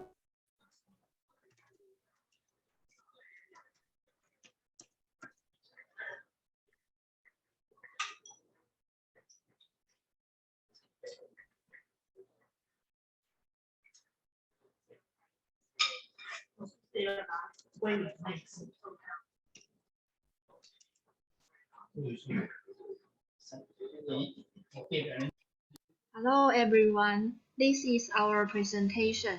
My name is Yu Chen Wu and study in Graduate Institute of Human Resource Management, National Changhua University of Education in Taiwan. The topic is relationship among remote work, emotional exhaustion and task performance, self-control as a moderator. Graduate Chen Xianling, Yixin Pan, Shiting Huang, Yu Chen Wu. Definition of constructs. Remote work. These researchers believe that working far from the traditional office, using computers and telecommunication equipment, and staying connected to the office can be called remote work. Emotional exhaustion refers to the emotional exhaustion caused by the personal stress of work, resulting in the exhaustion of emotional resources. Test performance. Test performance is also the technical core of job performance, and organizations can improve employee performance by motivating employee behavior. Self-control, defined as controlling oneself to resist external temptation and not to act impulsive. Hypothesis. Due to emergency or sudden shifts, all employees must work from home, and no one is prepared to deal with this atypical situation in the first place. Hypothesis 1. Remote work will be negatively related to test performance. Because remote workers spend more time working from home, family demands may conflict with work, a factor that may contribute to emotion exhaustion. Hypothesis 2. Remote work will be positively related to emotional exhaustion. Based on the theory of resource conservation, when employees feel emotionally exhausted, they may not want to devote resources to work-related demands. So we made the following hypothesis 3. Emotional exhaustion will be negatively related to task performance.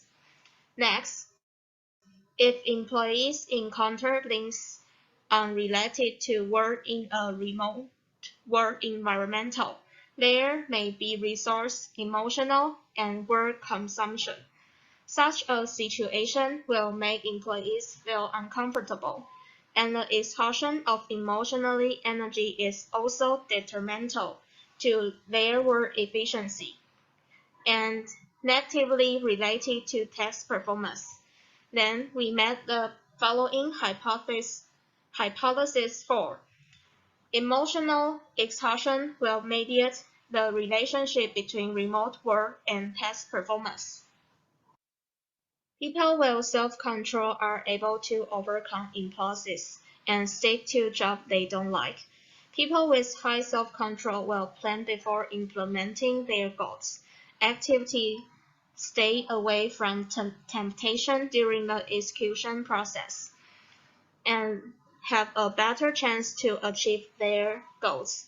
From this, we make a final hypothesis 5. Self-control moderates the negative relationship between remote work and emotional exhaustion in such a way that the relationship is strengthened when self-control is high than when it is low. This picture is our research framework. The next section is our research methodology. First, in our sample, the questionnaire was distributed through the internet and collect from 7 consecutive days. There are a total of 54 male participation and 94 female participation here. All skills use the Likert 5-point scale. 1 stands for strongly disagree, and 5 stands for strongly agree. The total Chromba-Alpha scales for our questionnaire is 0.834.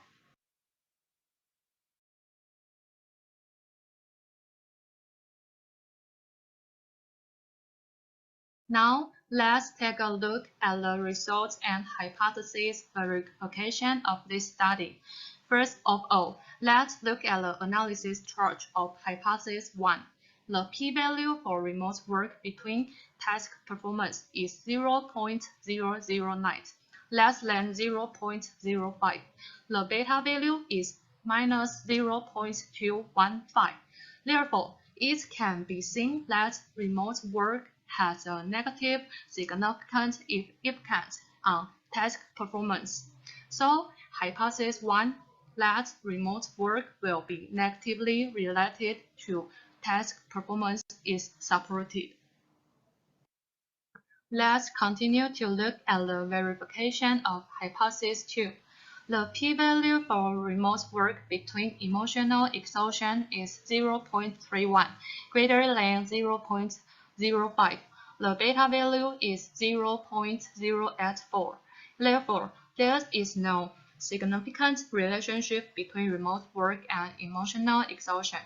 So, hypothesis 2 that remote work will be positively related to emotional exhaustion is not supported. Next, let's look at the regression analysis chart of hypothesis 3. The p-value for emotional exhaustion between task performance is 0.022, less than 0.05. The beta value is minus 0.188. Therefore, it can be seen that emotional exhaustion has a negative significant effect on task performance. So, hypothesis 3 that emotional exhaustion will be negatively related to task performance is supported.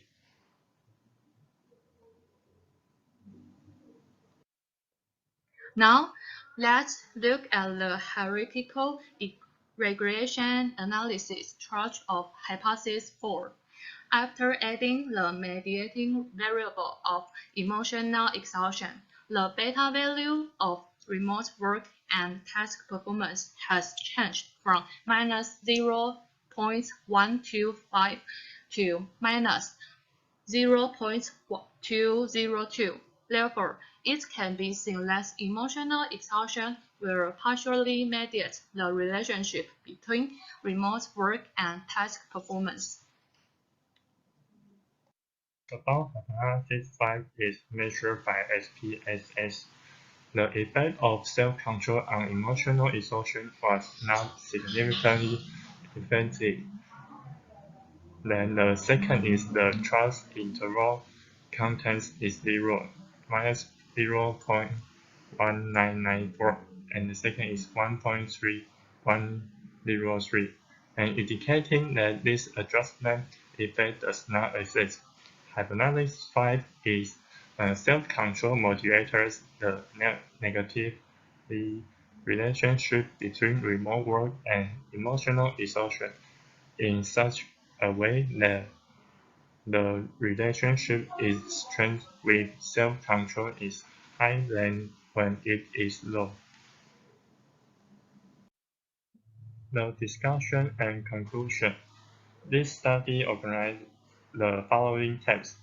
The hypothesis 1 remote work will be negatively related to test performance will be supported, and the hypothesis 2 remote work will be positively related to emotional exhaustion and is unsupported, and the hypothesis 3 emotional exhaustion will be negatively related to test performance and it will be supported. The hypothesis 4 emotional exhaustion will mediate the relationship between remote work and test performance, and it is part supported. The hypothesis 5 is self-control modulators. The negatively relationship between remote work and emotional exhaustion is such a way that the remote relationship is strengthened when self-control is high than when it is low, and it is unsupported. The implications, future research. The long hours of remote work will lead to decrease in the performance of the employee's case. And the second is change in response to the work environment, provide step assistance programs to improve psychological discomfort. And the third is future research could include non-remote workers. The fourth is look for more intense effect of mediation values. Thank you for listening. Thank you for the presentation, V. Chi Chan. Would you like to add something more?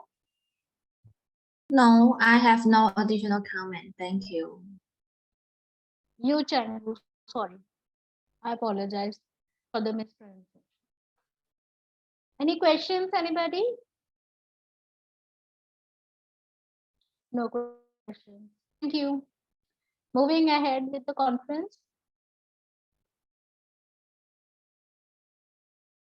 Our next presenter for the day is Ravivan Wanchit, Department of Applied Arts, King Mongkut's University of Technology, North Bangkok, Thailand. Her topic is Thai and non-Thai English language instructors' beliefs and attitudes towards the use of peer feedback activities in English oral presentations. You can see the abstract on your screen.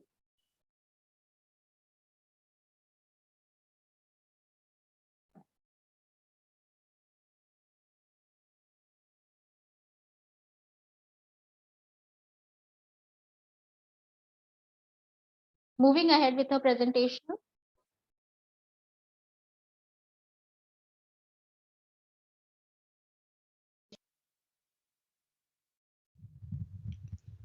Okay, good morning, everyone. Let me introduce myself. My name is Ravivan Wanchit. I'm an English instructor at Kim Mongkut University of Technology, North Bangkok, Thailand.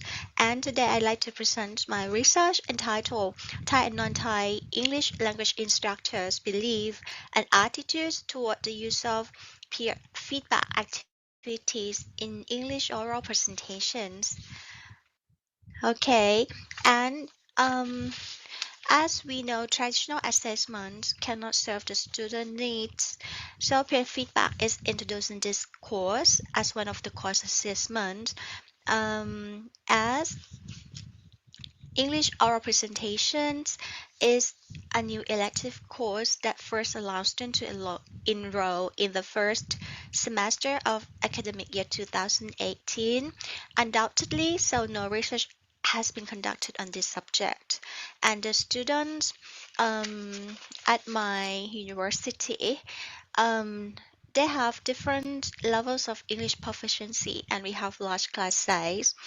The students in each class composed of about 45 to 50 students, so it's quite hard for the teachers to give them feedback equally. So the feedback from the teachers is not enough. So that's the reasons why peer feedback is used in this research. And as peer assessment is first used in this English oral presentation course, so most instructors have not experienced this type of assessment before. Some may not familiar with this, or they might feel awkward in their classes. They have different backgrounds and teaching experiences, as well as a perspective in English language instruction. So,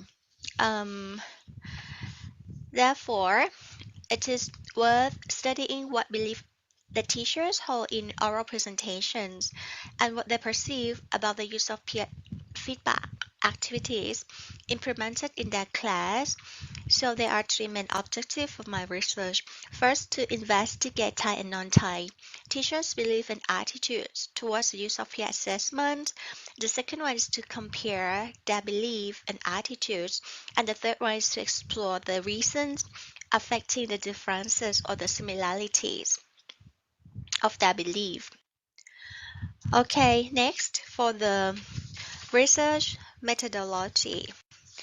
The participants of this research were 10 English language instructors, 5 Thai and 5 non-Thai, from the Faculty of Applied Arts at KMUTNB. And normally there are 700 undergraduate students from 5 different faculties. And they were divided into 10 to 15 sections. And it involved 10 to 15 instructors teaching the subject. The class time is 3 hours, so we met students in 15 weeks. Okay, and the textbook was written by David Harrington and Charles Lebois. Okay, the book's name is Speaking of Speed. It focuses on the presentation, and the book focuses on three main components of our presentation skills, which are the physical message, the visual message, and the story message. The teacher play a role as a facilitators and commentators after the students give peer feedback. For the peer feedback assessment, okay, they have 7-minute presentation. Each group will each group composed of 5 students in each group, and when each group presents their work, other groups will give them feedback orally in front of the class, and after that, the teacher will give further comments using the same peer feedback guideline. And here's the example of peer feedback guideline. So as a student have 7 weeks for the presentation, in week 1 we will focus on just the physical message like posture and eye contact. For the second week, okay, for the second presentation, we'll focus on posture, eye contact, gestures, and voice inflection. So the focus will be add up in each presentation, and this is the final presentation. The students had to cover all the components that the course focused.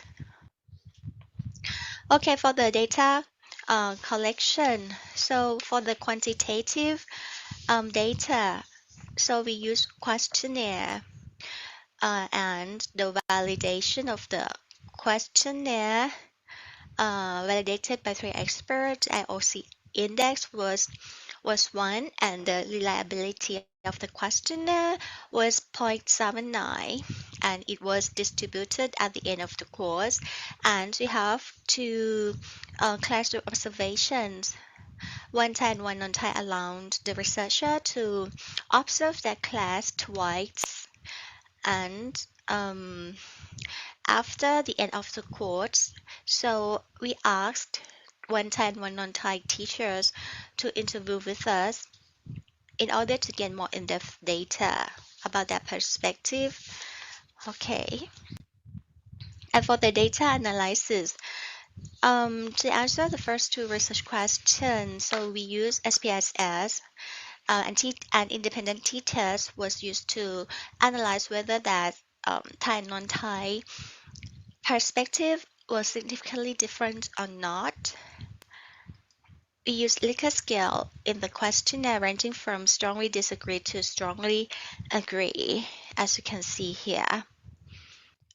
Okay, and for the research procedures, so before the semester starts, we have had a meeting with instructors and explained about the course, the descriptions, the course assessment, evaluations, peer feedback model. And in week 1, the teacher has explained the course syllabus and course assessment, peer assessment activities to the students. In week 2 to week 7, the student will have first, second, and third minute presentations. And in week 7, so the class observation was conducted. And in week 8 to week 14, the students have to perform the 4th to the 7th minute presentation using the peer feedback activity. And in week 14, the second class observation was conducted. And with 15, the students will have final presentation. And this presentation, there was no peer feedback activity. And after that, 10 teachers completed the questionnaire and interviewed for 30 minutes. Okay, and this is the demographic data of the participants of my research. 4 of Thai instructors were female and 1 was male. The age ranged between 34 to 65 years old, and 1 of them had master degrees and 2 received doctoral degree, and 3 of them were full-time instructors, while the non-Thai instructors, they were male, age range between 33 to 63. So 3 received master degree, 1 doctoral degree, and 1 bachelor degree. And the range of teaching experience was 9 to 35 years. It's quite different, right? A big gap. Okay. And okay, so for the first research question, Thai and non-Thai teachers' belief and attitudes toward the use of peer feedback and the comparison. So this table shows that Thai and non-Thais belief and attitudes quite similar. Considering the factors for a successful presentation, speech comprehensibility, organization, PowerPoint design, and presence were believed to be the key factors. And interestingly, one factor which was a bit different is knowledge. Thai teachers strongly agree that it was one of the key factors, while non-Thai agreed just only at a moderate level. And for the assessment in form of feedback, teachers' feedback to each individual student was agreed to be essential. However, they denied that only teacher feedback was enough. Moreover, they both admitted that the oral feedback was better than the written one, and immediate feedback was rather needed than the delayed one. In order to help students to improve their skill, praise, suggestions, and criticism were agreed upon both groups to be necessary. Okay.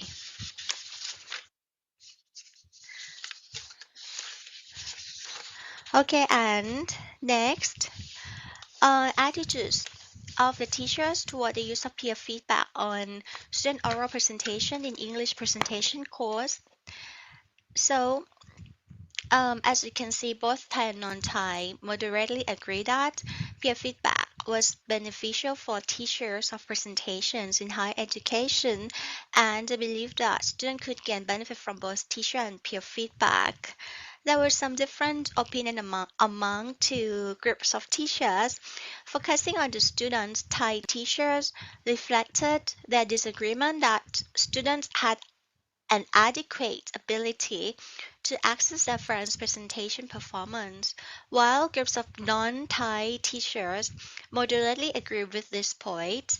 Moreover, it was disagreed by Thai teachers and students could provide honest feedback. Non-Thai teachers agreed that their students had fun when they give feedback to their friends. On the other hand, this point was disagreed by Thai teachers. As a consequence, students will moderately agree by non-Thai teachers to like peer feedback activities.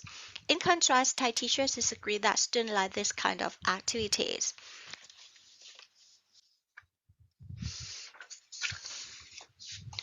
Okay, and next, studying the possible reasons affecting the Thai and non-Thai teachers' belief and attitude toward the use of peer feedback. So we found that since the use of peer feedback requires a great deal of English proficiency, lack of ability or low ability in English could result in failure of peer feedback assessment process. So most of the teachers believe student low proficiency was one of the main reasons to obstruct peer feedback process. Okay, and next, the unfamiliar to peer feedback of Thai EFL learners, because the students they didn't have this kind of experience before, and Thai students seems to be shy, reserved, and humble, so they avoid to give direct feedback or honest feedback to their friends. They want to keep healthy relationship, so it's quite hard for them to do these activities. And the next one, experience of teaching oral presentation, as Thai and non-Thais had different attitude toward the use of peer assessment. So with not enough of this kind of experience, one of the teacher reported that she did not master to train her students what were the features of good oral presentation and found difficult to demonstrate the presentation because the lack of experience. Then she wasn't familiar with this type of teaching before, so it's quite hard for the teachers as well to train the students to be good at peer feedback. Okay, and next, the experience of using peer feedback. So we can say that giving peer feedback is not only new to the students, but it's also to the teachers as well. And as the teachers, some teachers have used peer feedback in their teaching, so it's quite difficult for them, right? One teacher reflected that with lack of experience, so she was afraid that she did not master the facilitating this kind of activities in that classroom, in her classroom, and she thought that it was very time consuming. And in alternative, teachers believe that in order to use peer feedback will be effective, teachers and students require a clear understanding of the concept on commenting the others. So peer feedback training is a must. Maybe I think 1 week is not enough. So we have to extend time, more time for the student to train themselves. Okay, and next, the teaching styles. Thai teachers seem to have activity style with non-Thai teachers tend to have a lecture styles in this research, so it's not fit. Maybe this approach might not fit the teaching style of the teachers sometimes. And the last factors is teachers' gender. According to the result, it showed that Thai female teachers seem to show more understanding in their feelings with peer feedback process. However, most male teachers did not talk or give much detail about this. So gender seems to have a role to play in this research. Okay, and next, as this research has limited number of participants, so it cannot be generalized. So I have some recommendations for further study as other, for example, crucial factors that might affect the result should be taken into consideration, and the researcher can conduct with science students in social science and other fields will be interested to conduct the research, and replication of the study is suggested, and other educational levels such as high school or graduate levels should be studied for future study. Okay, thank you so much for your listening.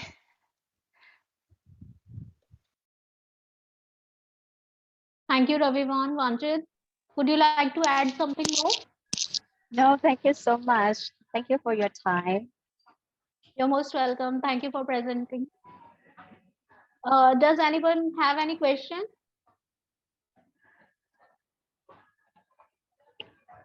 No questions, Ravivan. Thank you. Thank No, sorry, Yeah. I have one question, please. Okay. So as far as I realized, you used as an instrument of your survey, you used a questionnaire. Yeah. So have you tested the reliability of this questionnaire? Yes. Okay. And I tested at which 7.79. instrument? For the questionnaire, I use Conduct Alpha to check the reliability. Okay, The okay, it's good. questionnaire. And what was the value which you have obtained? Oh, 0.79. Okay, so it's acceptable reliability. Uh-huh. Okay. Thank you. Thank you. I wish you a great success in your following up research. Thank you. Thank you so much. Have a nice day. Thank you for the question, Professor Grazun, and thank you for answering it, Raviva. Moving ahead with the conference.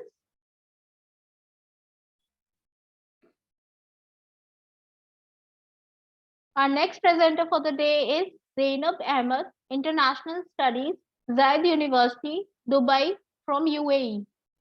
The topic of the presentation is the China's policy towards Russian military intervention in Ukraine. You can see the abstract on your screens.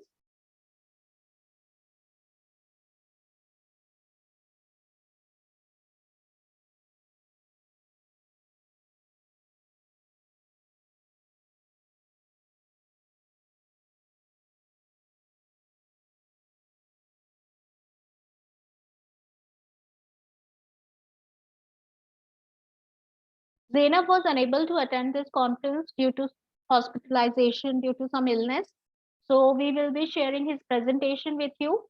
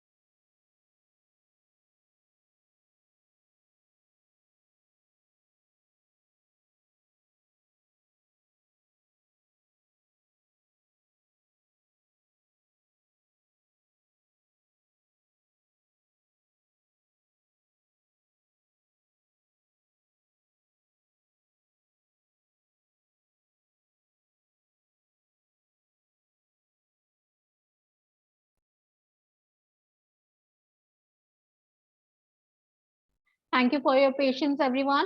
If you have any questions regarding Zainab's presentation, you may leave them in the chat section. He will get back to you with his answers. Thank you. Moving ahead with the conference.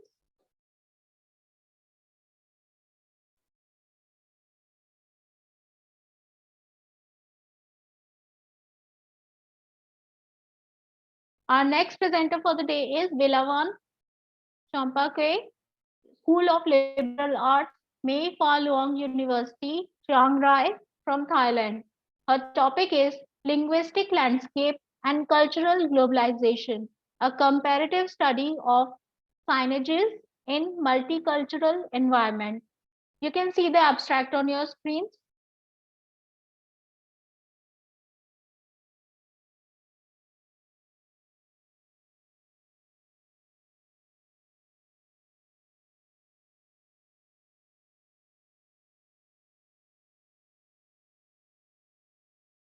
Moving ahead with her presentation.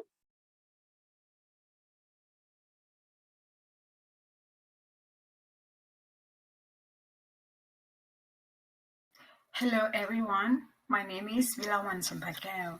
I am a representative of our research team from Linguistics, Literature and Language Education for Sustainability from School of Liberal Arts, Mae Fah Luang University, Chiang Rai, Thailand. The topic today that I'm going to present is Linguistic Landscape and Cultural Globalization, a comparative study of signages in a multicultural environment. There are 5 topics that I'm going to cover, which are introduction, methodology, results, conclusion, and recommendation. All right. Thailand is a multicultural country which comprises different cultures in many areas, such as races and religions, representing the plurality in its society. This diversity reflects the welcoming attitude toward the differences or cultural diversity. One of the most obvious diversifications in Thailand is the plurality of religion. According to the National Statistical Office in 2015, most of Thai people, around 95%, practice Theravada Buddhism. However, there are some other religions such as Islam, Christianity, Hinduism, and Chinese Buddhism. This diversity, we could claim that it is due to globalization. According to Yarsin 2018, globalization is the way things expand and connect beyond the national boundaries. When people move around from one place to another, they bring with them their attitude, their values, and their beliefs. So cultural globalization is concerned.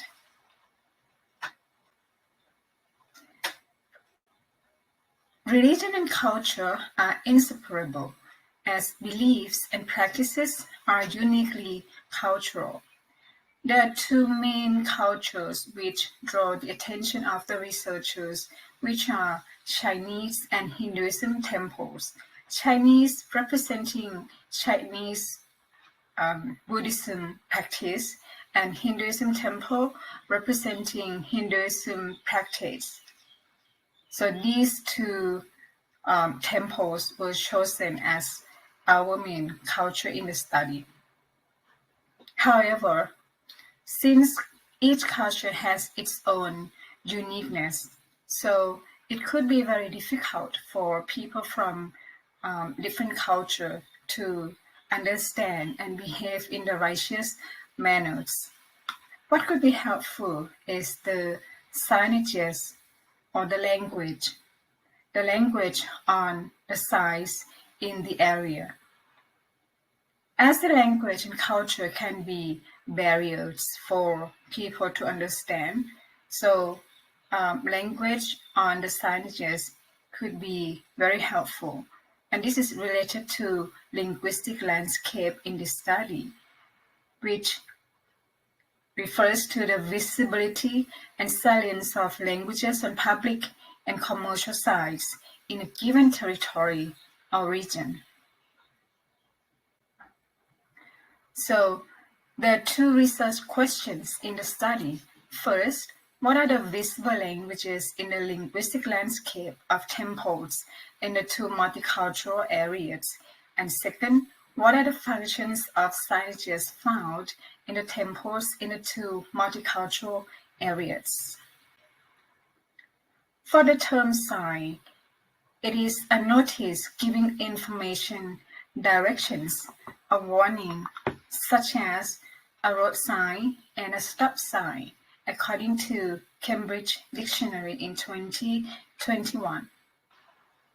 For the term linguistic landscape, it is the language of public road signs, advertising billboards, street names, place names, commercial shop signs, and public signs on government buildings combined to form the linguistic landscape of a given territory, region, or urban agglomeration, according to Landry and Bohes in 1997. For the methodology, the two designated areas representing multicultural environment were the site of the study. And the selection criteria, there are three main selection criteria, which are popularity, convenience, and accessibility. The types of signages by Sivina and Prasidgradsingh in 2020 and function of signages by Yang Hong and Rung Rung in 2013 were used as a framework in the study. As for the results, in response to the first research question, what are the visible languages in the linguistic landscape of temples in the two multicultural areas? Since there were two temples, the Chinese temple and Indian temple, there were 42 signs in Chinese temple and 31 signs in Indian temple. The two language types were found in Chinese temple, which are bilingual and multilingual. The highest number of the language found, the language type is bilingual, which is around 57.14% and 7.14% for multilingual signs. As for the Indian temple, the highest number of signs is monolingual sign, around 61.29%, followed by bilingual 35.48%, and multilingual sign around 3.23%. Here are the examples of Chinese temple signs. Monolingual sign, which means there is only one language appear on the signages. Could be either Thai, English, or Chinese. Bilingual sign, sorry for the misspelling, bilingual. There are two languages on the sides, and trilingual, there are three languages appear on the signages. As for the Indian temple, here are the examples of Indian temple: monolingual, bilingual, and trilingual. In response to the second research question, what are the functions of signages found in the temples of the two multicultural areas? There are four functions of signages, which were informational, symbolic, mythological, and commercial functions. As for the informational function, which is the borders of the territory inhabited by a linguistic group, and also the availability of a specific language to communicate in the territory. For the symbolic function, it means the perception that members of a language group have of the value and status of their languages as compared to other language. For mythological function, it means the connection to the past and transmitter of ancient culture. For commercial function, it is the language usage exclusively for product and place promotion for tourists. Moreover, more functions were discovered, which were request, instructional, order, and invitation functions. This is quite interesting. As in the Chinese temple, we could see that the highest number of function of signages found in the Chinese temple were mythological, informational, and symbolic functions. For the Indian temples, the highest number was request function, followed by invitation function and mythological function. Here are examples of functions found in both sites. The informational function. So on the sides, we could see the information, they give the information on, such as the opening and closing time, or informing the audience about something. For the symbolic function, these could be seen only at the Chinese temple. And mythological function, they are found in both sites. For commercial function, it is only found in Chinese temple. And this one saying that, talking about the price of the oil that the participants use to show respect,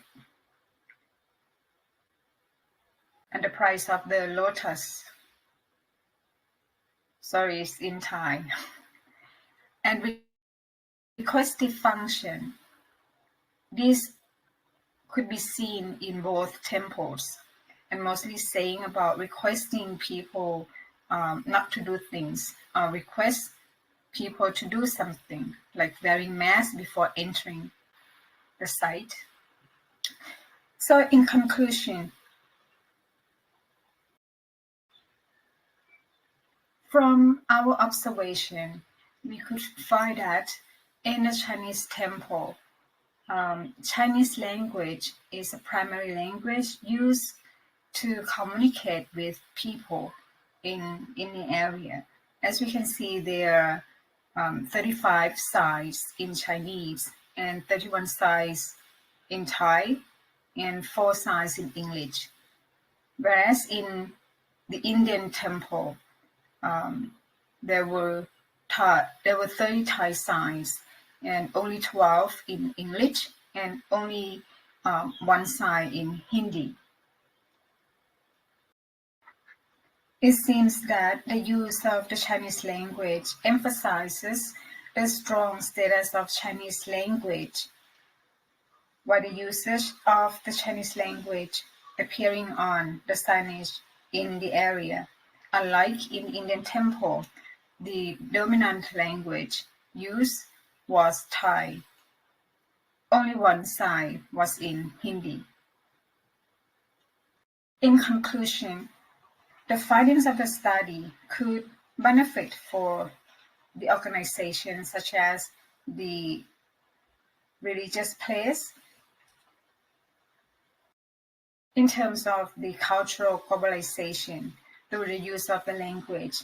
And it's interesting to see that the number of English language signs are pretty low in both places. So in order to help people to understand and have a mutual understanding between the two cultures or different culture, they need some kind of tool such as language, which is in the linguistic landscape here, to help them. So English language could help. And as we can see, the native languages of both places are quite different. Chinese is the main language in the Chinese temple. But in the Indian temple, Hindi language is the least used language. For the recommendation for further studies, there could be a study on translation strategies between the source language and the target language, which could help people to understand better. And here are the references for the study. Thank you very much for your attention. Thank you for the presentation, Velavan. Would you like to add something more? No, I don't think so. Thank you. You're most welcome. Thank you so much. Does anyone have any question?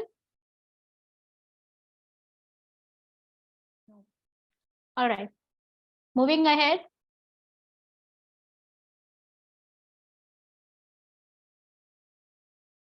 Our next presenter for the day is Marika Chachibraya, head of the Hebrew Aramaic Studies Department, Java Kishvili, Tbilisi State University from Georgia.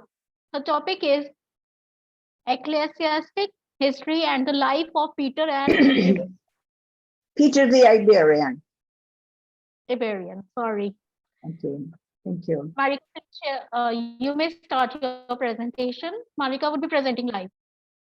No, I'm so sorry, but there is some problem with my video. So anyway, I will invite Peter. Okay. Yes. Sure, no problem. You may start audibly. Peter the Iberian, an outstanding ecclesiastic figure and a most highly valued and respected saintly man in the 5th century, whose activity is closely associated with the Constantinople and the monastic centers in Palestine, played a tremendous role both in the study of his life and activity and the research in the Syro-Palestinian ecclesiastic and political history of the 5th century. The life acquired special significance after the renowned Georgian scholar Notsubidze and Ernst Honigman and Belgian scholar had identified Peter the Iberian as author of the Areopagitic corpus. Hermann Koch, one of the researchers of Areopagitic problems, expressed his critical attitude to the possibility of finding the author of these books, but the interest of the world science toward this problem has not diminished and the research continued. There is no need of dealing with the history of various attempts in Western science to solve this issue.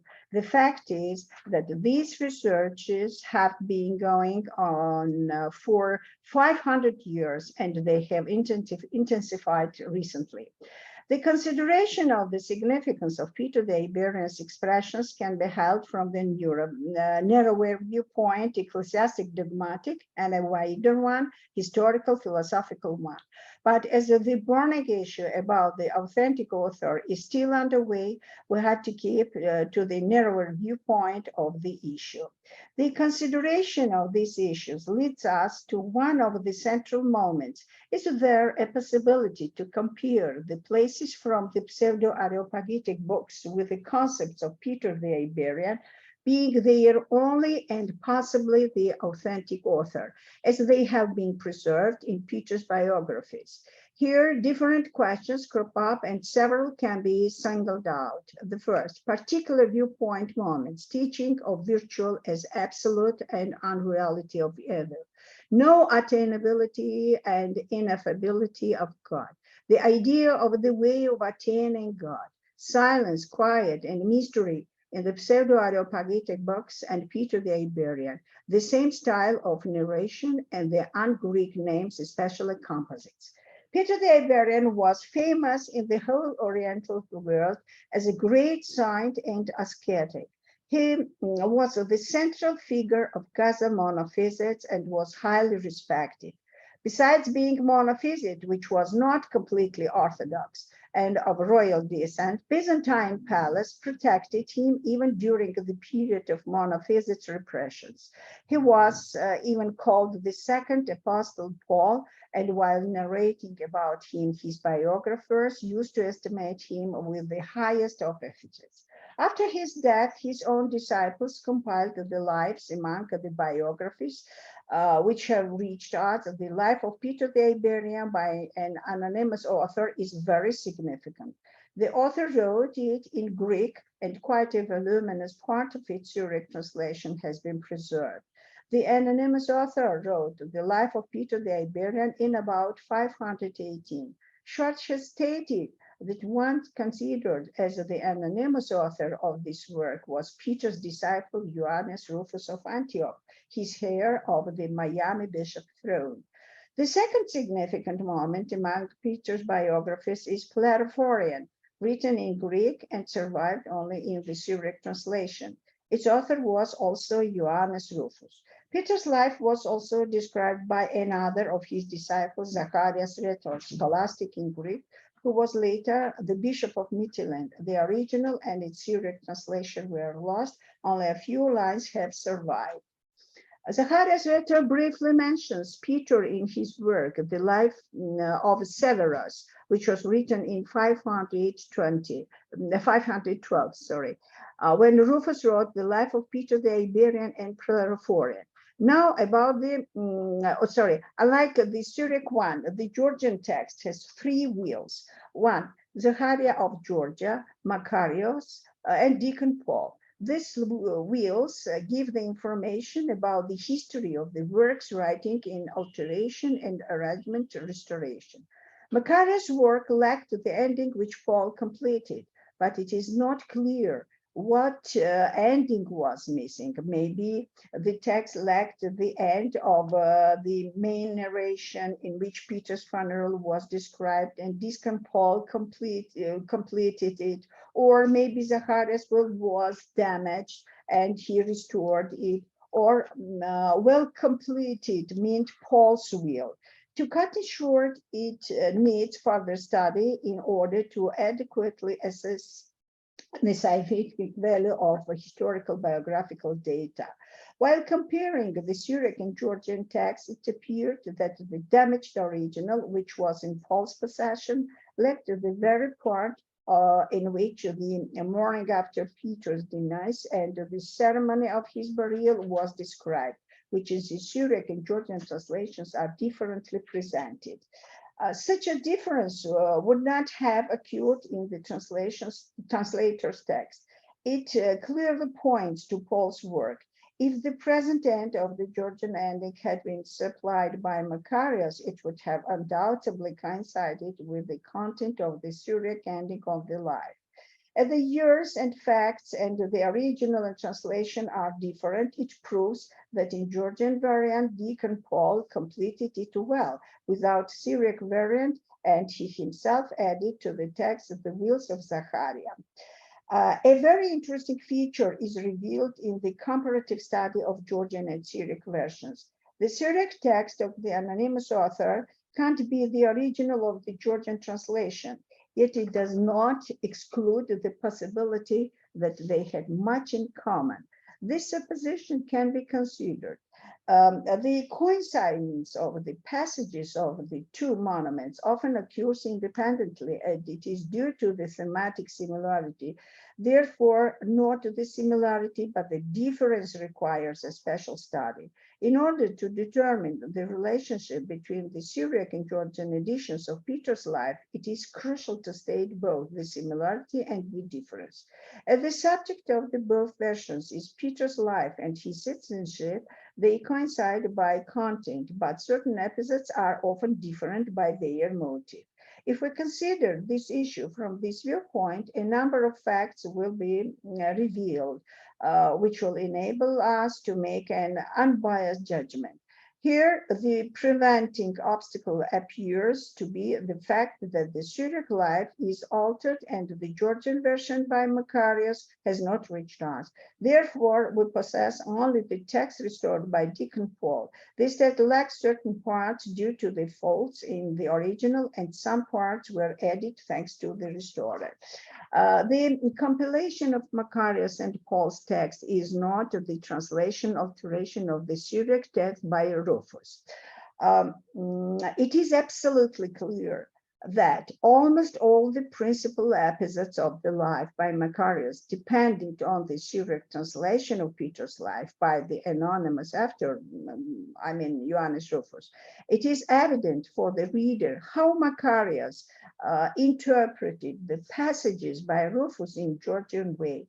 Ioannis Rufus writes about the vision of Peter's godfather, Ioannis about the second coming, how the God appeared surrounded by angels.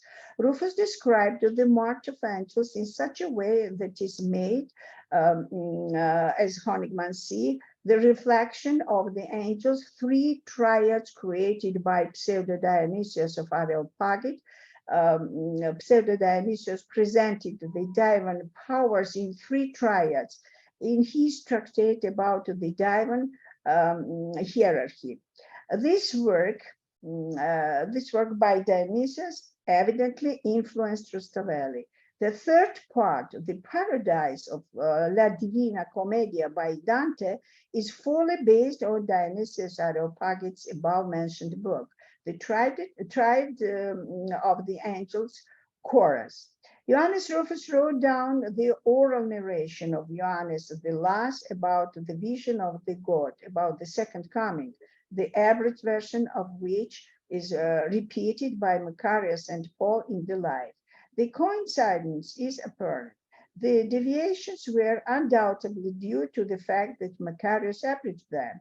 This datum is crucial. The brilliant passage by Rufus is averaged in some places of the translation. The March of Angels triad is not adequate, etc. In this book, Ernst Honigmann remarks referring to Ioannis' vision about the second coming, narrated by Rufus. The same vision is narrated on the Georgian version of Peter's life. This version must be fully based on the Syriac Peter's life or its Greek original. The Greek original by Rufus is not seen, and Macarius' life is translated from Syriac. Macarius especially points out to it. The passage about the God's vision in the Georgian version can be considered only after comparing it with the translation of Rufus' work. Ernst Honigmann remark, must be, is not justified in any way. Moreover, it is surprising how it appeared in his research, as Honigmann knows Nicholas Mark's work very well.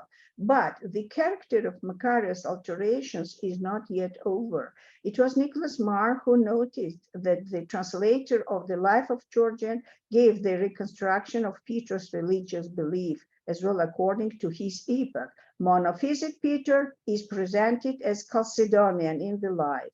Peter the Iberian left Constantinople before the victory of the Chalcedon party in the capital city. The years of Macarius' reign is the period of Diophysite's triumph and the following years of the so-called Orthodox. In Macarius' translation of the life, the Chalcedonians are presented as the only true Christians. Imperium Marcian is also praised. Thus, Peter is presented as Chalcedonian, and the Monophysites threatened to kill him for it, and Peter was Monophysite. It is clearly illogical and historically false. It must have been the result of the Georgian compilation of Ioannis Rufus' composition in order to comply Peter's life and his religious credo with the Georgian Diophysite church. It is impossible to give a different explanation. It is clear why the Georgian translator avoided the theological places given in the Syriac text of the anonymous author. The Georgian religious men of 13th, 14th centuries have not been propagators of anti-Orthodox monophysite ideas.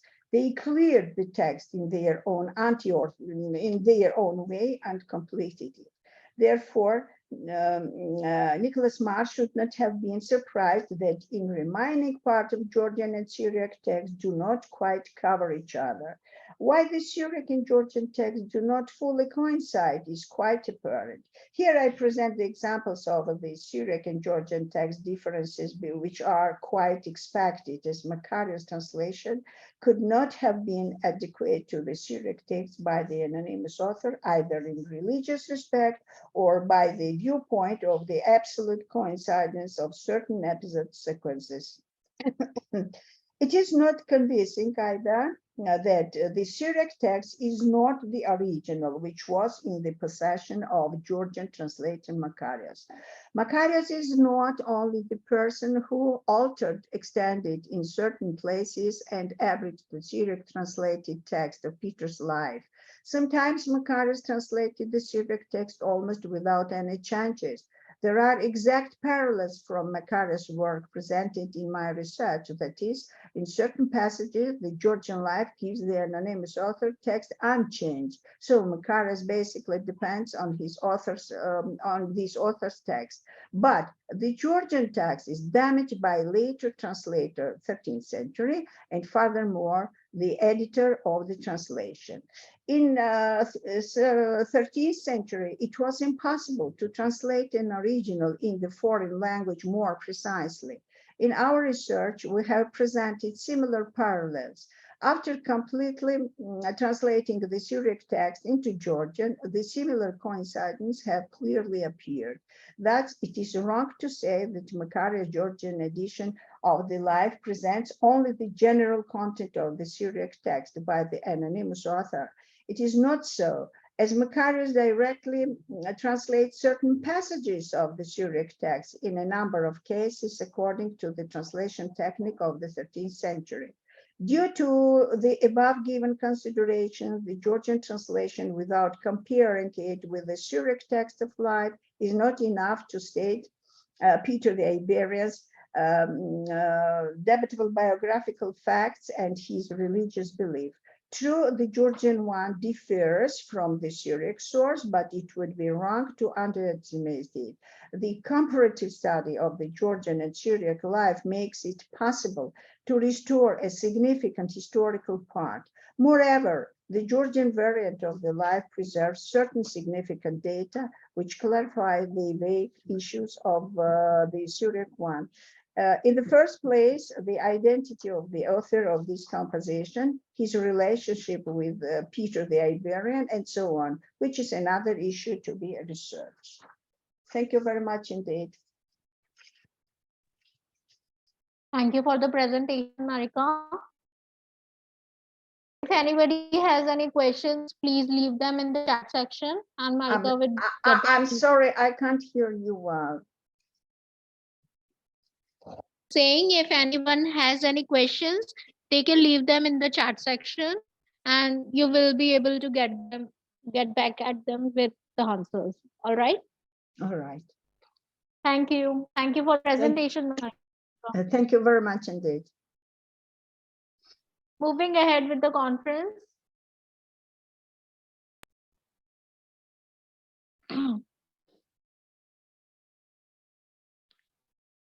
Our next presenter for the day is Tianle Li, College of Business and Public Management, Wenzhou King University, Wenzhou from China. His topic is the impact of equity pledge behavior on company stock volatility in pharmaceutical manufacturing industry. You can see the abstract on screens.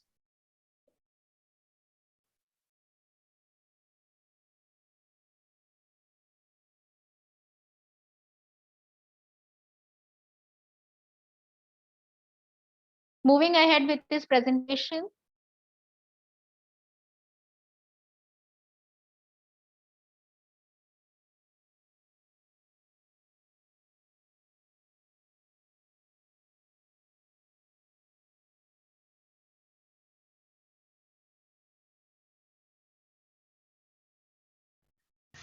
And evidence from pharmaceutical manufacturing industry. So first part is Li Tianle, and my English name is Taro. Today I will give presentations about equity pledge behavior, and my topic is will equity pledge affect stock volatility, and evidence from pharmaceutical manufacturing industry. So first part is in introductions. The impact of equity pledges on the company's operations of current and future, and the pledge of stock rights enables major shareholders to obtain a large amount of cash flow. An equity pledge reflects the basic situation of the shareholders' cash flow. So we come up with a question that does the wealth or lack of the controlling shareholders' cash flow guide investors? There are also two definitions. The first is about equity pledge. The pledge established by the pledgers with its own equity as the object of pledge, and the cash flow is the general term of the cash inflow, outflow, and total amount generated by the enterprise through economic activities during a certain accounting period. The second part is literature review. We look through some literature that with correlated with the equity pledge. And third part is the hypothesis. The difference in the company's stock volatility is caused by whether to pledge equities and the proportion of the equity pledge. And this research comes up with three hypotheses. The first hypothesis is about behavior. The extent of the equity pledge behavior has a positive impact on stock price volatility. And the second hypothesis is about the ratio. Higher equity pledge ratios lead to stronger company stock volatility. And the third hypothesis is about the security type. The high equity pledge ratio has a greater positive impact on the volatility of Chinex and SME stocks than the volatility of main board stocks. And this SME stocks means the small and medium-sized economic company stocks. The third part is about data. And according to the CNRDS and CISMARS, we collect the data we needed and the sample collections. And about the controlling variables, I select the enterprise size, financial leverage, enterprise profitability, growth, annual average daily turnover rate, book-to-market value ratio, shareholding ratio of the largest shareholder, and annual fixed effect. Next part is the methodology. The measure of the equity pledge behavior and ratio. The pledge ratio is if the company's current equity pledge ratio is greater than 0, it is determined that there is currently an equity pledge behavior, and the equity pledge variable is 1. The equity pledge ratio is consistent with the collected data. And following is the stock volatility, daily stock return, and my regression model.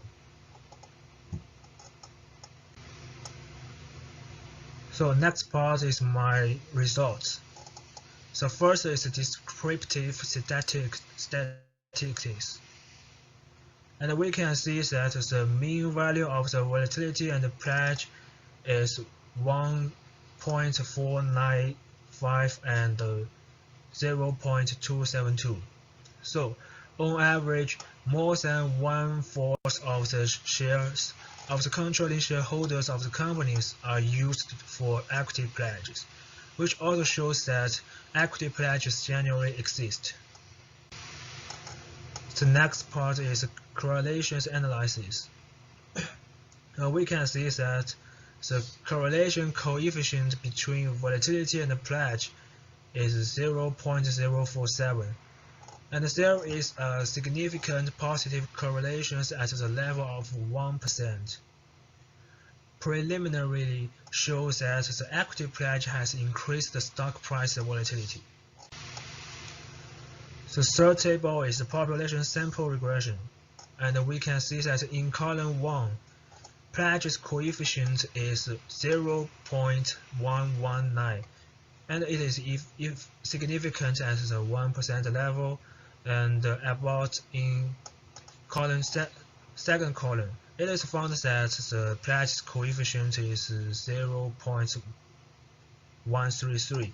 It is also significant at the 1% level and yields the same results.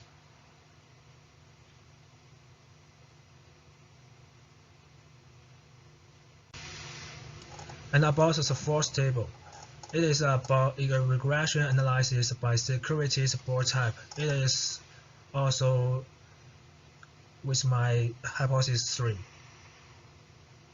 So the column 1 first shows that the pledge coefficient is 0.045, which is significant at the 1% level. And the second column shows that the coefficient of pledge is 0.217. It is also significant at the 1% level. So we can make a conclusion that the impact of the equity pledge on the small and medium-sized board and the GEM is significantly higher than that on the main board market.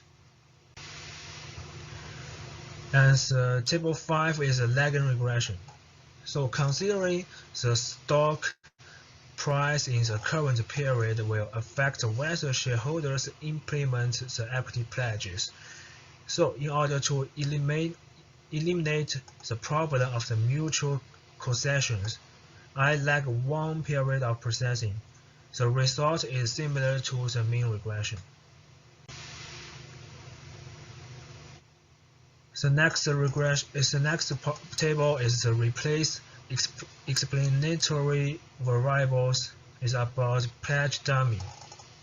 The dummy variable in the model I used the pledge dummy. It is used to measure equity pledge by whether the controlling shareholder has equity pledge. And the results we can see it is about 0.089. They are slightly weakened but still significant at the 1% level. So the last part is the conclusions.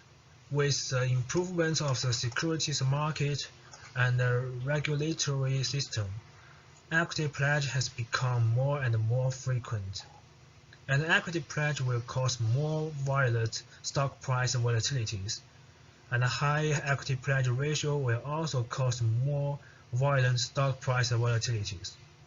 This effect is more obvious to the volatilities of Chinex and small and medium-sized board stocks than to the volatilities of the main board stocks. Then we can also see the results support all three hypotheses. Hello everyone, my name is Li Jiatong, and today my topic.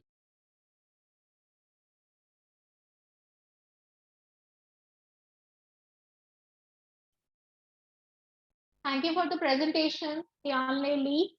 Would you like to add something more? Thank you for your attention. I think I have no additional comments to add. Thank you. If anyone has any questions, please leave them in the chat section and Tianle will get back to you with his answers. All right, moving ahead with the conference.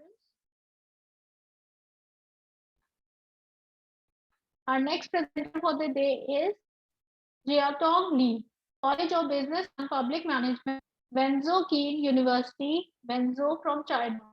His topic is the impact of research and development innovation on company performance of listed companies during the COVID-19 pandemic. You can see the abstract on your screen.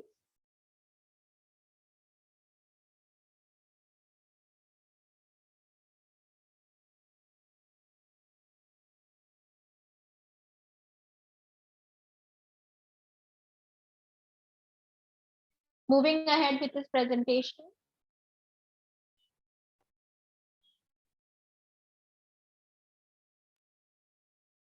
How pandemics influence the relationship between R&D and company performance. The first one, introduction, is about the R&D innovation as an important indicator of company performance under the pandemic. Outbreak could lead to a worse company performance. And R&D innovation and company performance are under the pandemic. So is the R&D innovation frustrated under the pandemic? The definition is the R&D innovation.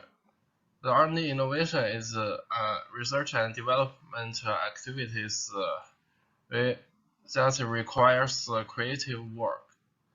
And the company performance definition is the enterprise performance referred to the operating efficiency and the operator performance of the enterprise during a certain period of operation. Second part is the literature review. I choose 4 very effective articles from the Web of Science that can give some example of the COVID-19 and the R&D environment. First one is the stock market's reaction to COVID-19. Second one, the impact of R&D expense on firm performance.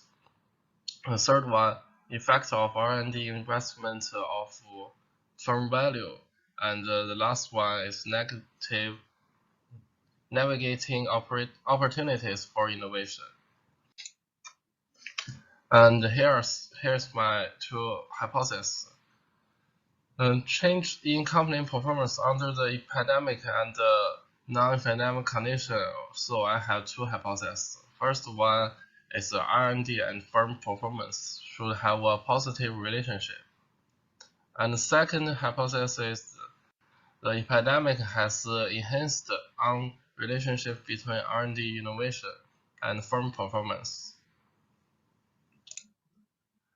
Is the data. I choose the data from the Wind database and Systema database. My sample period is from 2010 January 1st to 2020 December 31st. And my sample frequency is annually. My sample selected the number of patents, and these patents are all from the Chinese listed company. And I also care about their growth and income. Here are my variables in the article. The first one is the enterprise size. The second one is financial leverage. The third one is growth. Fourth one is management shareholding ratio. And the independent director ratio. Shareholding concentration. GDP growth rate. And methodology part, I will show you 2 measures of company performance. First one is the patent. Patent is the number of patents of listed company, and the impact of the pandemic in 2020 and 2021. The COVID-19 is equal to 1, otherwise COVID-19 equal to 0. And company performance is measured as these 2 equations.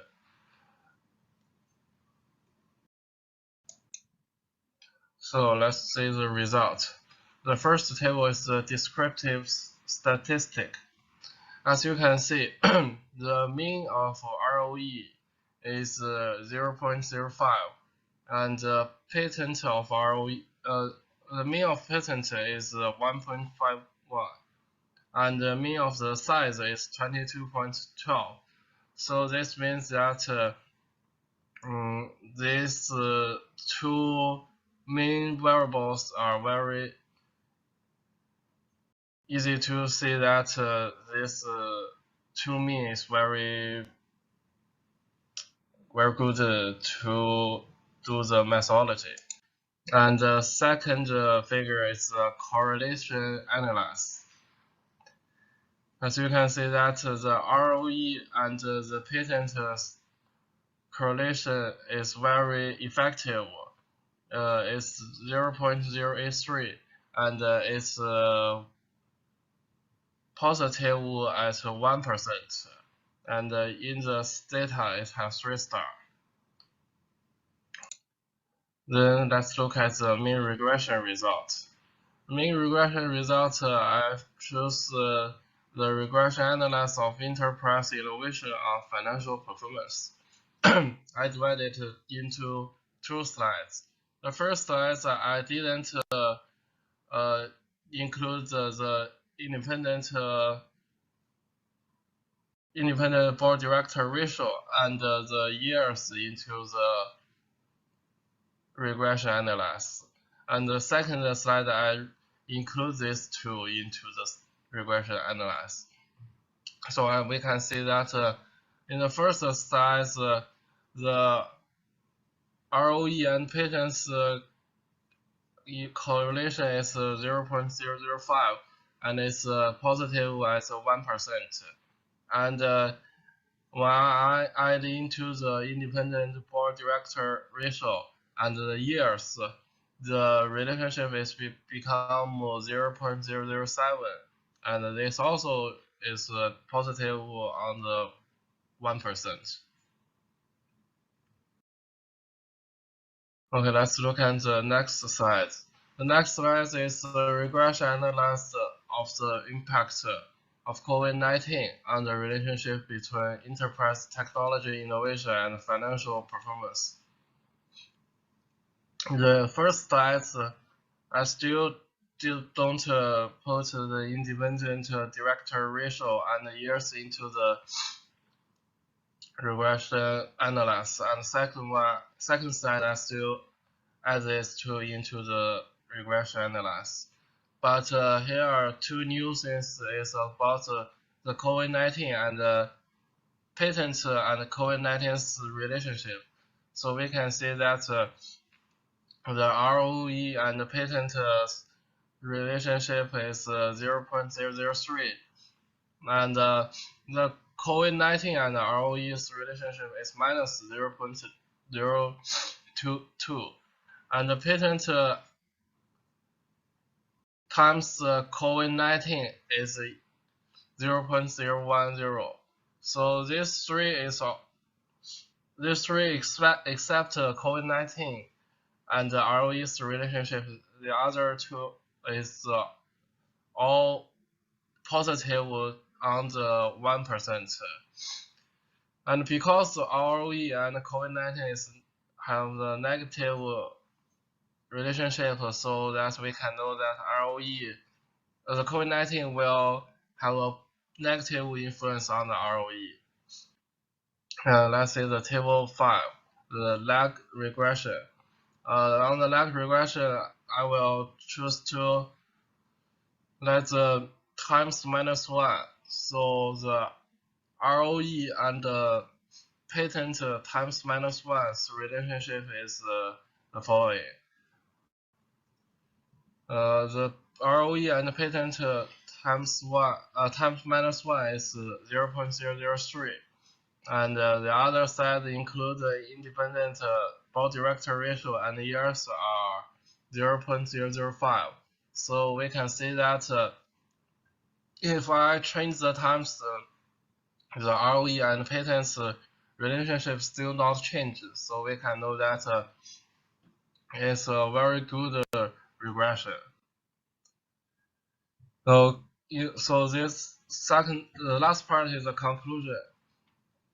The conclusion shows that R&D innovation has a positive impact on the company performance, and the epidemic has strengthened the positive impact on company performance.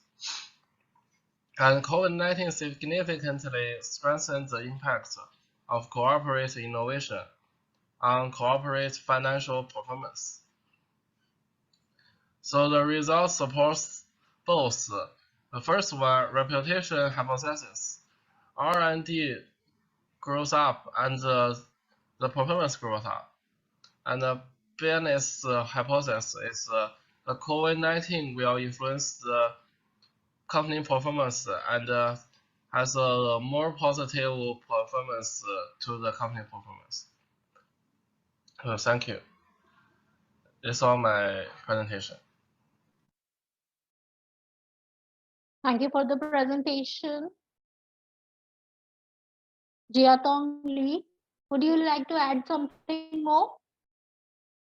No, thank you. Thank you for the presentation. Participants, we request you, if you have any questions, please leave them in the chat section, and Lee Jiatong will get back to you with his answers.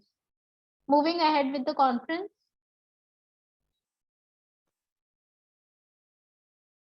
Our next presenter for the day is Jia Lei Zhang, College of Business and Public Management, Wenzhou Qin University from Wenzhou, China. Her topic is ownership concentration and firm performance of Chinese financial companies. You can see the abstract on your screen.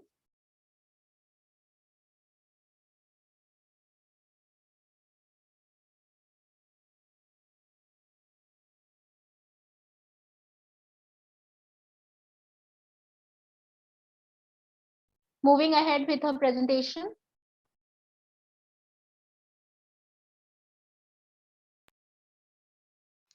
Hello everyone, this is Zhang Dale, which is from College of Business and Public Management in Wenzhou Can University, which is from Zhejiang Province. The title of this paper is Ownership Concentration and Firm Performance of Chinese Financial Companies. For the instruction, there will be three main ideas. Ownership concentration with company performance in financial companies. Ownership concentration might have positive monetary function, so it is important to focus these two terms. For the second and third, ownership concentration with company performance during COVID-19 epidemic and between different nature of equity. Does the COVID-19 epidemic adversely affect ownership concentration on company performance? Does the nature of equity affect the relationship?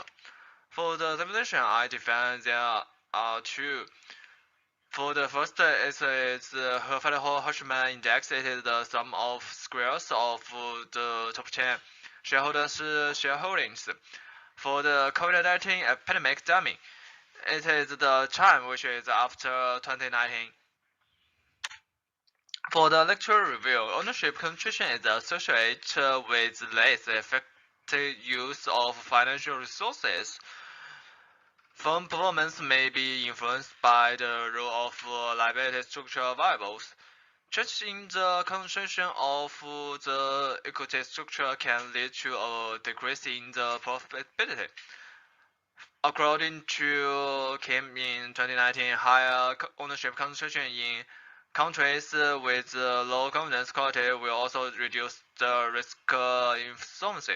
So it seems that there are different opinions during the Federal Index and firm performance.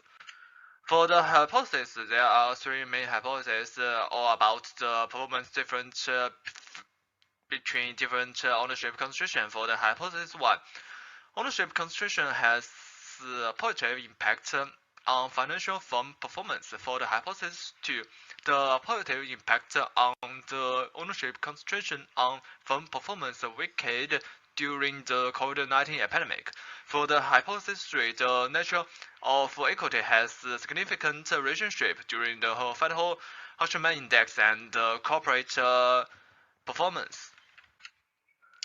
For the data source, all the data is from China stock market and accounting research.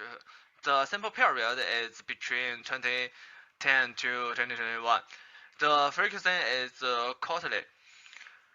For the sample selection, I select the companies with the objectives of financial companies, stable growth, accumulated assets, and the company listing time. For the variables, there are Federal Hirschman Index, the number of shareholders, firm size, growth rate, and firm age.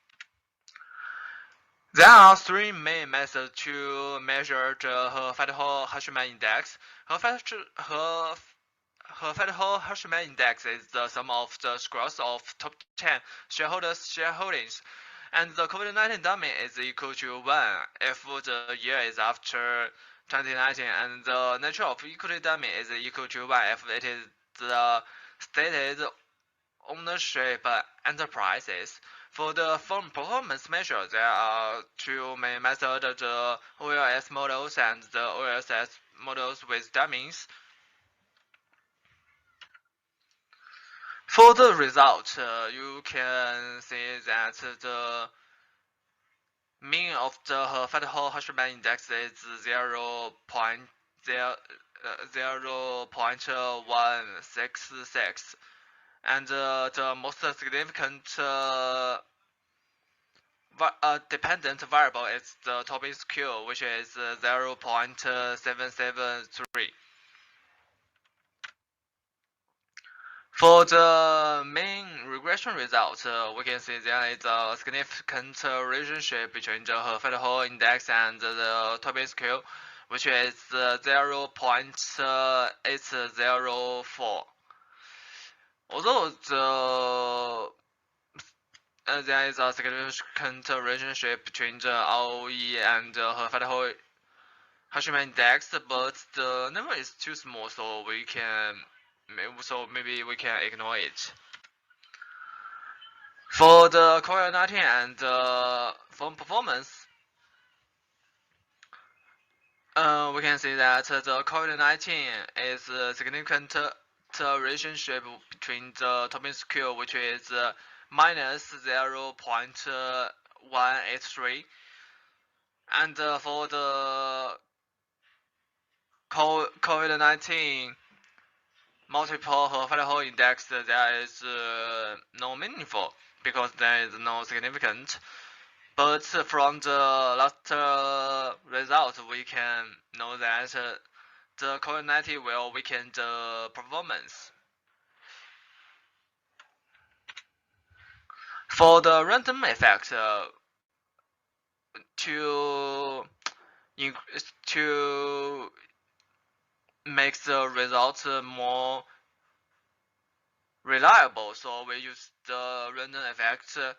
We can say that it is also significant with the Federal index and the Tobin's Q, which is 0.662, and the COVID-19, which is minus 0.156, which supports our result before. So the first and the second hypothesis seems to be true. For the regression of the state ownership enterprise and the non-state ownership enterprise, we can see that the state-owned enterprise is significant with her Federal index, which is 0.358, but for the non-state ownership, it is 0.044, but the relationship is not significant. We assume that it is due to that. It is because there is no sufficient samples, which is only 428. But for the third volume, we can see that that is significant with the Federal Hirschman index multiple nature of equity. So we can know that there is a significant relationship between the nature of equity and her Federal index, but we cannot prove that the state-owned ownership enterprise is more associated than the non-state ownership enterprise. So we need to continue working on this field. And for the conclusion, Companies generally decline in performance after 2019. Ownership concentration significantly improves firm performance, but after 2019, which is the COVID-19 epidemic, harm concentration after on companies' performance. The result support both. For the hypothesis 1, when the concentration of top 10 ownership increase, the performance of the firms will increase.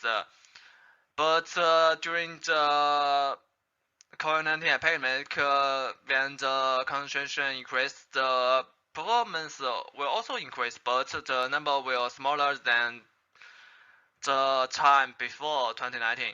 For the nature of equity, we can know that there is a significant relationship between the nature of equity and the Herford-Hall index and firm performance.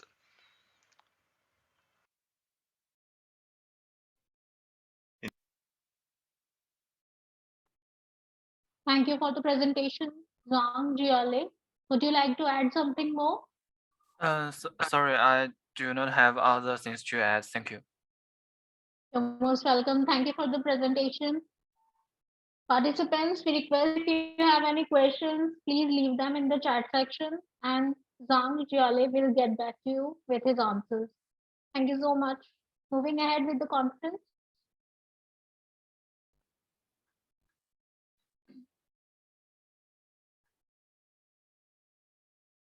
Our last presenter for the day is Bhaskar Sinha, Department of Engineering and Computing, National University, San Diego from USA.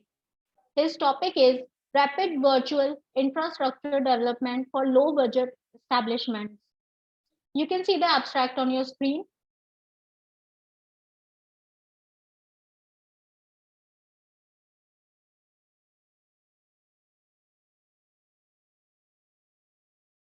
Moving ahead with his presentation.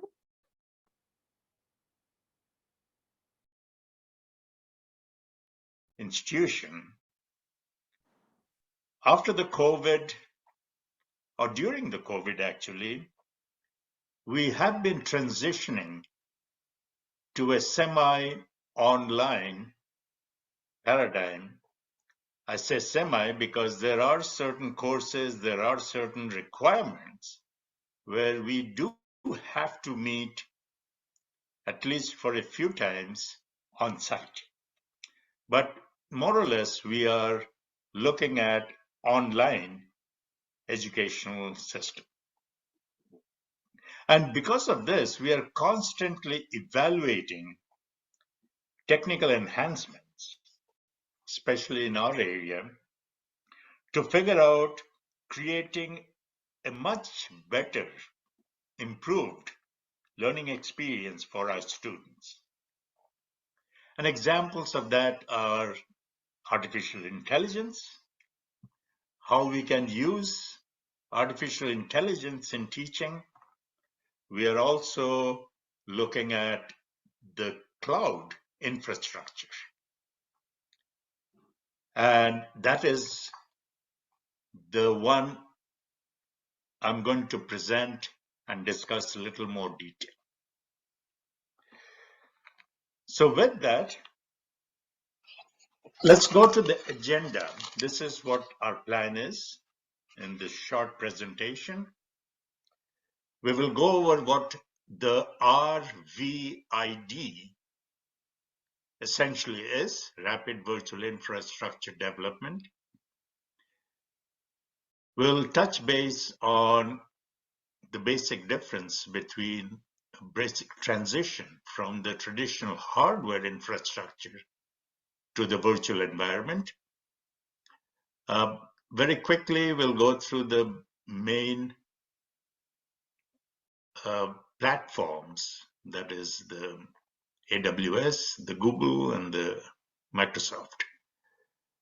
Then I will quickly go over a couple of projects that we have successfully completed over the last few years.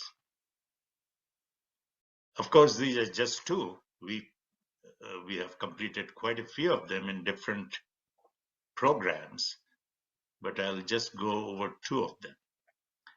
Continuing research is an interesting area for discussion,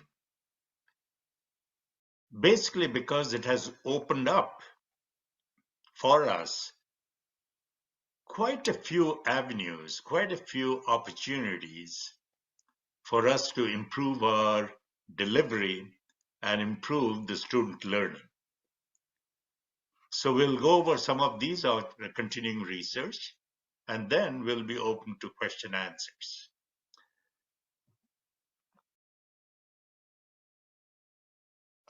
So what is the rapid virtual infrastructure development?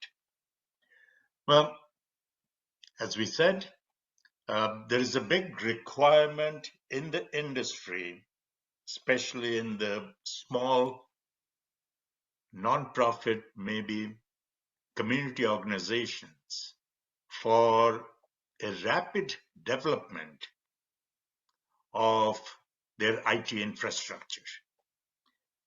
And when we say rapid, it is not in years or 6 months that we were used to quite some time back. But we need to get these things done on a very, very aggressive schedule. And the virtual opportunity, the virtual option, gives us a big advantage from a time point of view. So the virtual infrastructure basically is a software-based computing platform based on another physical infrastructure platform. So for example, if you're talking about Microsoft, then we are going to create a virtual infrastructure, but they will be hosted by the actual physical hardware infrastructure that Microsoft has, similarly with Google or Amazon. So there are quite a few items that are involved. I'll just go over 3 of them because they're sort of the main items. The servers, of course, the storage system, and that is becoming more and more important, mainly because of the size of the storage required. We are no longer talking about megabytes and gigabytes. We are talking about exabytes, terabytes, multiple terabytes. So the storage system by itself has become very important from a cost point of view. And of course, the networks, faster networks, communications, interconnections, these are all virtual and they are a big value add to our systems. The major benefits of a virtual infrastructure that we can develop very quickly, let me go over a few of them. Cost. This is a big one. The cost of creating a virtual infrastructure turns out in general to be a fraction of what we used to do many, many years back, where the hardware was expensive, the network was expensive, more than that, the support was expensive, the backup recovery was expensive, and so on and so forth. The second benefit, very important benefit, is we are not stuck anymore with the physical hardware that is given. We can adjust to the seasonal demands. And that is a big advantage for small companies. Okay. The third one is, of course, the productivity goes up. Obviously, we don't have to worry about support. We don't have to worry about, for example, backup recovery. We can very quickly get our work done in a virtual environment, so on and so forth. Load balancing. This is important because in our customer side, usually the traffic or the load is variable during the day or the week or the month, and we can balance it according to what the load is. Scalability is an important aspect where the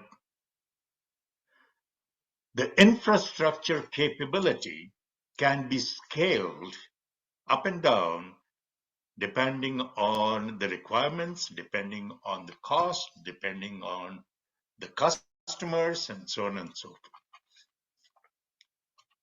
Security is a big issue. We have been running into this in all our IT environments, and security is much more enhanced in a virtual environment. Server management, backup and recovery, we have gone through these, and we can create infrastructure that are very specific to types of businesses. We can use different types of applications, maybe retail, maybe educational, maybe quantum computing, maybe research oriented, whatever it is, we can create very fine-tuned infrastructures for specific low-budget organizations. So with that, these are essentially the three major cloud infrastructure platforms. Of course, there are many of them coming up every day, small ones. In our university, we started with Amazon, and the reasons were varied. When we started with Amazon, Amazon was the cheapest. So we means our faculty, myself, and our students, we used to work quite extensively with Amazon. Then other platforms also became competitive, like Microsoft, Azure. We have done quite a few, not as many as on AWS, but we have done a few projects on Azure, and they have their positive and negative sides. And then Google Cloud Platform, that's becoming quite common, but I'll admit we have not used it that much. I've been involved with one project on GCP, but I can see the use going up as we go forward. So these are the platforms, and of course we always look at all the other platforms also that are available, especially in our environment from a cost point of view.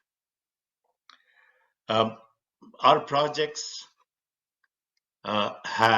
usually have zero budget, very little budget. So we are always sensitive to the cost aspect of these projects. Now, the virtual infrastructure architecture, we can go over the basic blocks, basic building blocks. Just to be clear, these are not all inclusive. I'm just going over some of the items that of course, all of them are important, but these have become more and more important as we go forward. The host, the hypervisor, is a virtual layer that lets one host simultaneously support multiple VMs, virtual machines, and the last one, the graphical user interface, is becoming more and more critical in some sense for the complete system development. And these developments are happening on a virtual environment. So this is sort of the high level of the infrastructure architecture. And with that, let me go over a couple of projects, and it will give you some idea of what exactly we get involved in, and it'll also give us some opportunity to get your feedback. For example, one project. We have done quite a few, but this one I think was done recently, about a year back, on MS Azure, Microsoft. This project, let me go over the third item. The target of this project was change the data storage retrieval paradigm, the process for low budget community establishments. What we did was we created a very affordable IT infrastructure very quickly. These projects were done within a 3-month period with one group, 4 students. And of course, we are also involved, but it's a small group, very aggressive schedule, small time frame, and low budget, 0 budget nearly. So what we needed to do for this was make it AI capable, artificial intelligence to sort, categorize, query, and all that good stuff. Facial recognition for sorting, location tagging for categorizing queries. We enhanced the security so that the data is safe. And we needed to build that on not just one platform, a software platform, but on Windows, iOS, and Android, which is pretty well the common requirement for our current environments. Windows, iOS, and Android. The metadata for all the content, pictures, documents, so on and so forth, were secured in SQL database backend, and that is also in the cloud via the Azure cloud computing. So this was a pretty successful project. And going forward, this environment, this infrastructure can be used for storing your, for example, your personal pictures. And instead of having thousands and thousands of pictures, and we keep forgetting what was, we can keep them in the database. We can sort them using AI, depending on the facial recognition or whatever, location. And we can also query. So this was a very good. Now, the other areas this project has been evaluated is storing documents. We usually land up with a huge amount of documents and we lose track of where is what. So this platform with AI capability using the cloud is very useful for those kind of environments. Project 2, and I'm running out of time, so I'll make it quick. I'm just looking at the time here. Yep. Project 2 is a nonprofit service that we created. For example, a church. It was a community church they needed an infrastructure, they needed a platform for members to assist each other free of charge. So obviously we needed a database, we needed communication, we needed security, and so on and so forth. So the artists and the machine intelligence, AMI on Amazon Linux, ePanel and WHM using CentOS for the central management, SMTP for communications, interfaces, emails, SES, and the database was AWS, MySQL. And this turned out to be a pretty successful, and of course, just like before, we had the platforms, the Windows, the iOS, and the Android. This turned out to be a very successful project. And the community church, who had no budget, were very helpful and very happy with this project that was done in 3 months with a small group of students, 4 of them. So these are the kinds of projects that we are involved in. They are all based on new technologies, platforms, and creating these virtual infrastructures instead of actually buying the hardware and infrastructure. In academia, we are looking at not only technical programs, but also business. In technical area, we are looking at engineering, computer science, information systems, ITM, and cyber. Cyber is taking a very big focus because of the kinds of things we can do in a virtual environment as far as security goes. We can also do it in hardware, but they are relatively very expensive. RVID applications in business, data analytics, and engineering management. Those are the 3 areas we are evaluating different projects. We are looking at how to collaborate better with the industry, and we are looking at where to focus on during the project design cycle. Now, this one is important because this is a continuing research. The whole area of RVID is growing at about 15% compound annual growth rate, which is significant.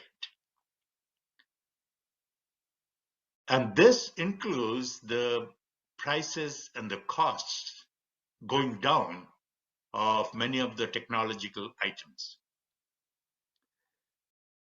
So the graphical user interface also is becoming more and more important, obviously because the ease of use and how the customer interacts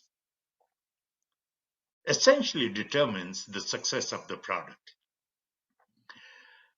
New technologies, specifically artificial intelligence, machine learning, and for some areas like business, blockchain technology. Security policies, quantum computing is another area. We have looked at and we have implemented some applications where using quantum computers, we have been able to program certain applications. But it's very limited right now, but we are looking at it very seriously. Database is a big one, mainly with the big data coming in, mainly with the type of data, unstructured, and so on and so forth, and mostly because of the amount of data. No more megabytes or gigabytes, they are terabytes and exabytes. Social media impact. Of course, social media is impacting everything. And how is it impacting or going to impact virtual infrastructures, customer benefits, and so on and so, marketing benefits?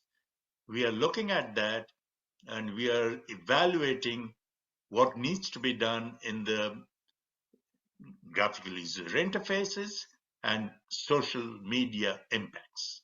And of course, as usual, we are keeping track of the best practices that we can follow for capstone projects.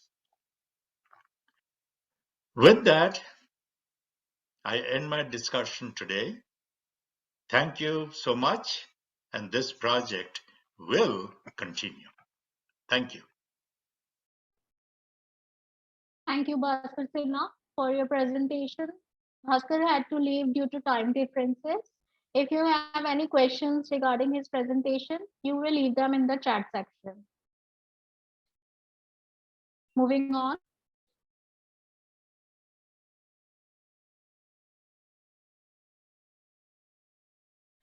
With this, we are concluding this conference.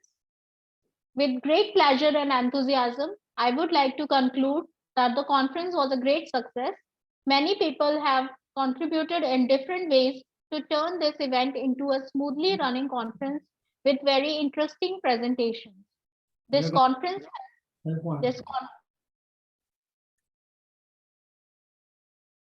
yes, Wei Yi Wang. I am Wei Yi Wang. I haven't presented. You have not presented. Yes. Please allow me a moment to check. I have to present.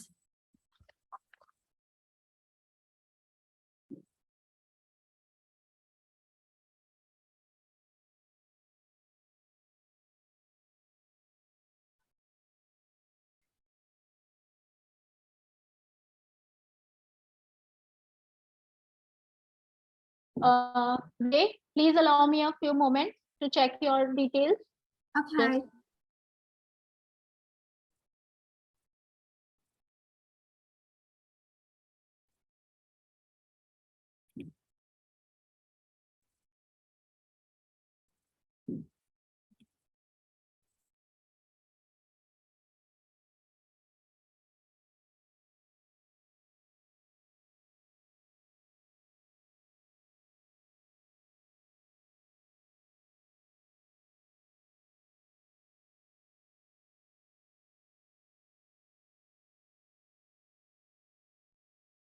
okay. Wei Yi Wang, I'm really sorry. Please accept our apologies.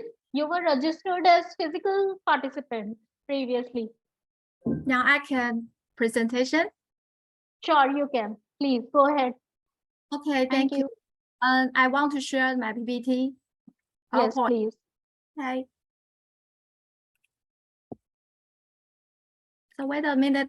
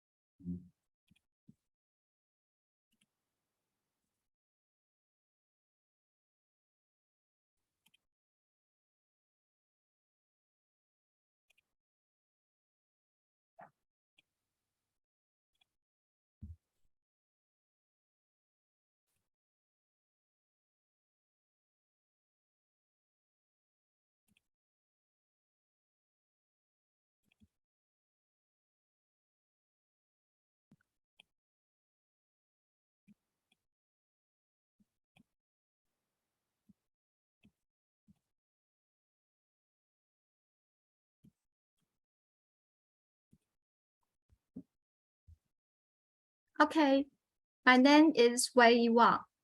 I come from the Graduate Initiate of Design Science, Tatong University, Taipei, Taiwan. Now I present the article is a preliminary study on the strategy of ESG sustainable management in Taiwan's electronics industry. The content includes introduction, background, methodology, result, and the conclusion. The introduction. The concept of ESG, corporate sustainability, has been a hot topic in recent years. The early investment market paid more attention to financial indicators such as corporate revenue and profit. However, with the continuous occurrence of extreme climates, the global environment has gradually deteriorated. The outbreak of COVID-19 in 2020 has also made mankind begin to rethink the relationship with Earth, has brought attention to global warming, climate change, and the sustainable issue again. The Taiwan government has also actively promoted regulations requiring the financial system to focus on net zero carbon emission and the implementation of ESG sustainable reports. This research is to explore the current status of ESG sustainable development in Taiwan. The main research objects are: first, what are the current strategy of Taiwan's electronics industry to promote environment? Second, what is the current status of Taiwan's electronics industry's active promotion of social responsibility? Third, what are the key projects of corporate governments in Taiwan's electronics industry at present? And the fourth, the current situation of the enterprise and the difficulties in implementation. The background. ESG has first seen in the Who Cares Who Wins report issued by the United Nations in 2004. In 2005, the former United Nations Secretary General Kofi Annan launched the Principle for Responsible Investment, which is expected to reverse the long-term neglect of environmental and social impacts by financial institutions' investment, decision-making, and project implementation. Refer to Figure 1.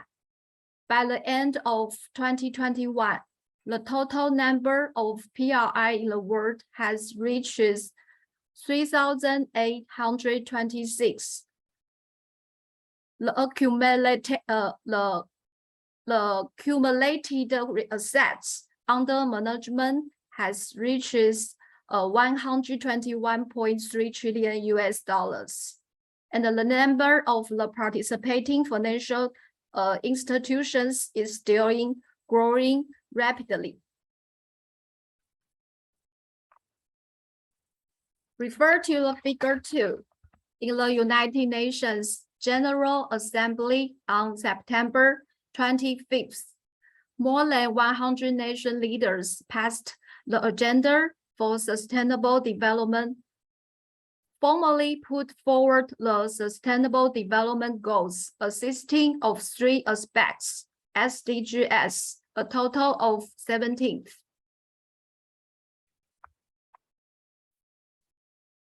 ESG refers to environmental, social, and governance. Its related topics have been regarded as prominent lessons in the financial market in recent years. During the COVID-19 epidemic, ESG ratings financial products were relatively resilient, which attracted the attention of the global financial markets. You can see ESG covers table 1. To meet the growing ESG investing community and the market increasing demand for data, many rating agencies have created their own way of assessing ESG metrics. The following are the most influential ESG rating agencies. First, MSCI. Second, Dow Jones Sustainable Index. Third, FTSE Russell. Fourth, Sustainalytics. And fifth, Bloomberg.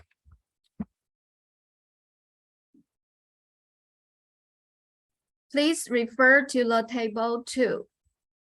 The comparison of ESG agencies.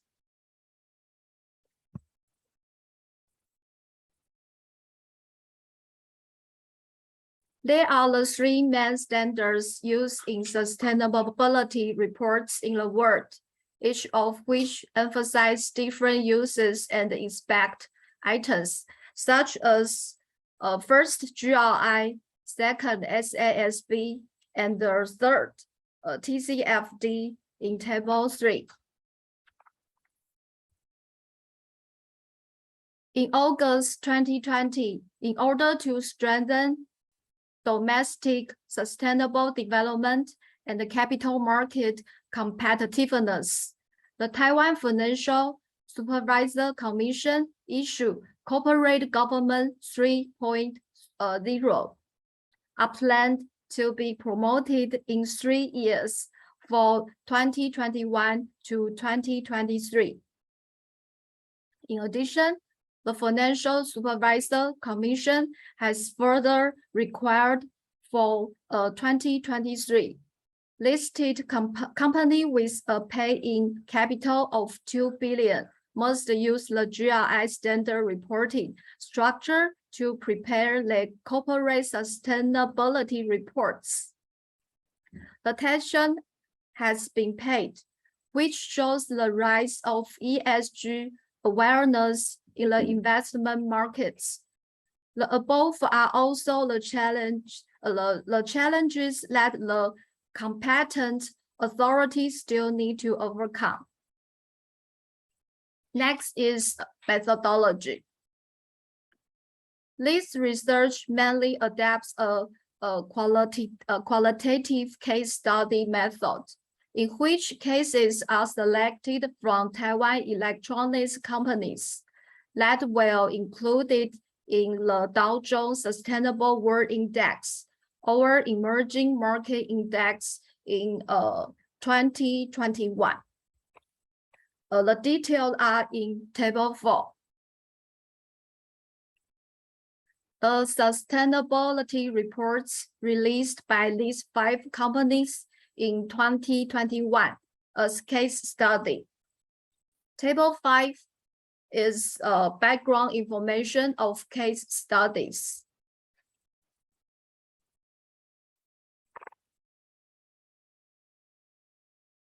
MSCI's rating model is used for assessing ESG rating key issue and to serve as the framework for this analysis. Refer to figure 3.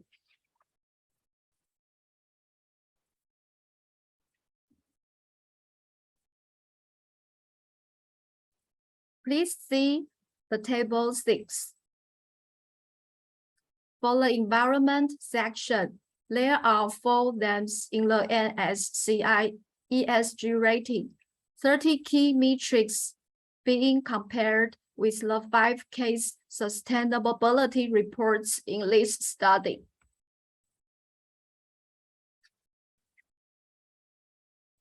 Please see table 7. For social responsibility, MSCI ESG rating contains 4 names and 16 key indicators, which are compared with the 5 sustainability report in study. For corporate governments, the contents of the NSCI ESG rating are divided into 2 themes and 6 key indicators, which are compared and analyzed with the 5 cases in this study. Please refer to the table 8. The conclusion of this research is following. First, in terms of environmental sustainability, more focus is on both innovative strengths and use internal energies. Second, in terms of social responsibility, Taiwan's electronics industry is committed to sponsoring and assisting disadvantaged groups, attaching importance to cultivating campus talent and actively developing online learning. Third, in the part of operation and governments, it's emphasized that the establishment of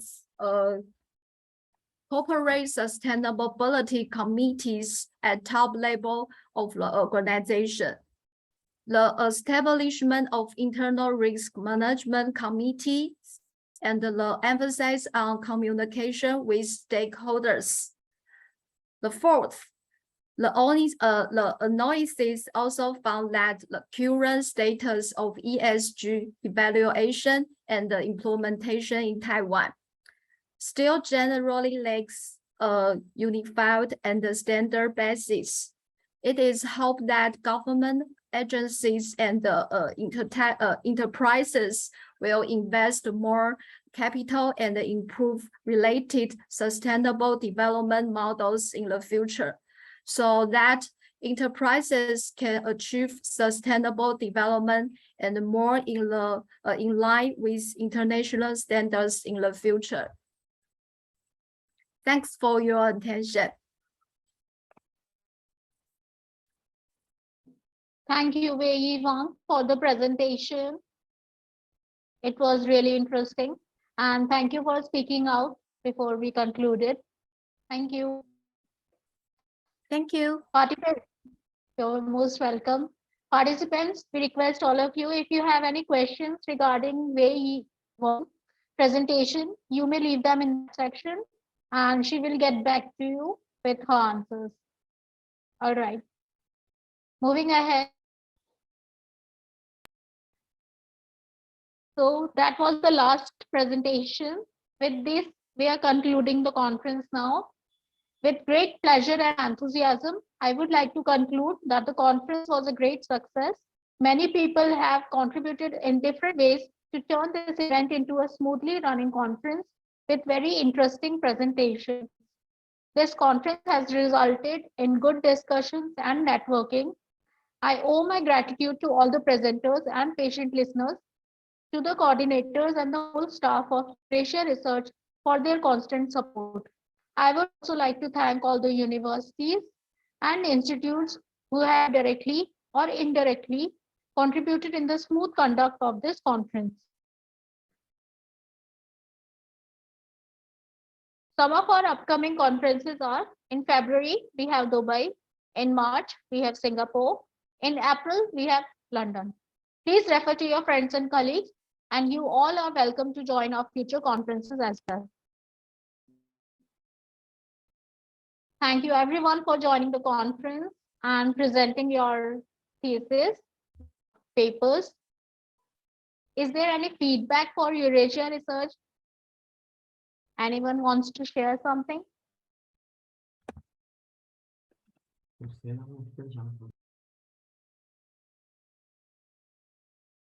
Okay. Thank you everyone. With this, we are completing the conference. Thank you everybody. Bye-bye. Thank you. Bye-bye.